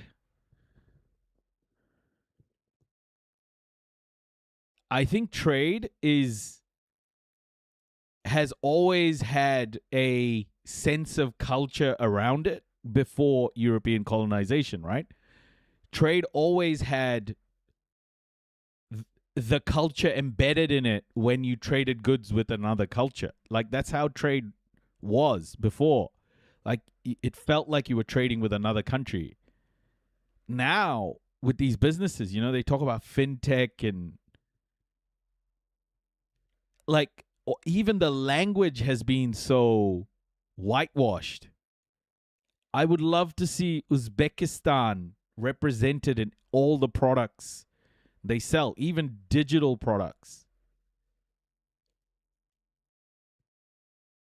Digital products, like it should be Uzbekistan flavor.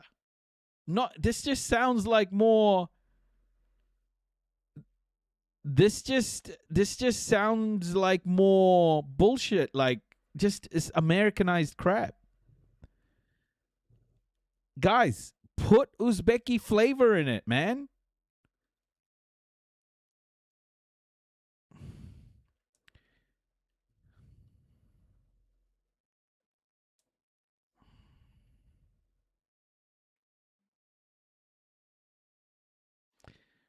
Guys, chat. Let's just chill, please. Please. I don't think anyone in the chat is trying to be like weird. I don't think anyone in the chat is trying to be weird. Let's just chill, chat.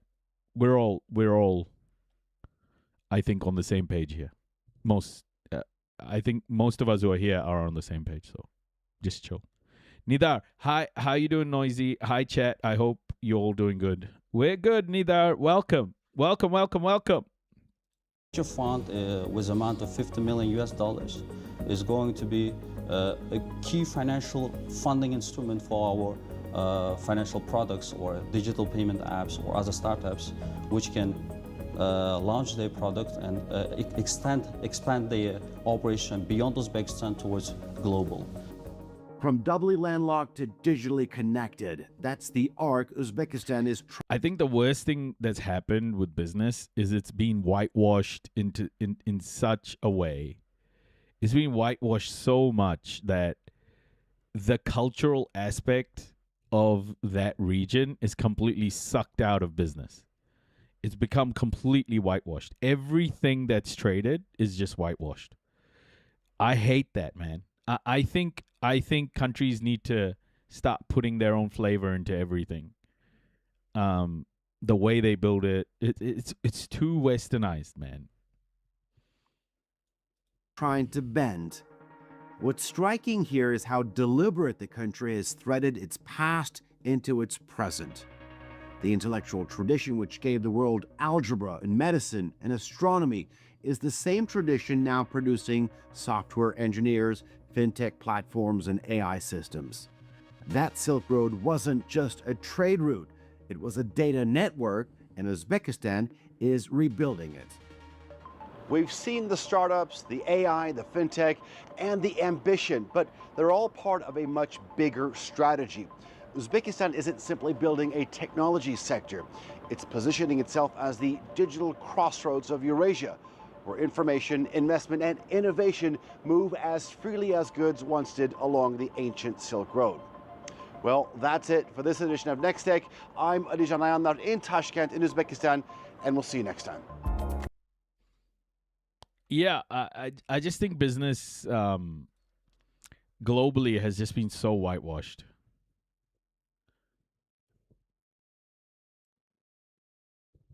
I hope countries start adding, that cultural aspect, that unique cultural aspect of each area, of each part of the world. Like, I would love to see embedded in software. I would love to see embedded in everything that's traded from those countries, honestly. It's so important. Ooh, China's Ice Silk Road explained? Yes, please.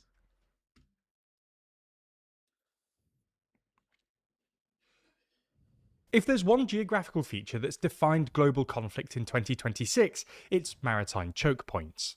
In March, in response to US attacks on Iran, Iran closed the Strait of Hormuz. Reopening the Strait of Hormuz, a vital trade choke point between the Persian Gulf and the Gulf of Oman. And last month, the Houthis, an Iranian-backed rebel group in Yemen, also closed the Bab al-Mandab, a narrow waterway connecting the Red Sea to the Gulf of Aden, which Saudi Arabia had been using as a workaround for the Strait of Hormuz. This elevation of choke point disruption as a tactic in regional and global conflicts has forced countries to look at their supply chain vulnerabilities to protect their import and export routes. One leading actor here is China, which has this week begun using a new shipping route over the Arctic dubbed the Ice Silk Road. This route, controlled by Russia, runs along Russia's Arctic coast from eastern China to the UK, avoiding both the Bab al-Mandab and China's own critical maritime choke point, the Strait of Malacca. So in this video, we'll explain China's reliance on the Strait of Malacca, its Arctic Silk Road plan, and whether it can work.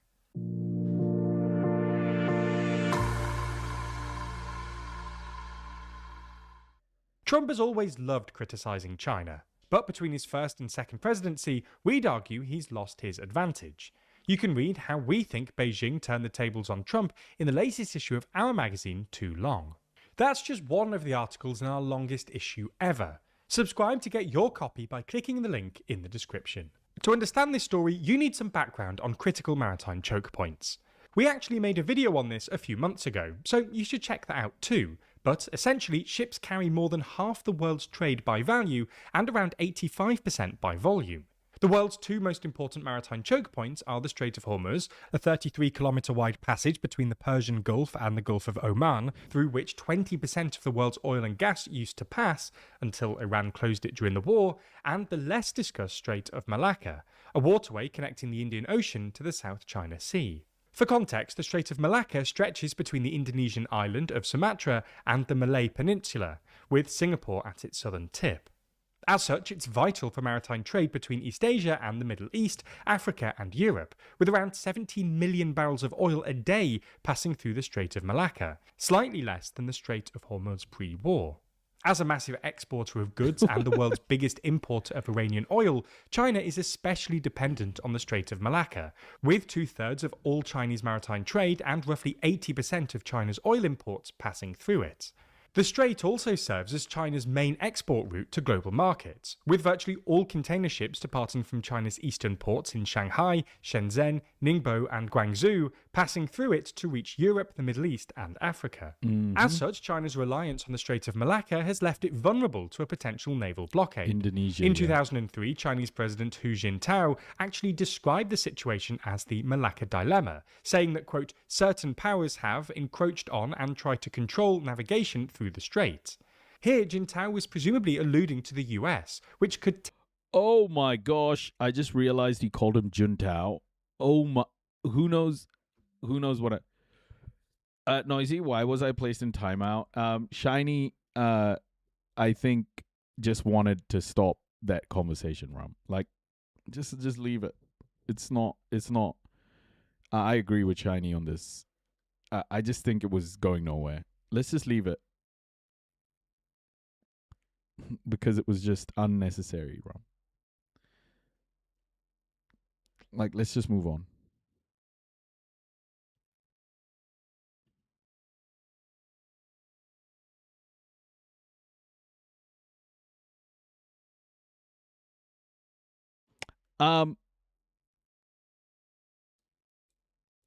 I felt like he said Juntao. 2003, Chinese President Hu Jintao actually described the Hu Jintao. Okay. Hu Jintao. I'm sorry.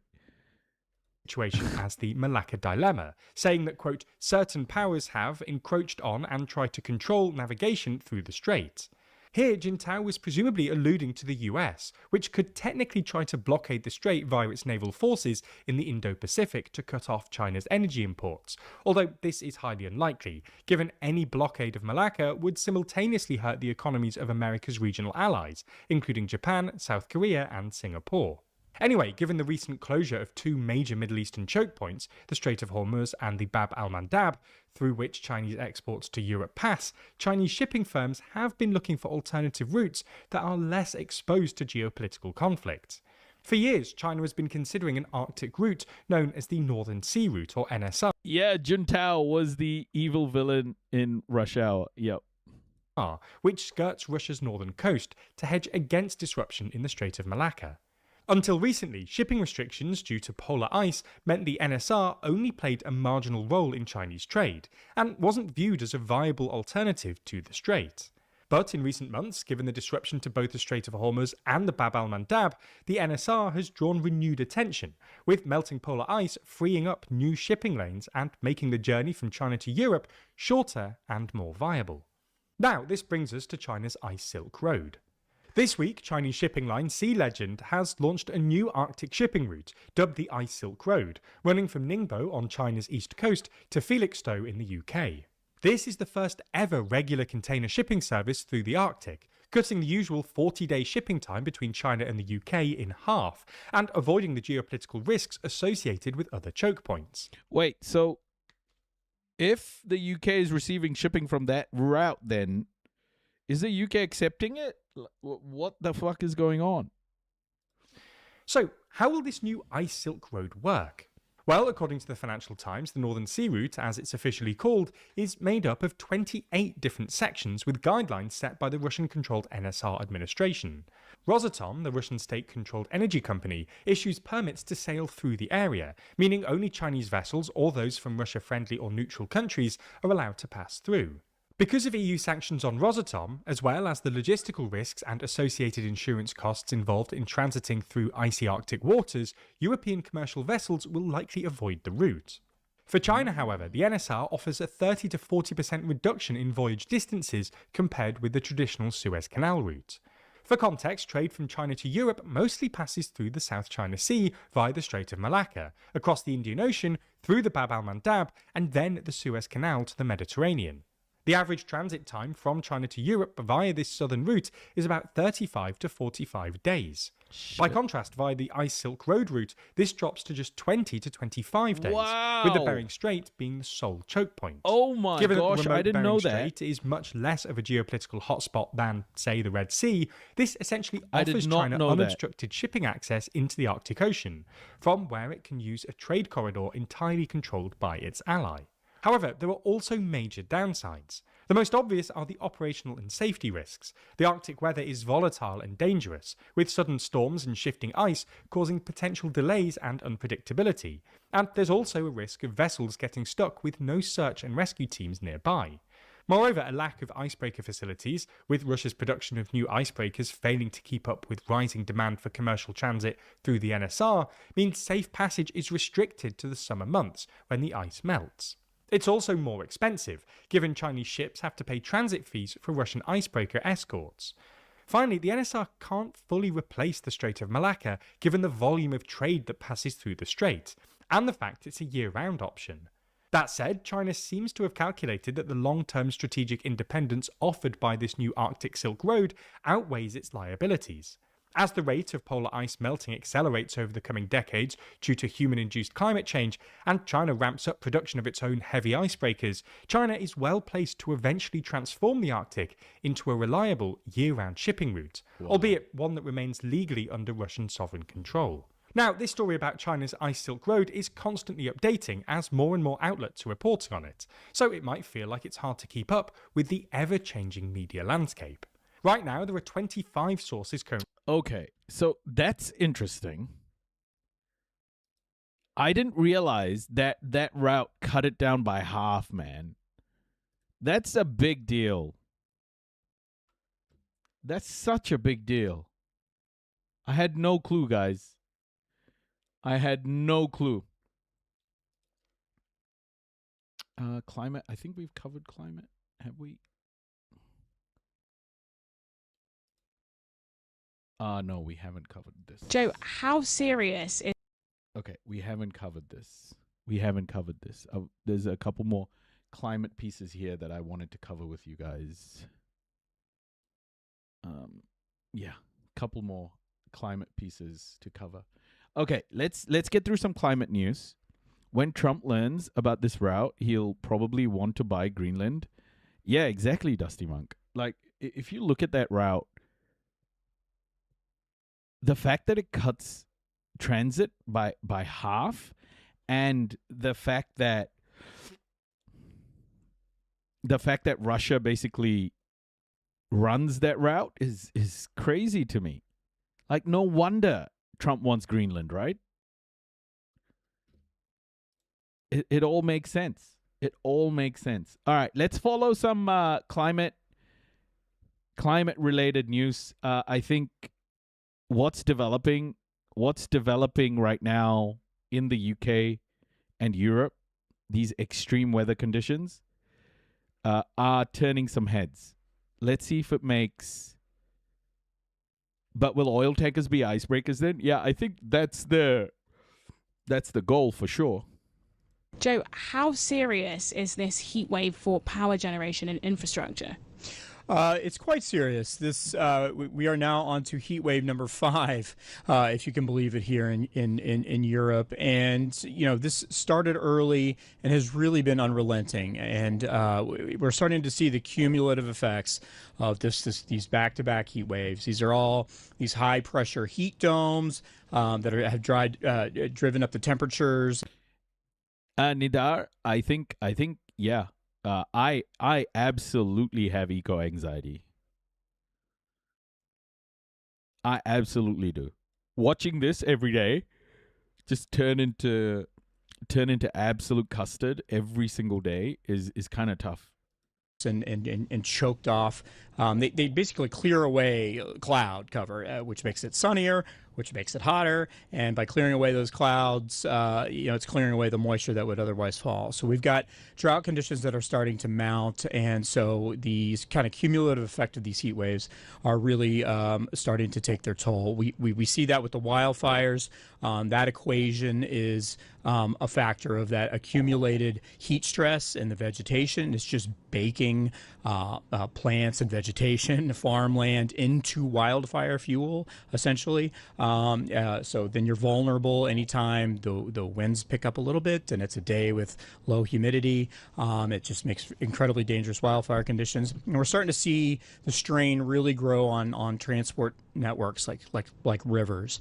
These are basins that are fed by both rainfall and in some cases glaciers and snowpack that have also dwindled, and the cumulative effect of that is that these rivers are getting so low that ships can't navigate it with their normal cargo, and these rivers are an artery for cargo, for transport, for grain, for fuel, but they also help cool nuclear power plants. We've seen Hungary have really big problems with their plant, which is cooled by some of these rivers, and so we're really seeing this pressure mount.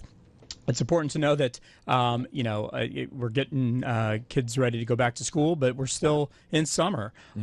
People are starting to think fall, but we've got a lot of warm days on the horizon, and a lot of indications that these deficits are really hard to recover from. We'll probably get some more sporadic rain in the next few days, but that it doesn't fix things immediately. We're thinking about the longer effects of this as well. I mean, part of this has also meant a huge challenge for farmers, for crop growth. You mentioned the transport issues as well, but I mean, how serious is this wave of heat waves when it comes to food and food supply? Yeah, it's quite serious. We're getting into this sort of fall planting season, so we've already had it affect harvest and the tail end of some harvest in some of these areas. But now we're getting into the fall planting season and looking at the potential for plantings to have to be delayed, and farmers looking at a really tough situation there.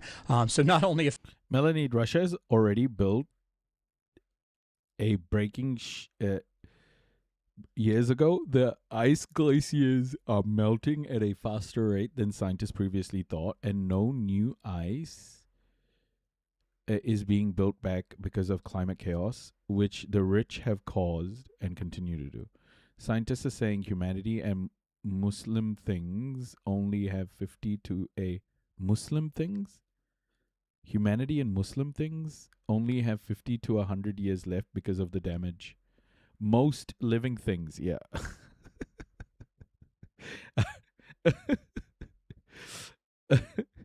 Muslim things, 50 to 100 years left because of the damage that they have done to this earth. Yeah, totally. Awkward typo, yeah.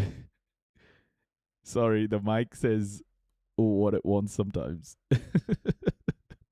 I also heard many homes were not designed for that kind of utility.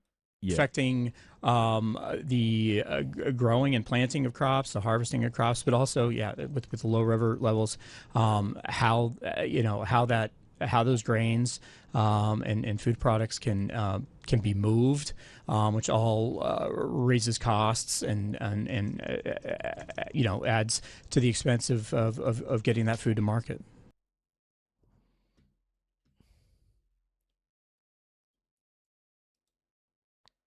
And did you guys hear about these street floods? Across Arizona, flash flood warnings in effect in the high country until midnight. Here's a live look at Flagstaff tonight. Tracking the monsoon. And more rain is on the way. And they don't need it because the rain already created a dangerous situation for residents in Flagstaff, still cleaning up after yesterday's flooding that turned local streets into rushing rivers. Fox 10's Megan Spector is live now in Flagstaff with the latest there. Megan. We're in a neighborhood about 5 minutes from downtown Flagstaff, and while the roads are dry now, yesterday the flooding was so bad you couldn't even see the street.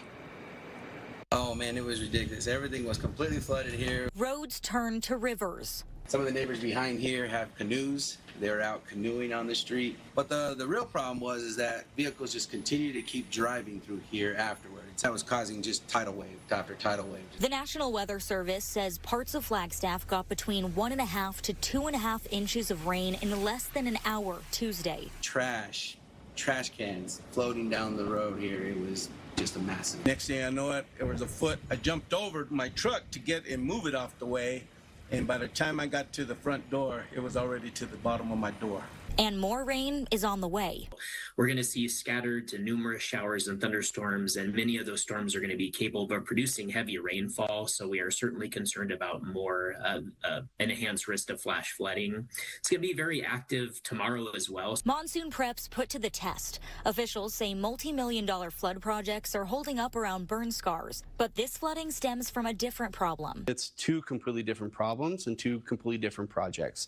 The burn scars, again, are looking really good with the suite of projects. This flooding that we're seeing in the south side is non-related to the burn scar completely. The water that's coming down there is not even from the burn scar area. It is more localized ponding issue. As the city continues to work on long-term projects to mitigate the localized flooding, residents aren't just waiting around for the next downpour. I'm ready if it does. I mean, we bought pumps in the past if we have to pump, try to keep it moving away from the houses. City officials are reminding residents that sandbags are available, and if the streets do flood like yesterday, remember, don't risk it, turn around, don't drown. Live in Flagstaff tonight, Megan Spector, Fox 10 News. Good advice, Megan. Thank you for that. Turn around, don't drown. America, baby. Okay. This is a sort of a kind of obscure town here in Germany of Kau, but it sits right kind of in the middle of the Rhine River, which is, of course, one of the most important waterways within Europe, and particularly for German industry. It services all the southwest companies there of Germany and is attached. That was so straight up. It's just like, it's so shocking.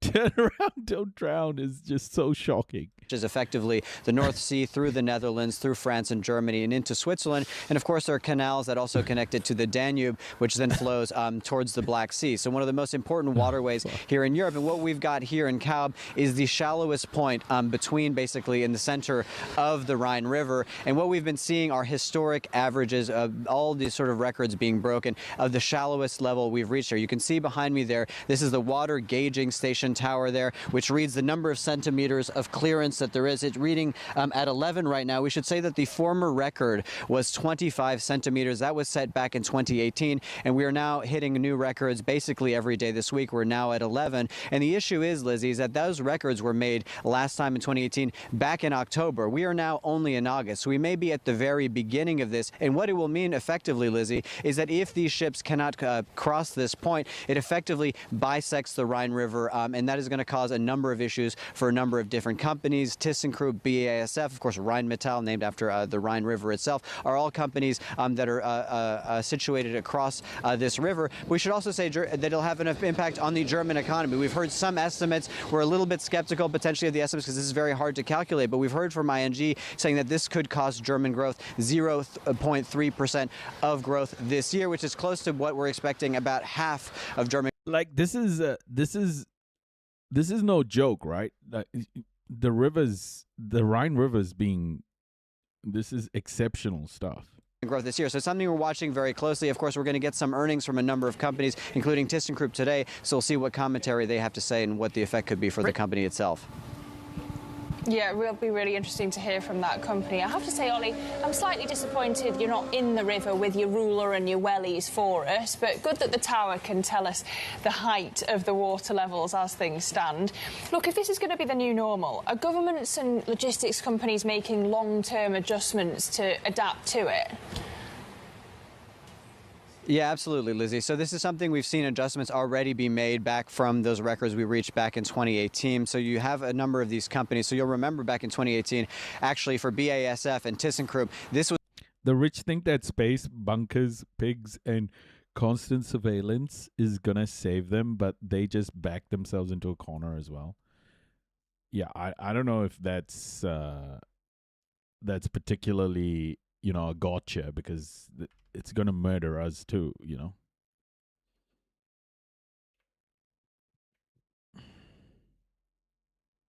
Another reason for someone to make an independent community powered and run streaming platform, Twitch once again proving to be out of touch with its community. Twitch trust and safety a joke.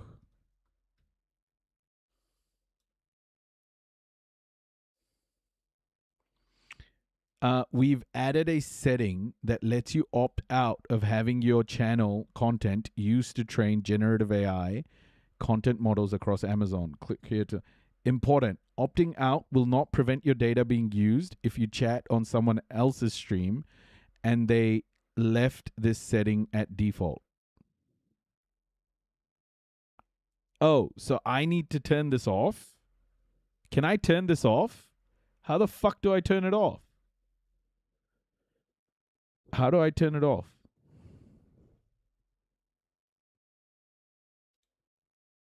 Chat settings.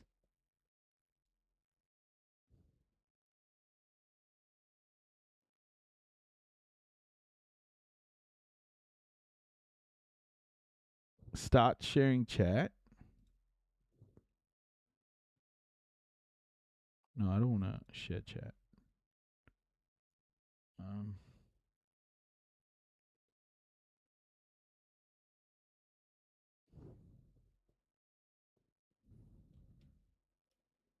Hold up. Let me just do this. How to opt out. Settings, security. Okay. Where is it? Settings. Streamer survey. What the fuck is this? Security and privacy. Oh, my avatar, right.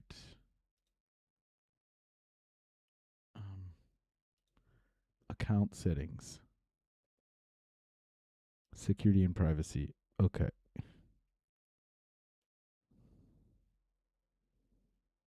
Oh, there we are. Done. We did it. We did it.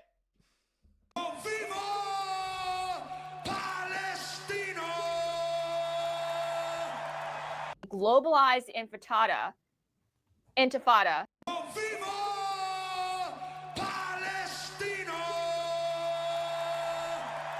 It's off. It's off. I've opted out. We did it. We did it, folks. We've done it. Your chats on my stream will not be used for training data. Woo!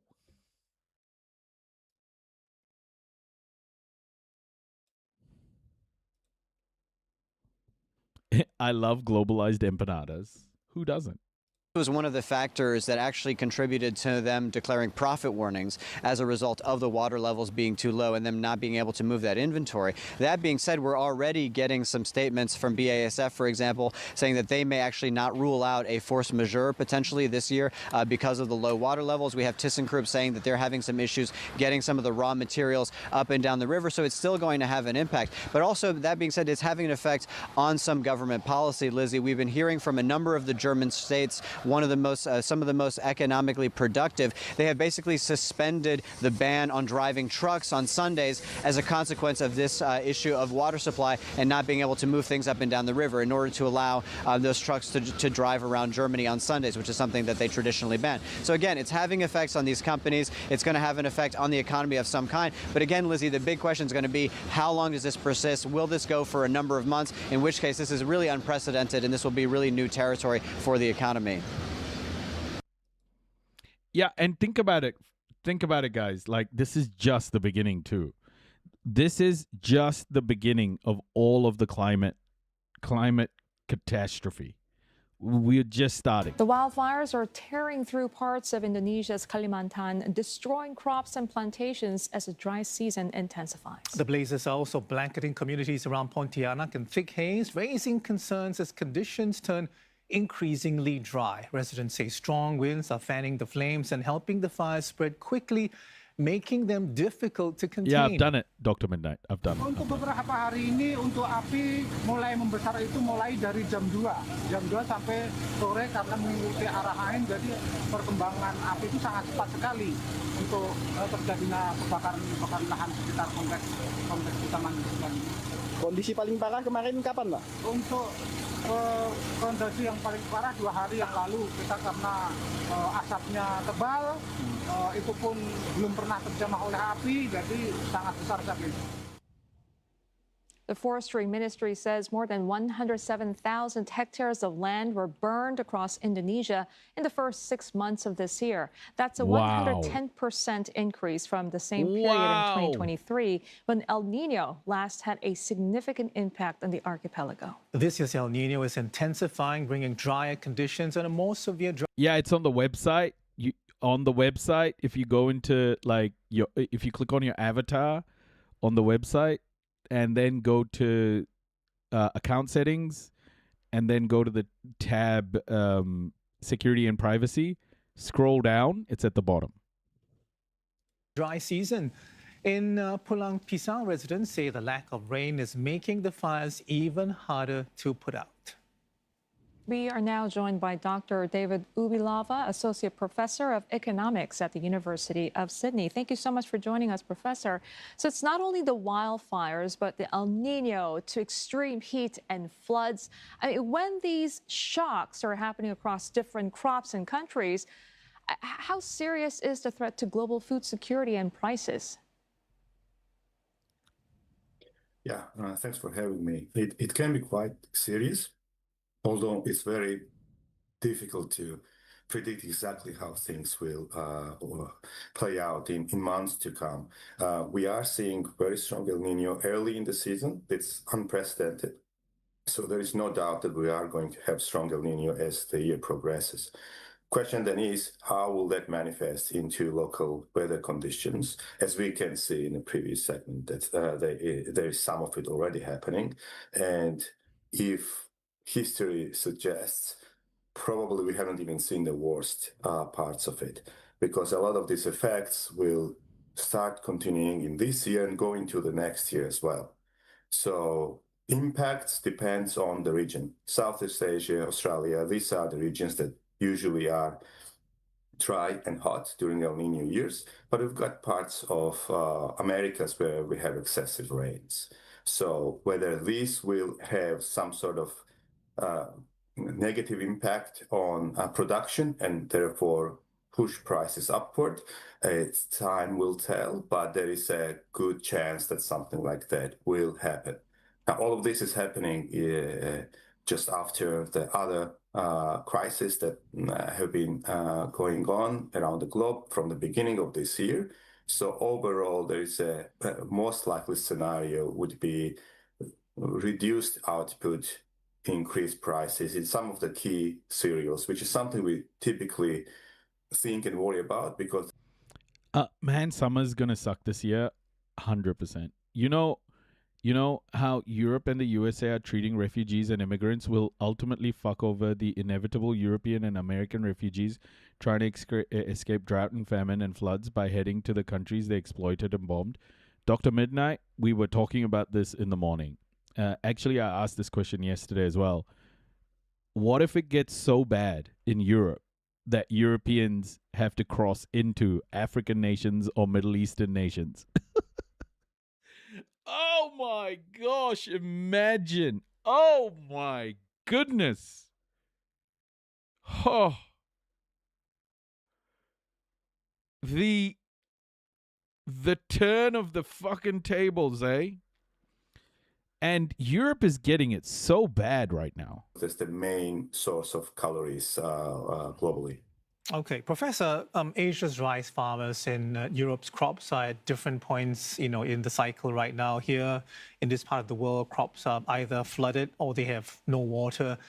In Europe, the crops are planted in spring, so it's months before harvest. So does Asia, because of that, have a bigger problem, or is this impact, simply delayed for That's the Europe? entire plot of The Day After Tomorrow. That's correct. So generally, when it comes to El Nino impact, Asia is, and especially East and Southeast Asia, is probably one of the region that is affected the most. And you're exactly right. So there is this crop cycles that are different across regions.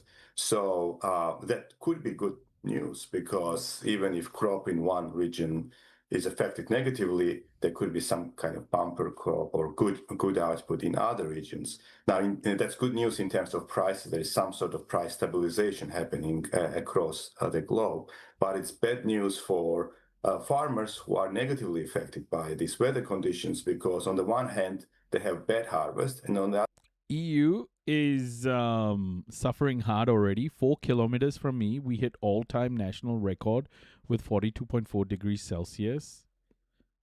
Is it pretty bad where you are? Like, what is it like? Geppetto. What is it? What is it like? Like, I mean, are you guys struggling with are you still able to get everything, like groceries wise, water wise? Are you under like water usage restrictions? Like, where is your area now? What effects has it had on you personally? other hand, they are not paid as much for it. So the answer to your question depends on which region we are talking about and which group of people within that region we are talking about. And Professor, beyond extreme weather, the millions are also facing food insecurity in conflict zones, from Gaza to Ukraine to Sudan. How much of today's food insecurity is man-made? Well, it's a combination of things, right? So we mentioned food insecurity.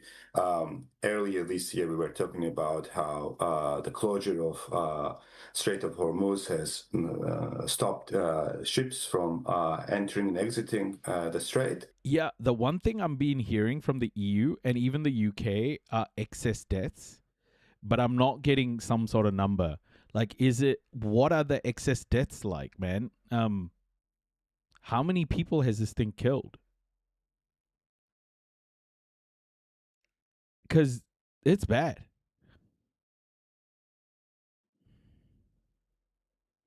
It's really hard to sleep well in these conditions.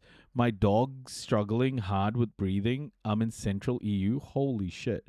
Do you have air conditioning? Like, did you guys ever expect this? I mean, how could you expect this, right? Like, what a dumb question. I'm so sorry.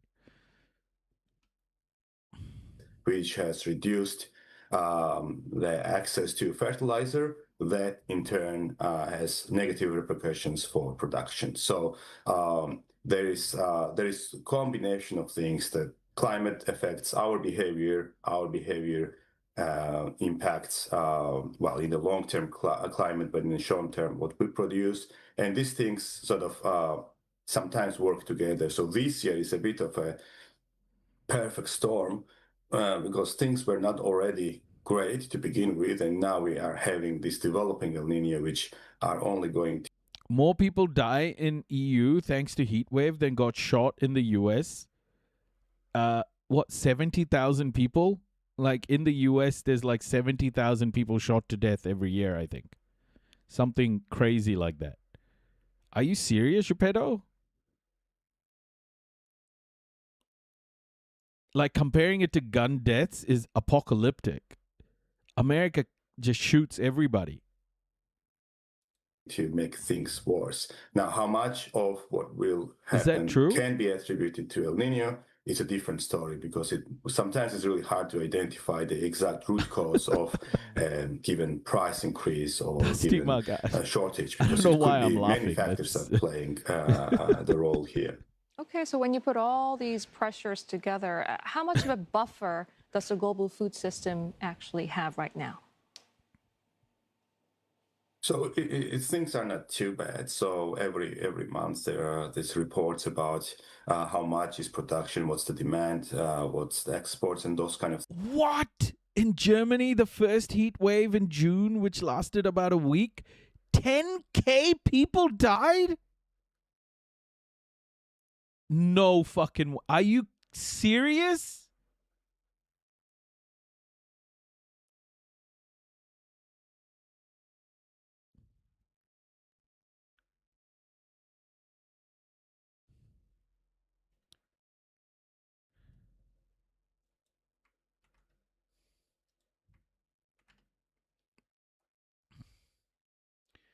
Do more Europeans die of summer heat than Americans die of guns? The chart below has been doing the rounds on social media. The headline is really about how poorly Europe protects people from heat, but the flip is also true for America and guns. European policy protects people against guns, but not heat. The US, the opposite. What? The US policies don't protect people from heat or guns. What is this? It's not the flip side. Okay, maybe from this graph. Okay, maybe from this graph, she's right.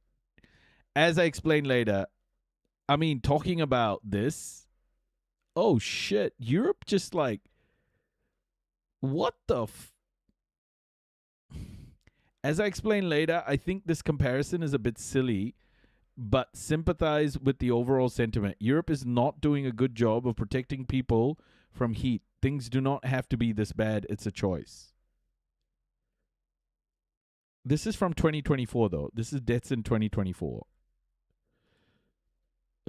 This is 2024 again. Bro, excuse me. Europe. Like, how hot does it get? Like 2,000 degrees or something? Why are you guys dying to heat like this?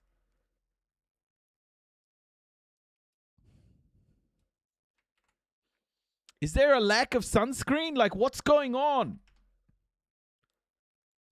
Do we need to send sunscreen?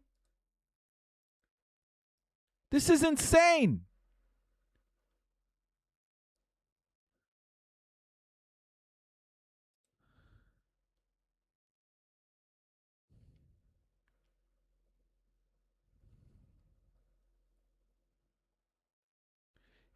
Germany's heat death toll nears 10,000.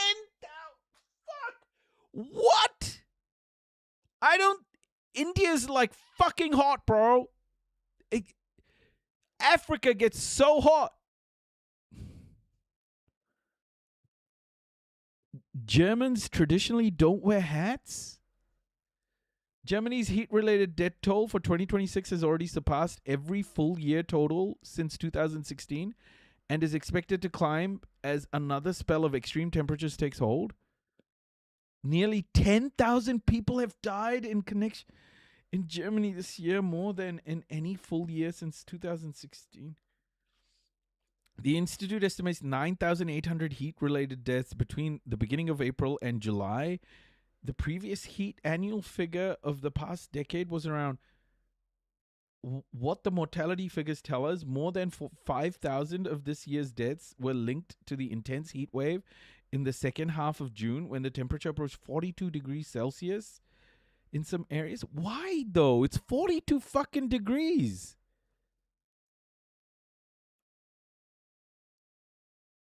Like, what is in the fucking heat wave? Does it come with like... It's 42 degrees, guys.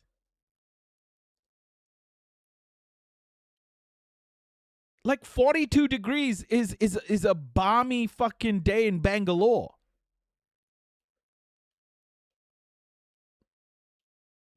I highly recommend checking out Environmental Coffee House on YouTube. Her name is Sandy, and she is a chill leftist who brings on climate experts and others who know what they're talking about. She has a Discord where there's all different types of scientists on there, as well that have their own platforms. Okay. Not used to that kind of flash heat wave. It's like bringing winter blizzards to African countries. I'm in France. AC are running out and expensive AF. Too hot for old white people. They are not acclimated. Europeans are not suitable for this. For EU, extreme conditions. Welcome to climate chaos, where you can get 4 seasons in one day and never know what's gonna hit you in between. Yeah, snow isn't too uncommon in the north of India. 42 degrees is the hottest ever recorded in Germany. People are not used to a week of 40 degrees. My goodness, man. Like, 40 degrees is not even that fucking hot, and this is happening. Imagine in like the next 10 years, this shit is going to get to like 45, 50. People are just going to be fucking raisins walking around, man. Oh my gosh. Just stay inside your houses. What the fuck is going on, guys? Why are so many people dying? The European Union's Copernicus Climate Service said June 2006 was the hottest June ever recorded in Western Europe. Germany's Federal Statistical Office reported that deaths in the week from June 22nd to 28th was 32% higher than in the same period last year. The Robert Koch Institute attributed at least 5,100 deaths during that period to heat. Not everyone has AC. My elderly father starts to feel ill at 28 degrees. Emmeline, what? It's like COVID. It hits the old and sick. Houses are built to trap heat because winters were tough. I'm in my flat with AC on. It's 30 degrees right now inside, while 33 degrees outside. Oh my goodness. I am astonished. How unprepared is Europe for this?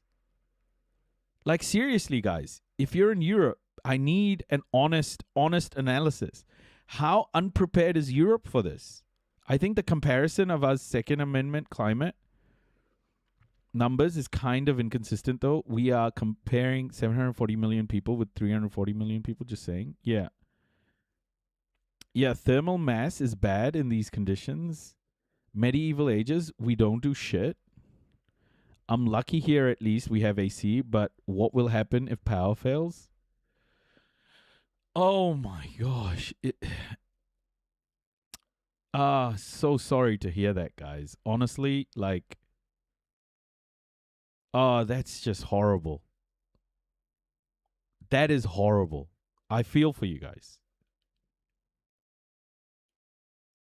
The really crazy thing is that no one gives a shit. Politicians enjoying their several weeks long vacations at the moment.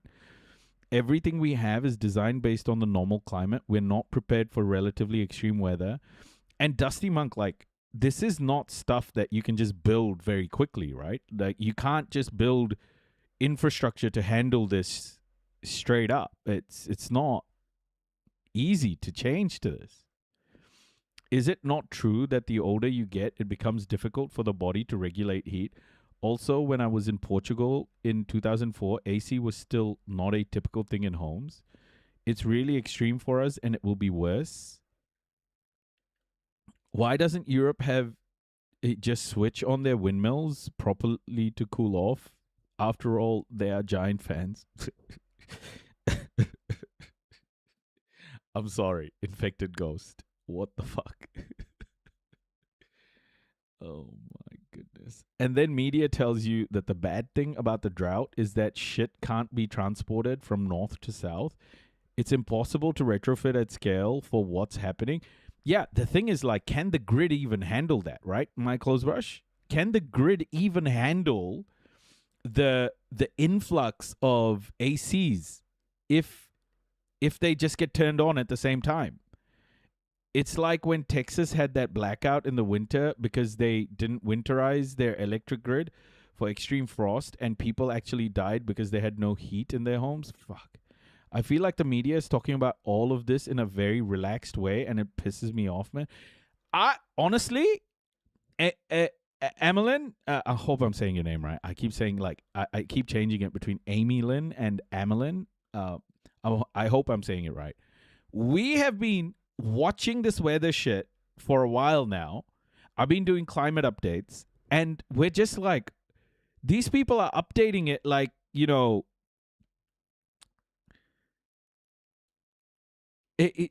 they're updating it like,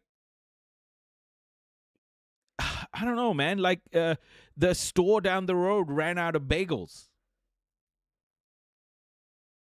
Or like an Italian pizza shop ran out of, you know, cheese. They'd probably report that with more vigor than this. This is insane. This is mass death.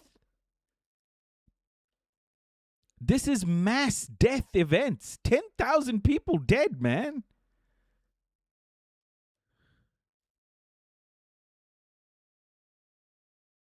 AC is a win-win. We overload the power grid and melt down a nuclear reactor or two.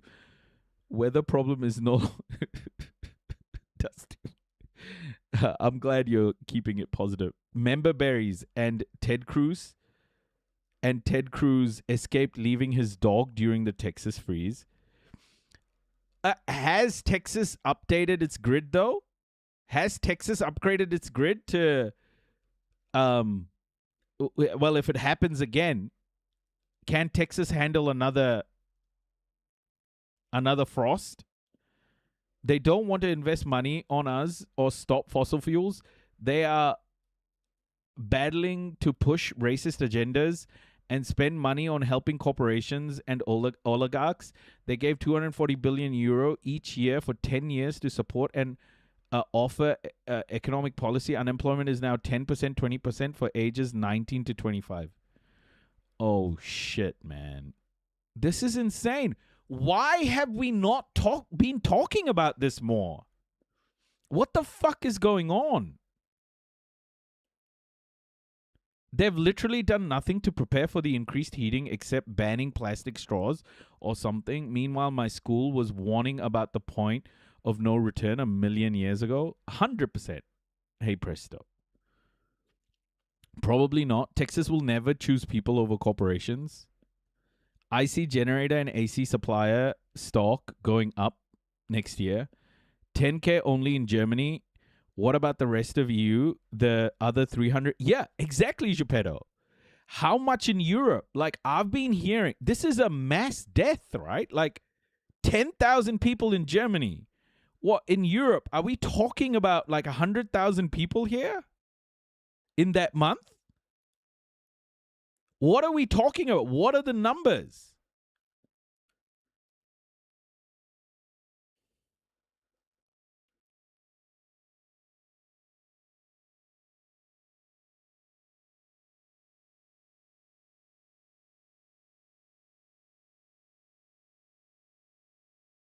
$60 to $70 recorded? What do you mean, Geppetto? What do you mean 60 to 70 recorded? Now they advertise joining the military to young people? Of course they do. They fuck everything up, and then they're like, join the military. It's even worse since it is even 450 million EU citizens. Yeah. 407,000 fatalities annually caused by excessively high or low temperatures, with heat-related deaths being 6 times more frequent in Southern Europe. 60 to 70k deaths to extreme heat wave this year? Oh my goodness. What do you mean we're not talking? Of course we are. Why do you think our governments are trying to use nuke on the El Nino? Last 4 months, 60 to 70,000? What the fuck is going on?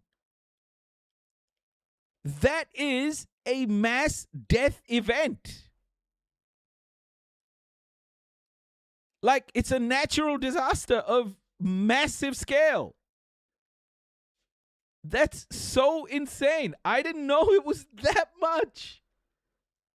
Moreover, they want us to work older and older to get retirements. Big Oil decided decades ago that it was fine if half of us die this century. Oh my days. Shippers on the Rhine have been watching these numbers for weeks on the gauge of Kaup, and it says now 10 centimeters, which means that the water... Look at this lady. She's reporting it like she dropped her fucking ice cream or something, right? Like, this is red alert, man. ...way is around 120, and this is an absolute historic low, and it also means that most ships can't pass. The ferry has also stopped operating due to the low water level. Meteorologists say it's being caused by a lack of glacial water from the Alps and extremely hot weather caused by climate change. My God. I thought this morning, oh my God, where is this going? No, that's not what the guy said. He didn't say, oh my God, I don't know what's happening. He said, my God. Okay, just listen to his my God. It's so much more dramatic than what the fucking translator's doing. Climate change. My God. I thought this morning, oh my God, where is this going? And the driest period is yet to come in autumn. By then... Is it just me, or did that guy, like, just... Okay, just listen to it one more time. Climate change. My God. I thought this morning, oh my God, where is this going? And the driest period is yet to come in autumn. By then, we can ride camels here. The Rhine is one of Europe's most important arteries, transporting around 500 million tons of cargo each year. In recent weeks, ships have been reducing their weight to... Yeah, mein Gott in German is oh my God, yeah. But the guy, the way he said it like the world was ending in German. And the guy who was translating it said it like, you know, like his coffee was too hot when he took a sip of it, you know? Just 20% to be able to pass. That means they need 5 ships to transport the same amount of cargo, leading to sharp price hikes. But for most ships, that's no longer enough. Usually here at Kaup, around 300 vessels pass the Rhine here every day, and now it's absolute silence. River transport has come to a standstill. Even with reduced loads, these cargo ships can't pass anymore. So what is happening with the goods they're normally transporting? Chemicals, fuel, containers. Goods from Antwerp, Rotterdam can still be taken to ports in Duisburg, Düsseldorf, Cologne, but more upstream from Kaup to Ludwigshafen, Karlsruhe and onwards to Basel in Switzerland is now nearly impossible, causing serious supply problems for factories and power plants. With the Rhine now virtually cut in two at Kaup, companies must find alternative ways of transportation. Here, around 200 kilometers downstream, at the Rhine port in Duisburg, water levels are still sufficient for ships to arrive. And what's happening here is that goods from bigger ships are loaded onto smaller ships or onto trucks to be transported overland. One big river ship usually taking 5,000 tons now maybe takes 1,000 tons to Duisburg. We need around 40 trucks to transport this, so it's impossible to replace the volumes a river ship can carry with trucks. He hopes governments see the drought as a wake-up call to build flatter ships and deepen waterways in the hopes of adapting I hope the government sees the issue and builds flatter ships. Bro, This is an like existential crisis. I don't think flatter ships is the solution, buddy. How about we're so cooked? The world is burning. Build flatter ships, everybody. Oh my God.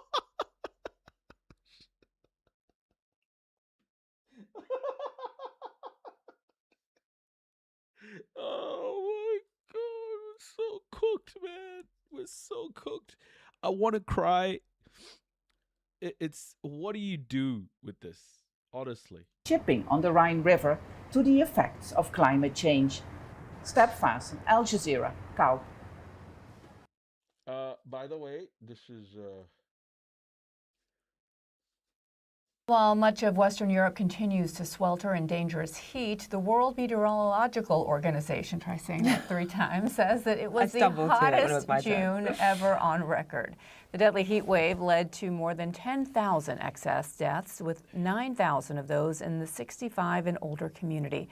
That is according to the European Mortality Monitoring Network. Yeah, the extreme heat continuing well into July, where many cities are sweltering. The harsh conditions accelerating fire danger, leaving France and Spain to both battle wildfires. For more on these dangerous conditions, let's bring in our chief climate correspondent, Bill Weir. So, Bill, just this idea that Europe has had 10,000 more people die as a result of these heat waves. I mean, it's really striking, and I think that a lot of people are concerned that this could be what is coming down the pike. This could be the new normal if these temperatures continue on this trajectory. Just walk us through your assessment. Sure. Much has been made, Zane, of this, the fact that there's such a dearth, a lack of. Let me just stop this right there. Are you getting what I'm getting from this tone? Like, why are these people being so calm? I'm seeing this everywhere. I'm seeing this everywhere. I'm seeing this incredibly calm reporting about this chaos. It's don't look up IRL. Air conditioning infrastructure Sorry, in Europe guys, I'm a and bit France. sick. Of When these I'm countries sick, my nose. that reported 27 countries, France and bleeds. Belgium were the extreme fatalities. They didn't break them down. There are about Sorry if this is making you feel 2,700 uncomfortable. deaths Try from and a go off separate camera. study just in England and Wales alone from the heat. But these are reminders that Europe didn't need air conditioning for most of the 20th and 21st centuries up until now. And now we're seeing the results of what exactly science has been warning about. Climate scientists for generations now. Every gigaton of fossil fuel that's burned cranks up the global thermostat a little bit. And what this shows us is this combination of an omega block as the jet stream breaks down, that belt of wind at the top of the earth. And so you get these big, sort of like the Greek alphabet letter omega that just sits like a pot lid holding the heat in for. I just don't like this. I don't like how this is being reported. I think this is, we're starting to get into that that zone of like, holy shit, we got to do something now. Why are we not there yet? Weeks sometimes. And then it is the infrastructure that was built for a different world. And as you said, about 90% of these are folks over Rajasthan, 65. welcome. This heat preys on older folks in older homes. And these sad numbers are just the result of that. Yeah, and these temperatures are lasting for weeks on end with no reprieve into the nighttime as well. And it is interesting and notable that all of the climate experts that we've had on to cover this have said in the immediate time now, the number one priority should be retrofitting and getting as many air conditions installed as possible to save lives. That is by no means a panacea. It could perhaps be even. They really are normalizing heat deaths, eh? It's unbelievable. It's actually unbelievable. Why is this happening? more detrimental to the climate in the longer term. But most people are now saying that this has to be the new normal and getting ACs for those that are most vulnerable. Bill, what other unprecedented events are happening now as a result of climate change that maybe we're not focusing enough attention on? Yeah, but you're absolutely right. Adaptation is life and death right now. It's not political. Air conditioning is not about wokeness or being frugal. It's life or death now in this new hotter world. And what you're seeing for the first time ever are firefighting planes being called up from southern France to defend Paris. The Fontainebleau forest, as a result of that heat, is dried out, is on fire. And so this was 10,000 people in June. Rajasthan. Just in June. There's reports of like 60 to 70,000 people have died across the EU so far. So they're fighting the kind of fires that the folks in Southern California had to worry about. That shouldn't happen in a zone like Paris. And again, this is what a climate change looks like. We're not going back. We're not refreezing anytime soon, given the current trajectory of things. And folks in London now know why people in Phoenix wear oven mitts in the car sometimes. They keep them in the glove box because you can't touch that steering wheel in August. Or why first responders in Phoenix have started bringing big bags, body bags full of ice out on calls in order to cool these folks down when they're in the middle of heat stress. You never think that those ideas spread from Phoenix to Paris and London, but here we are. Yeah, I mean, such a good point about what the future holds. 1993. Thank you so much for the especially follow. just what you were saying, Bjarne, about Europe really adapting. 489,000 to over 540,000 lives each year die of heat deaths. ABC, is this only in Europe or globally? In terms of getting AC units. There aren't outright bans on AC units, but there are local planning laws and building. Globally, well, in Europe right now, it's like 60 to 70,000 people this year. This year. Already. Conservation laws, and obviously also for aesthetic reasons, let's be honest, that a lot of people are against having a sort of AC unit hanging from windows, as you would see here in New York. How can Europe best adapt to this changing climate? Is it just old people who are dying? Is it just old people who are dying? What's the demographics? What are the demographics of people who are dying? We literally said this would happen. Yeah. Yes, they said almost all of them 65 plus. Because research suggests it is likely to be most affected. And of course, that will have far-reaching economic implications. And I know there is a big debate about air conditioning right now, but it goes far beyond that, doesn't it? It goes far beyond that. It is very unfortunate. And what we are seeing is fires used to be much down south in Europe, where temperatures did reach 40 degrees. But now it's happening close to Paris. And like you said, there is a third heat wave coming. I grew up in Western Washington. It was the wettest state in the country, with annual rain levels that rivaled rainforests. This summer, it looks like fall already back home. Deciduous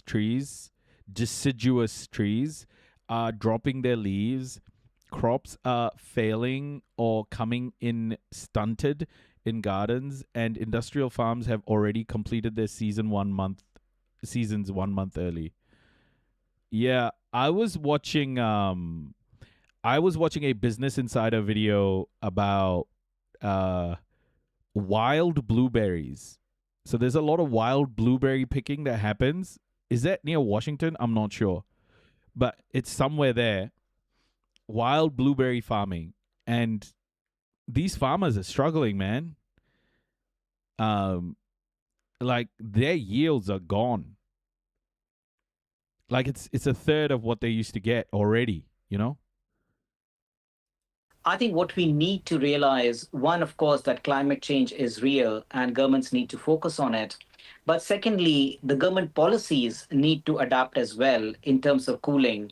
It's not just air conditioning, but cooling of the cities. And what that means is twofold. One, the governments need to provide households more subsidies to cope up with the extreme weather. But secondly, it's extra fiscal pressure on government finances. And that comes at a Europe is living like it's still the 90s when heat wasn't a factor. They just don't have the infrastructure, sound bombs. They don't have the infrastructure to like do anything about this. They don't even have like the melanin. Usually old folks, but it's hard to know the accuracy of the numbers. There are nearly 600 million Europeans, so they say 100K deaths every summer, so I don't think we know the real number. Could be much bigger too. Yeah. Oh my gosh, ABC.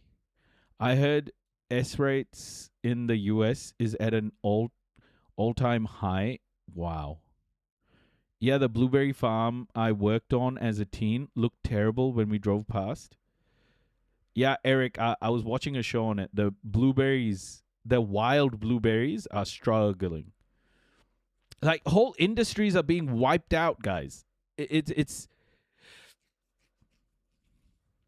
not small stuff. The only way to cool cities is with trees. It did not happen to me when I was at work when the 9/11 attack occurred. However, over the years, people would tell me how their supervisors would tell them, just keep walking.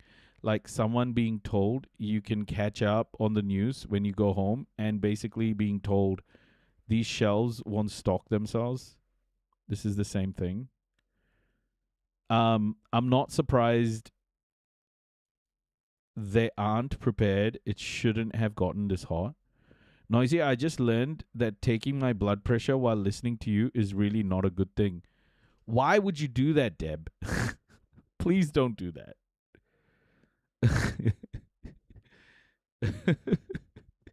Do not take your blood pressure while listening to me. To be brutal, this is the likely outcome of any system and the exceptionalism of our species waiting for some technology to fix it for us. Delulu.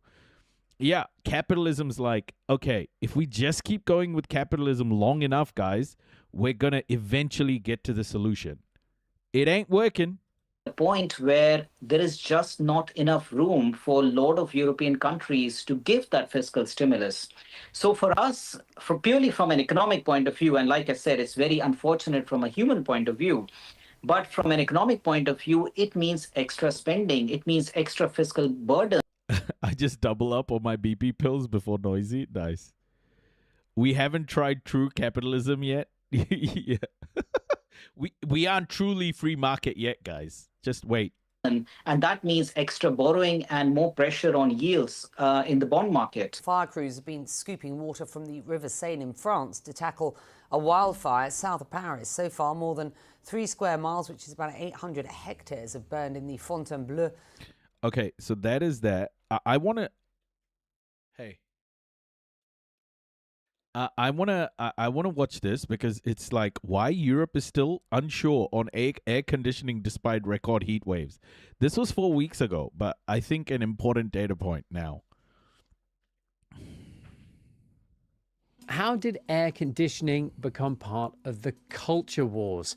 When you walk anywhere in the United States in the heat of the summer, pretty much any shop or building is chilly, freezing even. In the United States, air conditioning has become expected, not just in shops or workplaces, but also in homes. Nearly 90% of US homes have AC. But it's far less common in Europe, which is...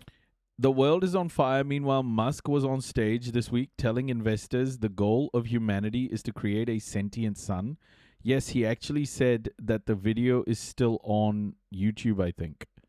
Consumerism should not be the end point of survival. Yours truly. Been experiencing record... Well said, yours truly. ...breaking temperatures this summer, especially in France, where the question over whether to have air conditioning or not have air conditioning has sparked a pretty fierce political debate, which has reached boiling point. From the BBC, I'm Tristan... Why? Why is this a debate? Why is this a debate? Is it energy usage? Is it energy usage? I don't understand why this should be a debate, folks. You're all burning to death. Get some fucking air conditioning. Redmond in London. And this is the global story on YouTube.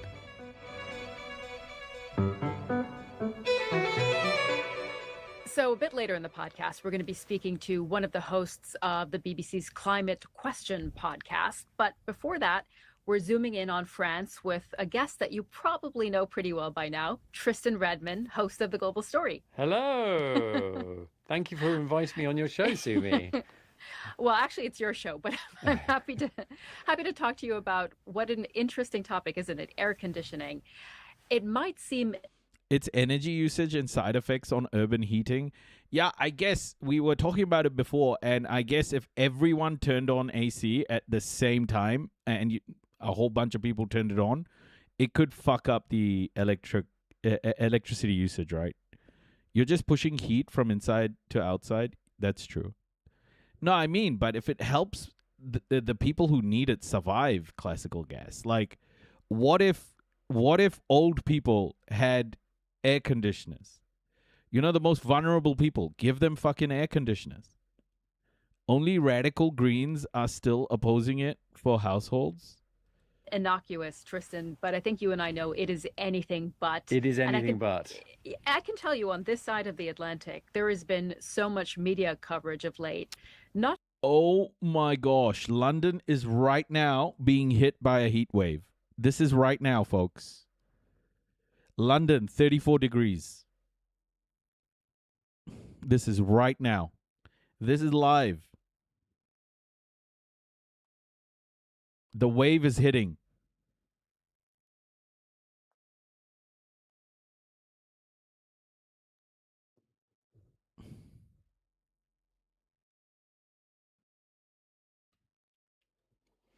Fucking Tommy Robinson's going to be wishing he had some melanin, eh?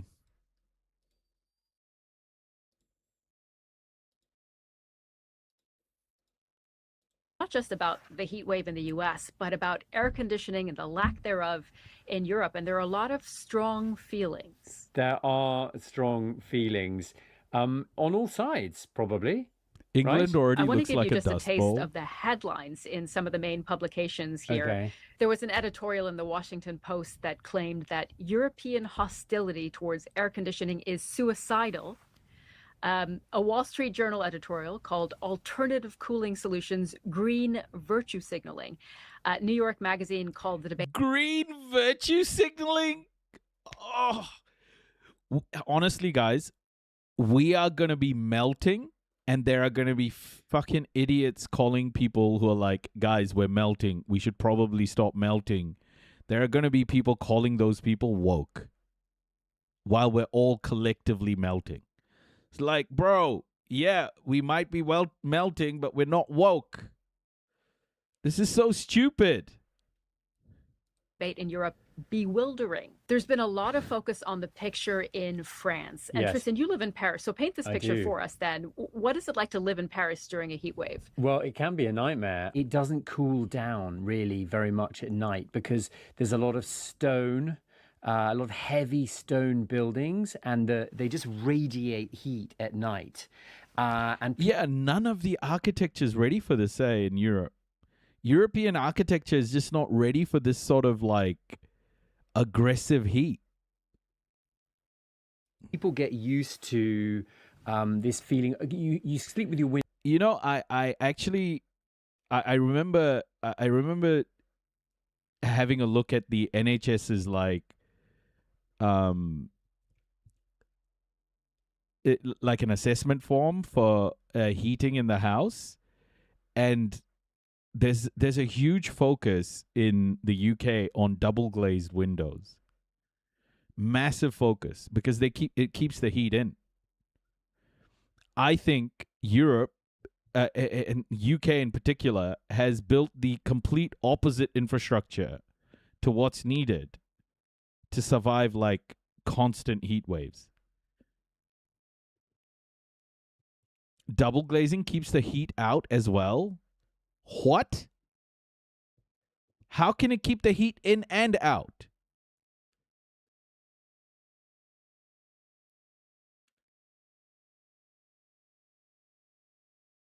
Excusez-moi.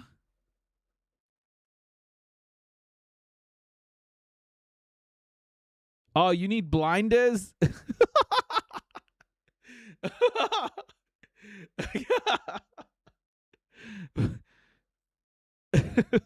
Yeah, I mean, if you had blinders, of course.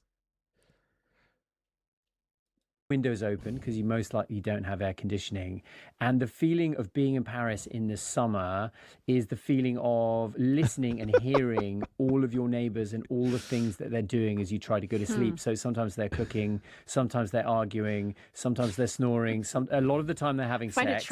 Literally, open the windows and it gets hotter. Yeah. Charming. Yeah, well, yes and no. Sometimes it's charming for a very short period of time, and then it... No, that was Kappa. He was being sarcastic. If the house starts out colder and you black out the windows, it will stay cool all day. That's how you do it in the desert. No, but the house isn't going to start out cooler, though, because you're in a literal heat wave.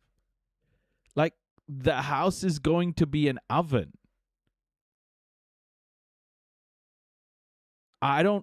Double glazing is not going to help the situation. It gets cool. That's how it gets cool at night. Oh, shit. Does it get really cold at night? You also have to factor in the heat climate. Humid heat conditions are way more dangerous than dry heat, which you can avoid just by seeking shade. Yeah, the best you can hope for is keeping the temperature the same as nighttime. Yeah.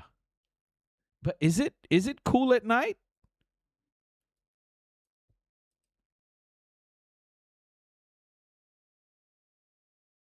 You refresh at night. Please get educated before making fun of your viewers. Who made fun of their viewers? Yeah, the best you can hope for is keep the temperature the same as nighttime. Double glazing is actually complex, and the types of glass used on the inside or outside layer can make the unit better for insulation or for solar gain in winter. Mud houses are the best suited for such conditions. Mud houses, yeah. It gets a bit much. I would say that the conversation that happens inside my family is something like... The glib American voter is what is doing us in. You know them when you see them interviewed on the news about the latest crisis Trump helped cause, and they go, it's fine. It's fine. Just got to wait it out. He has a plan. People just panic. It was hot when I was a teenager. Just turn on the... yeah. This also all depends greatly on where in Europe. Talking about Europe as one place is a little daft. The real problem is when it doesn't get cool enough at night. That's the question I was asking. Is it getting cool at night? Not in humid climates, you will cool 24/7. Dry climates get a lot cooler in at night. Updated windows are important for home cooling. A microcosm of the conversation about air conditioning, maybe all the way across Europe. So just to give you an example of like me and my wife. So a couple of years ago, we invested in a very shoddy little air conditioning unit. Now, in the United States, you laugh at it. It's barely big enough to cool one room. But we put it in our bedroom, and then on really hot nights, my daughters, 2 of them, will come in and sleep in the room with us. So there are 4 of us huddling in one room. But the difference between my wife and I comes from the fact that I grew up in the United States. So, well, if you ask Marga, they may tell you, of course, it gets cool at night because there is no sun. Yeah, I mean, time to move to Coober Petty. Who's Coober Petty? Landlocked areas are screwed if they don't get a sea breeze in the Avo. Yeah, I guess my question is, guys, like, is it getting cool at night? Are you guys finding it comfortable at night? Are you able to sleep through the night? around midsummer, it doesn't get below 20 degrees nowadays in Germany. Where I am in the Mediterranean, the average is 10 degrees difference. So 26 at night, 36 during the day. That's fucking hot. If it gets below 25, it's fine.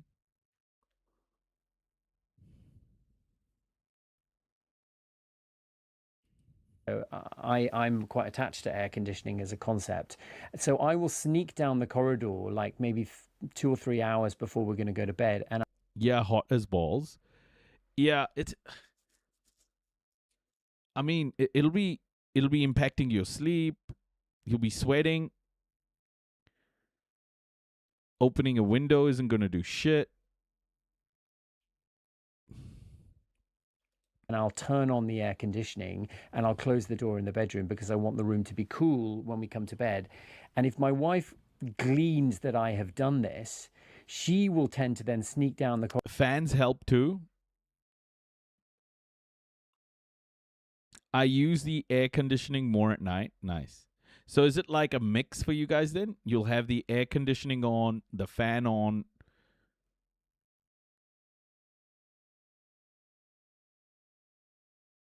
Fans don't help. Corridor and then turn it off again because she thinks I'm being irresponsible. And she'll look at me and she will think that I am some sort of profligate wastrel. And I will look at her and think that she is preaching at me. And those are the divisions that exist. And that you can extrapolate throughout European society in some ways. Yeah, so why has the debate, do you think, been so loud this year? Well, I think the reason ultimately is change. Europe is changing. Climate change is a real thing. As a continent, its temperatures are... Air conditioner all day around 75 and fans blowing. Yeah, I have 3 fans right now. Shutters closed. LOL, no air conditioning. Fuck. Fans don't help when the temperature is about 37, but that's not supposed to happen indoors. It feels cooler, but it ain't. To me, it feels like it doesn't help me. Bro, just think about homeless people, they'll be fucked, bro. Homeless people will be struggling. I live on a lake. As long as there's a breeze,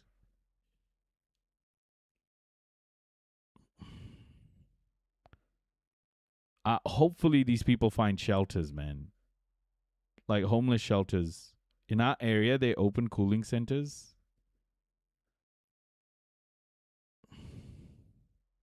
Homeless people are in the woods. Yeah, more homeless people die outside from the heat than from cold in winter.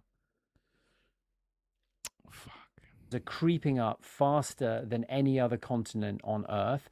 Historically, you haven't needed air conditioning in Europe. So as recently as 20 years ago, when I lived in Paris, there would be, maybe... Frozen water bottles tied to the back of fans. Resub, a loyal, noisy crew member detected. Thank you for your continued support. Des, 16 months. You absolute animal. Thank you so much, Des. I appreciate you so much. Thank you.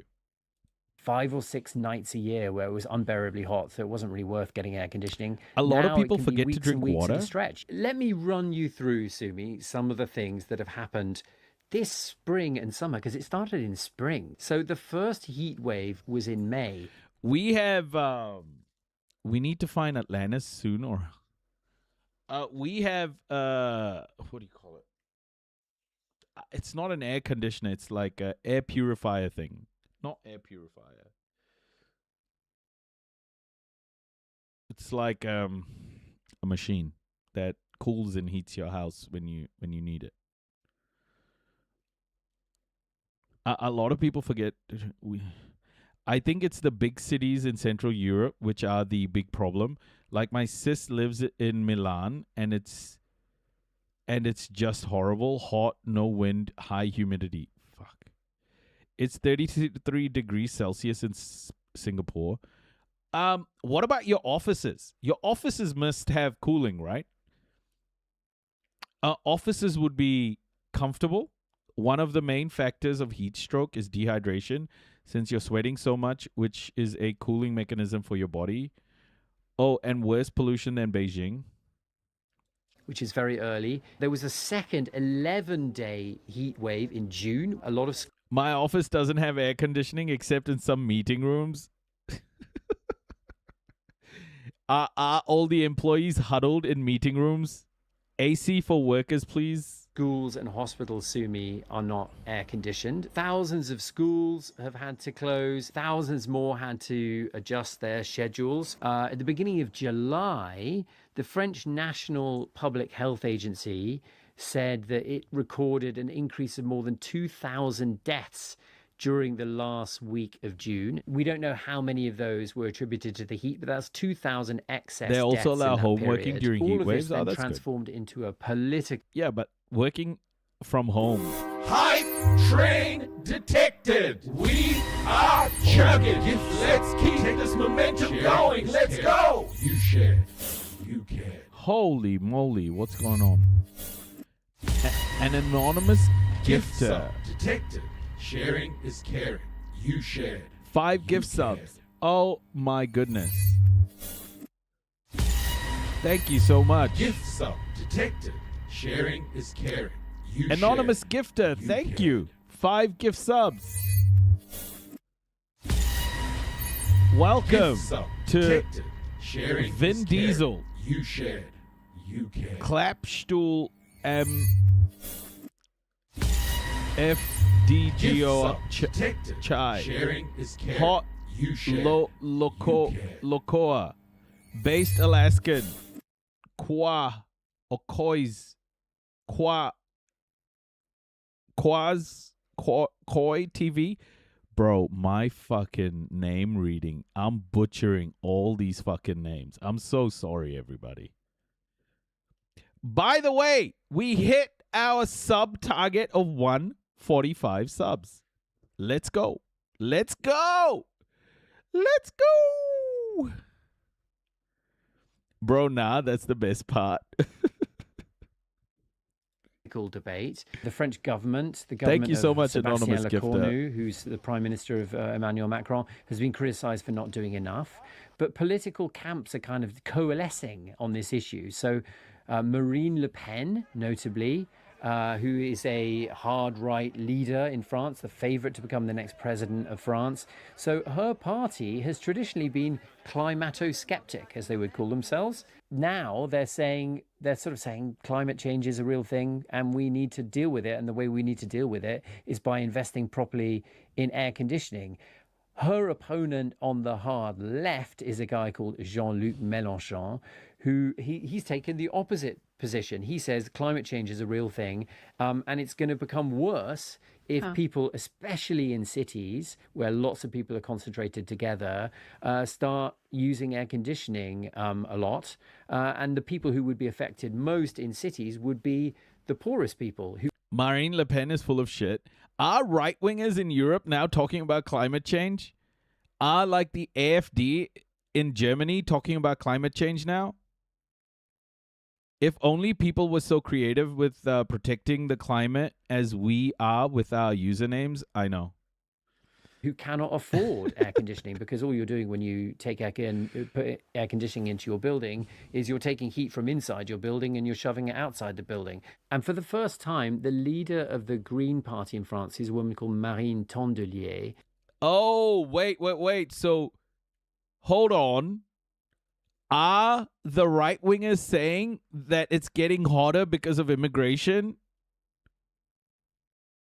Are they saying it's because of immigration? Is Islam making Europe hotter?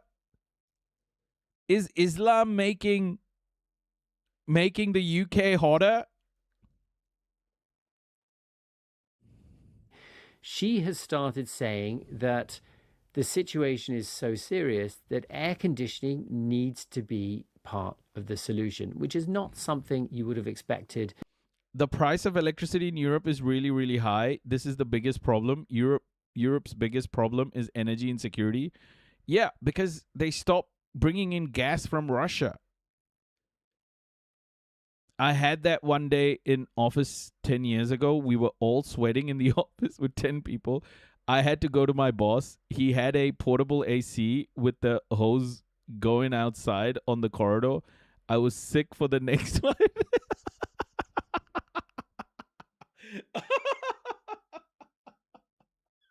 Oh my gosh, bro. No, they don't go so far. In France, at least. Immigration, LGBTQ, green activists, use a bunch of numbers. They are bringing the heat wave with them. Yeah. We spend too much on immigrants, so we can't prepare for global warming. My goodness. They should build more data centers so AI can solve the energy problem. I'm telling you guys, if this shit gets really bad across Europe, like worse over the next like 5 to 10 years, Europeans are going to be crossing into... Europeans are becoming refugees and crossing into fucking Africa and the Middle East. Like, the absolute chaos. The absolute chaos that will ensue. Imagine Europeans from like Spain, Italy, Greece getting in fucking boats to cross the Mediterranean. Oh my goodness. They should build more data centers so AI can solve their energy problems. Can somebody make a movie about this, please? Can somebody make a movie about European refugee crisis? We need a movie about this. Immigrants from East and South are bringing the heat wave from West. Europe is warming faster than the rest of the world. Yes. I got to step away. I hope to get back before you sign off. If not, I hope you and everyone in chat has a good day. Oh, Dr. Midnight, take care. It was so good to have you in the live today. It was awesome. Take care. Trading places. I'm sure the CIA is working on it. That already happened. It's called colonization. No thanks. I do not want a new doctrine of discovery. Oh my goodness. No, this time they're refugees. This time it's different. It's different, Infected Ghost. It's different. It starts with the species, then comes the Sharia temperature. Spices, sorry. It starts with the spices and then comes the Sharia temperature. Wow.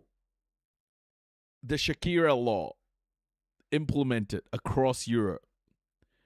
Okay, but also make a movie about a country entirely relying on AC but suddenly doesn't have electricity anymore. Yeah, I agree. That's a good one. That is a beauty. I think we've got a few ideas here, chat. A few ideas. We should make some we should definitely turn them into movies.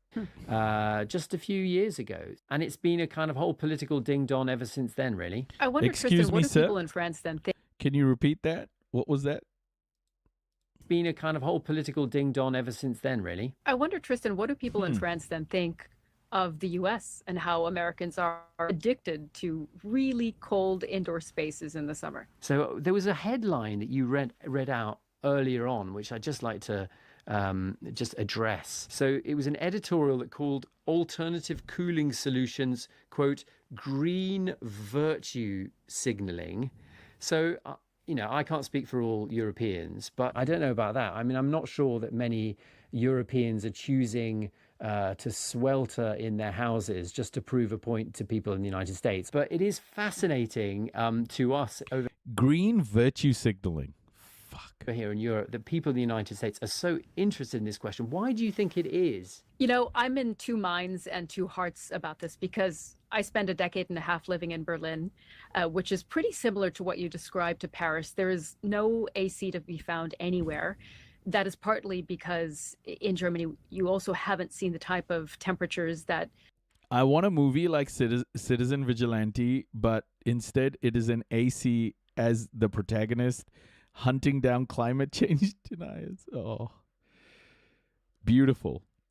Beautiful. I like it. Let's do it. Ship it. Do it live.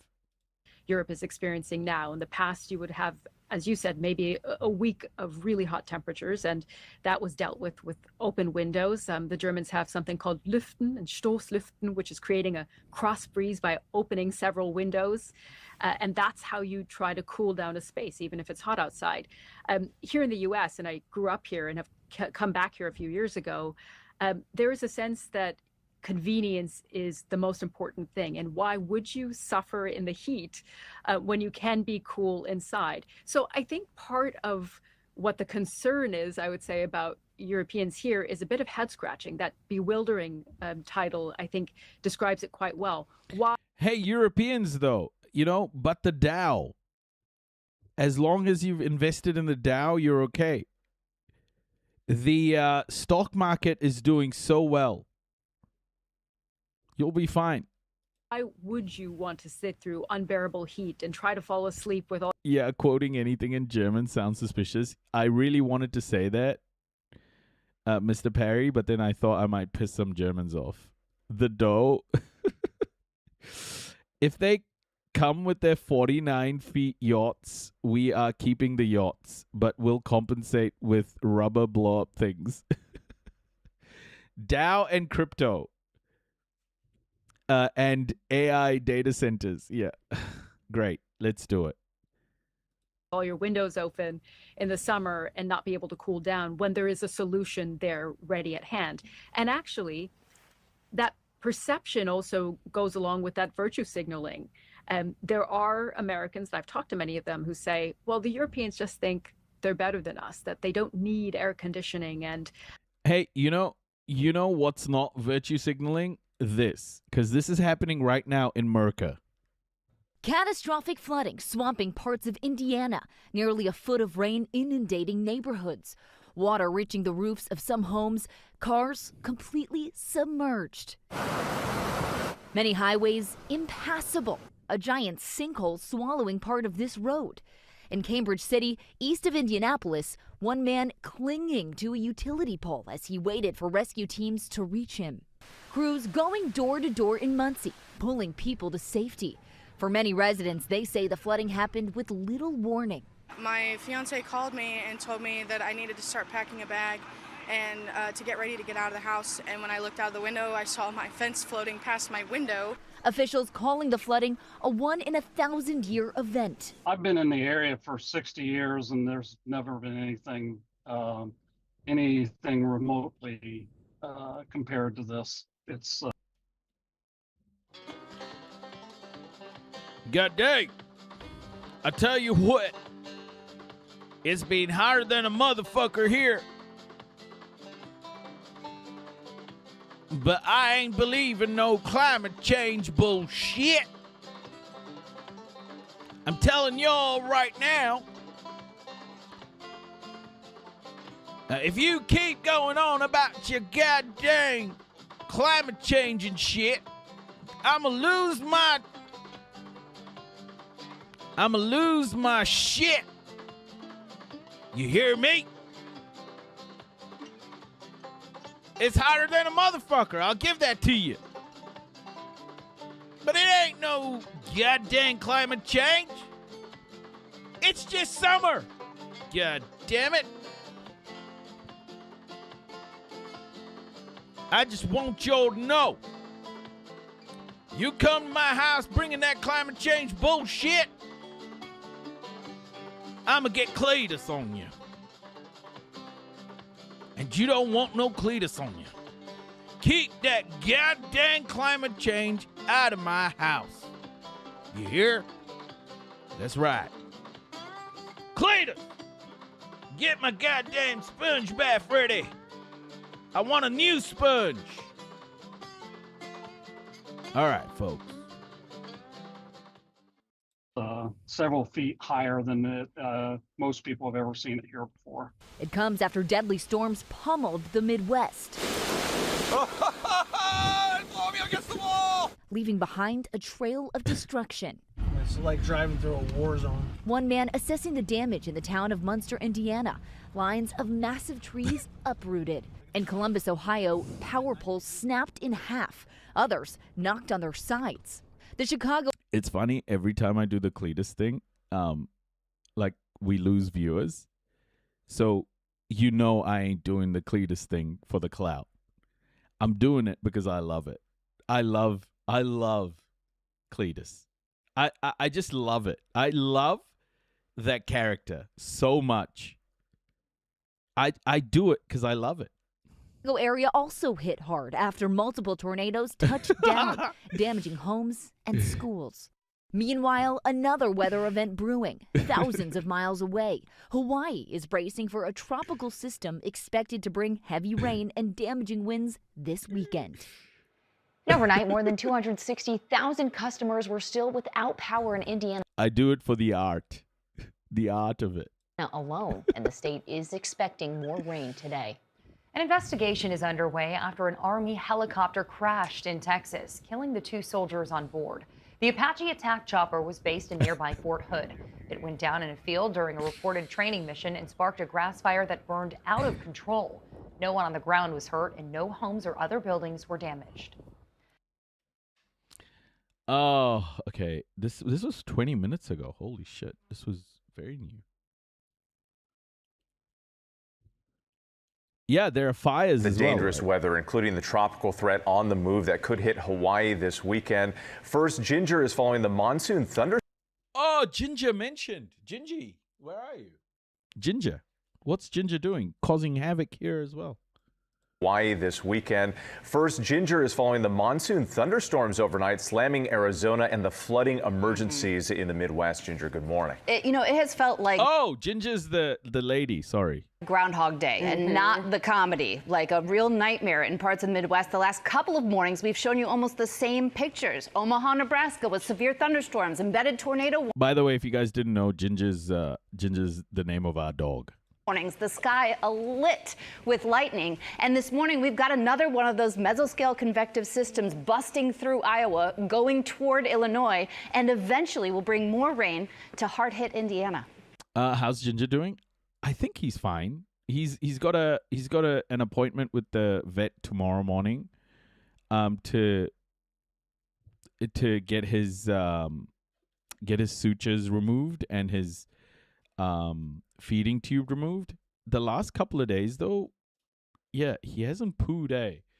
I'm not happy. He hasn't had a substantial shit, and I'm gonna take him for a walk right after this live, and I just want him to have a dump. Like, I'm just waiting every time. So it's been a day and a half or so since he's had a dump, and I'm getting worried.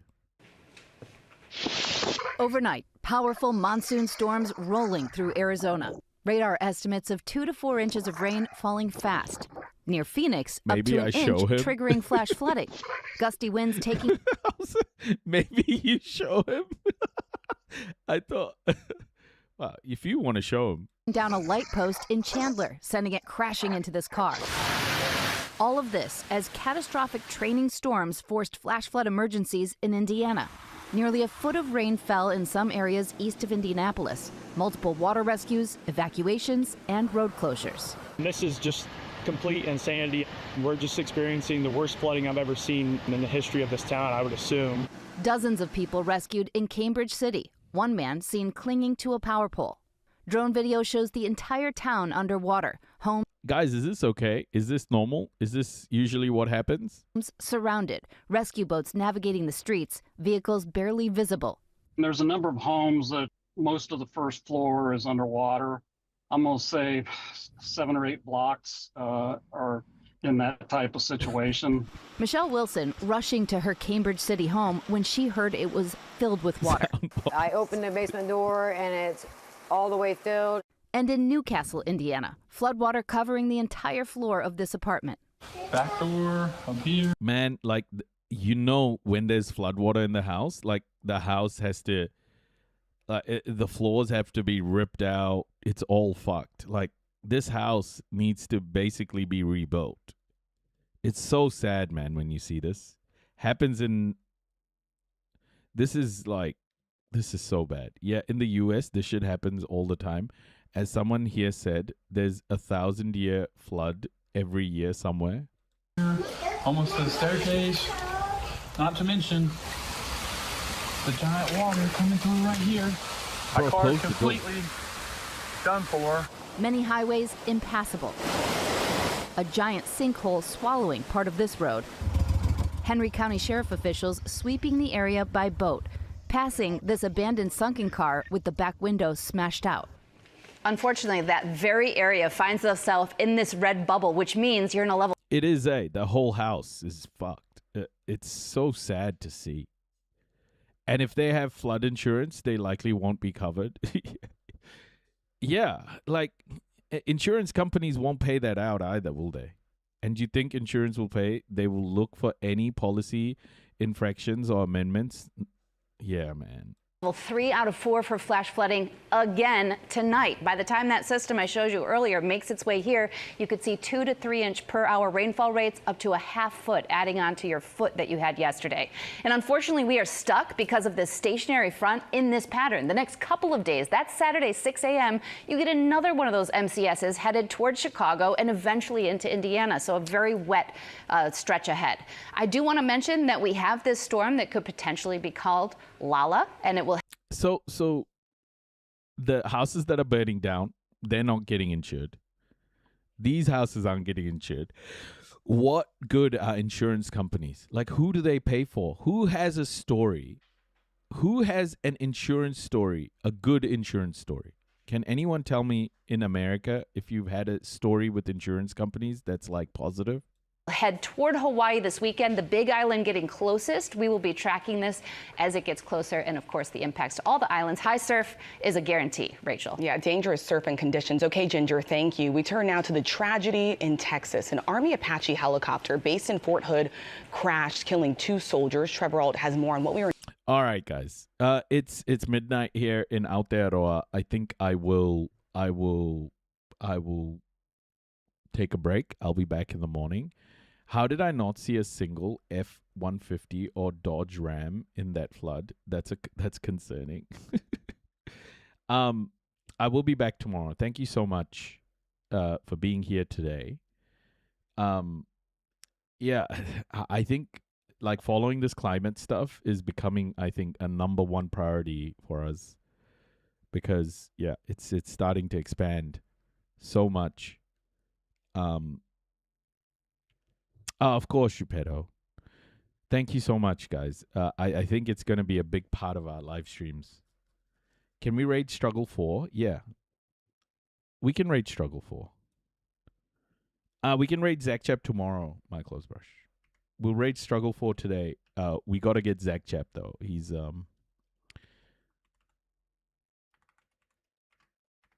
but Struggle 4, I haven't raided in a while.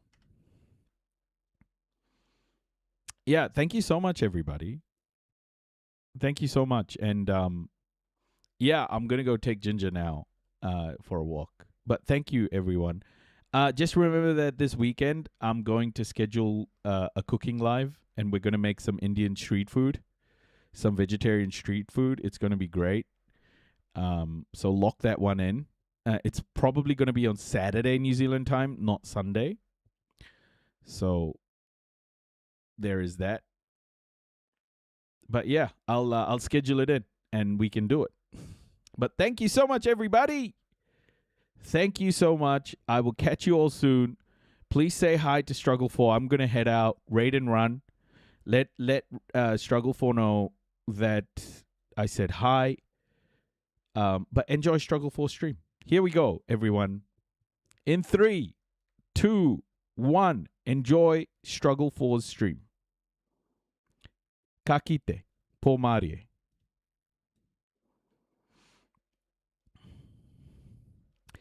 YouTube. I'll see you soon as well, YouTube. Thank you so much. Ka kite, everybody. Po marie and free Palestine as always. Thank you so much.